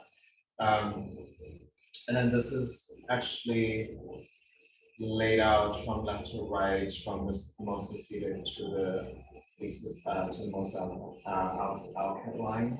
And apparently the pH tester is, I guess, not accurate. Because the second last is the most purpley color, which is supposed to be the highest pH value, but from the pH test before the dye was not the case. So we calibrated the pH tester, and the baking soda solution ended up being actually almost 9. So that does make sense. But yeah, I thought that was a good manifestation of how color is such a non-inconsistent instructive of matters. Really more to the point, the water. Yeah, it's kind of interesting. Yeah. I'm not sure if the text thing still small. Yeah, because it's interesting in global mamas, you have a whole, like you collect rainwater, you might have rainwater from the taps, you might have wastewater coming out of different processes, all of which have different pH values. So the range of gray water is really, quite wide. And even, from sort of week to week, the water pH is different, right? It's not always consistent based on what's inside the pipe, what other chemicals are added to it. But really that aspect of domestic water here is really interesting to see that broad range of color palettes for from the same matter root. So did you dye them also on day 1? Because I think the time is also key. Does time darken, deepen some of these colors? I That would haven't have got been- to test that. I would really love to. Yeah. Because I think there's a whole practice of fermentation as just by time. Oh, To yes, test the color. no, yes, the pasta water and the rice rings are very fermented by the time it's used as, so it's very acidic. Yeah. I think I did test the pH, it was roughly similar to the water that came out of the tap. On day 1. Well, the pasta water is a little bit more alcohol, but the rice rings was almost similar to the same. And then to that day was already fine. So what are your conclusions? Sorry? What are your conclusions and where would you want to take this next? Yeah, I mean, I haven't really got a chance to like merge this exploration into my thesis, but I was hoping, which I didn't get to do, is to apply the body fluids on the skin and then see how my partner is going through transition, so I was curious how hormones are affected, or sweats, or some other body fluids. And I was I don't know, exploring on like find a way to collect those kind of fluids and see how that might manifest otherwise differently. Yeah. I mean, urine was the most widely used mordant back in the day. It still is in leather, but not so much fabrics. Milk is a big one. Not breast milk, but milk, like, and also milk from all the soy and all the nuts and other. Yeah. Essentially, that's such an interesting, next steps to think about how the body and color are related, or how the body's fluids being different colors. Very, it's like the mood range. It's like the way that, how do we know we see color in the same way, we smell things in the same way? Right. Yeah, that's really what we're all Yeah, we want you to do it, just given your thesis and thinking about skin color or baby shower gifts color, I think it's worth.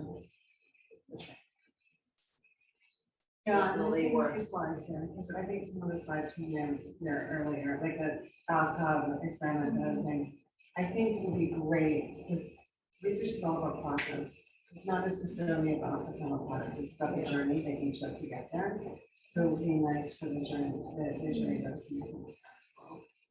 I think that's a really interesting set of kind of questions that you have and how you're exploring this. To me, it relates back to some of the research kind of theories, probably in marketers, and then later her son, Dorothy Sagan, were biologists, I think, right? But she was basically exploring microbes and microbiomes of soils and trying to understand the mechanisms of sex and how reproduction occurred. And it really, what it really translated into was taking, you know, traditional scientific methods and saying, if we look at this through the genderless and more feminist theory environments, we have a very good understanding of the way it works. And it's interesting to me that it ties back to soils. It was like this whole like soil community thing, but then so to kind of like, it's almost like full circle. Like, where you're going with this sense to me, but Lynn Margaret was, she was a really, really important person in the whole sort of collective hive mind for around the world that gave rise to the Gaia hypothesis. Like James Lovelock gets credit for that, but really Lynn Margulis was in the trenches and they were all coming up with this idea that everything was related to everything else at multiple scales. So even just to think about the biosphere as really being, you know, connected to microbes and mycelia, all the things that we kind of know now, is not always understood at all in the 50s and 60s. So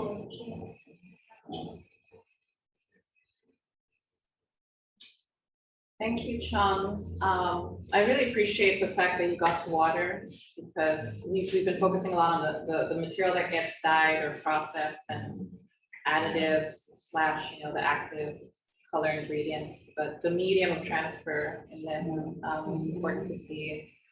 Yeah, this is really cool. Yeah, and I think you've been looking a lot at the body, right? And I know you wanted to work on certain clothes that would react to pH changes in the body. Just the technology to do that is a bit more intense, but I think you're still getting the impact of pH in color, and I'm glad to see that cataloged here in this manner. So it's interesting to see we have a full gradient here, you know, from the pH of water, and then we see it kind of, you know, in your tool reads dyed. You know, different ways of getting gradients, I think, which I think needs to be celebrated more. So we'll definitely be continuing that aspect of the aesthetics of natural dyes and the domestic / industrial ecology that might contribute to that over the summer. All right, I think we've reached the end of all the presentations, and perhaps it might be a good moment to wrap up with a concluding discussion. Monica, I'm not going to put you on the spot, but do you want to reiterate some of the questions? It might be interesting to probe our critics as well as some of the students to reflect on them. Yeah, I the slides we have the layer back up. If we can find our online. Unfortunately, we cannot. Can you believe that randomly the sun is like, It's Mohammed there. It wasn't when they closed it up, when they went in. To walk through renovation.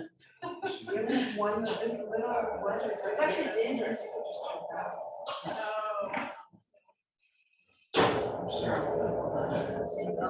Anybody ever do that? No, that wasn't nice, but it's a good question because sometimes it is why they end up in. Cause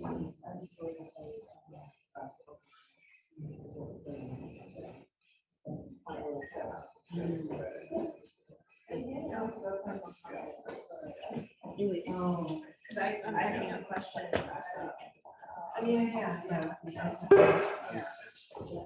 Good thing our material really has they're like good material. Just images.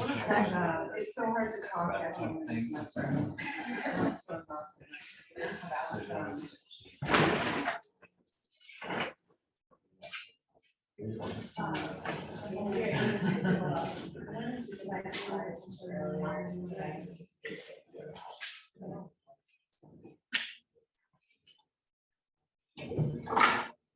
I'm sitting here to food. Yes, perfect. All right.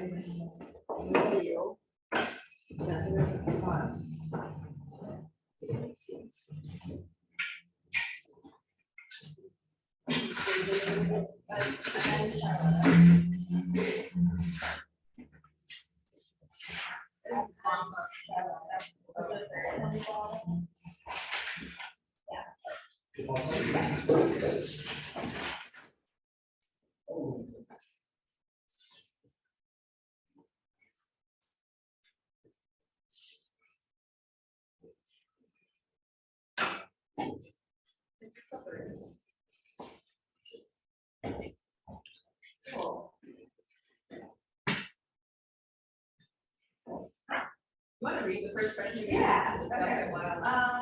Well, most of my questions were about like individual projects, and I think we covered a lot of those, so maybe for now, I'll go. I had a few overarching questions that maybe we can start with.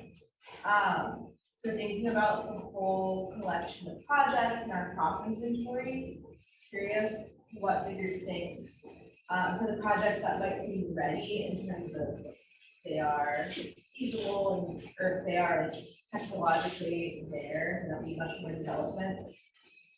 Who is the product actually for? Like, what population are we serving, and do we think that it's a realistic application? I don't know, this might be a big question for students to pop up for projects as well.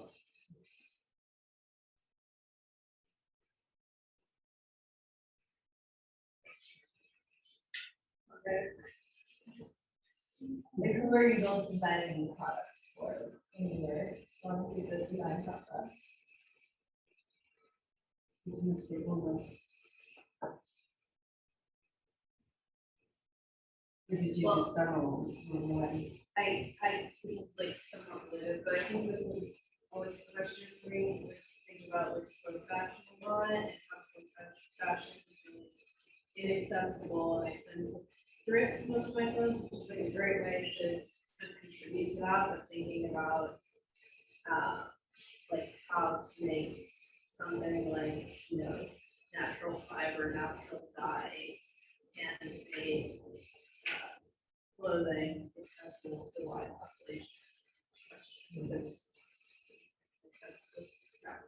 very labor intensive, and you know, if I were to qualify the hours that I put into these, it's like, I don't know, I think that's, I guess, I don't know, that's a big question to me.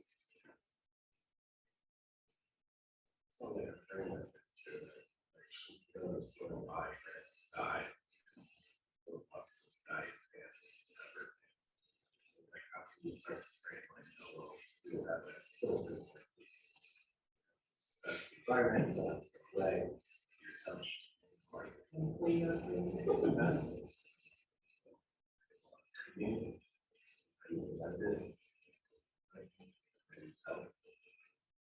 think fashion is an interesting one, especially with slow fashion, because a lot of these like green ethical brands are way more expensive than just going to like H&M and buying a t-shirt. And then as we were talking about a bit earlier, just like the lot of fast fashion waste around the world, like where that gets transported and like where it's disrupting local textile economies and traditional methods of dyeing and weaving. That's another global.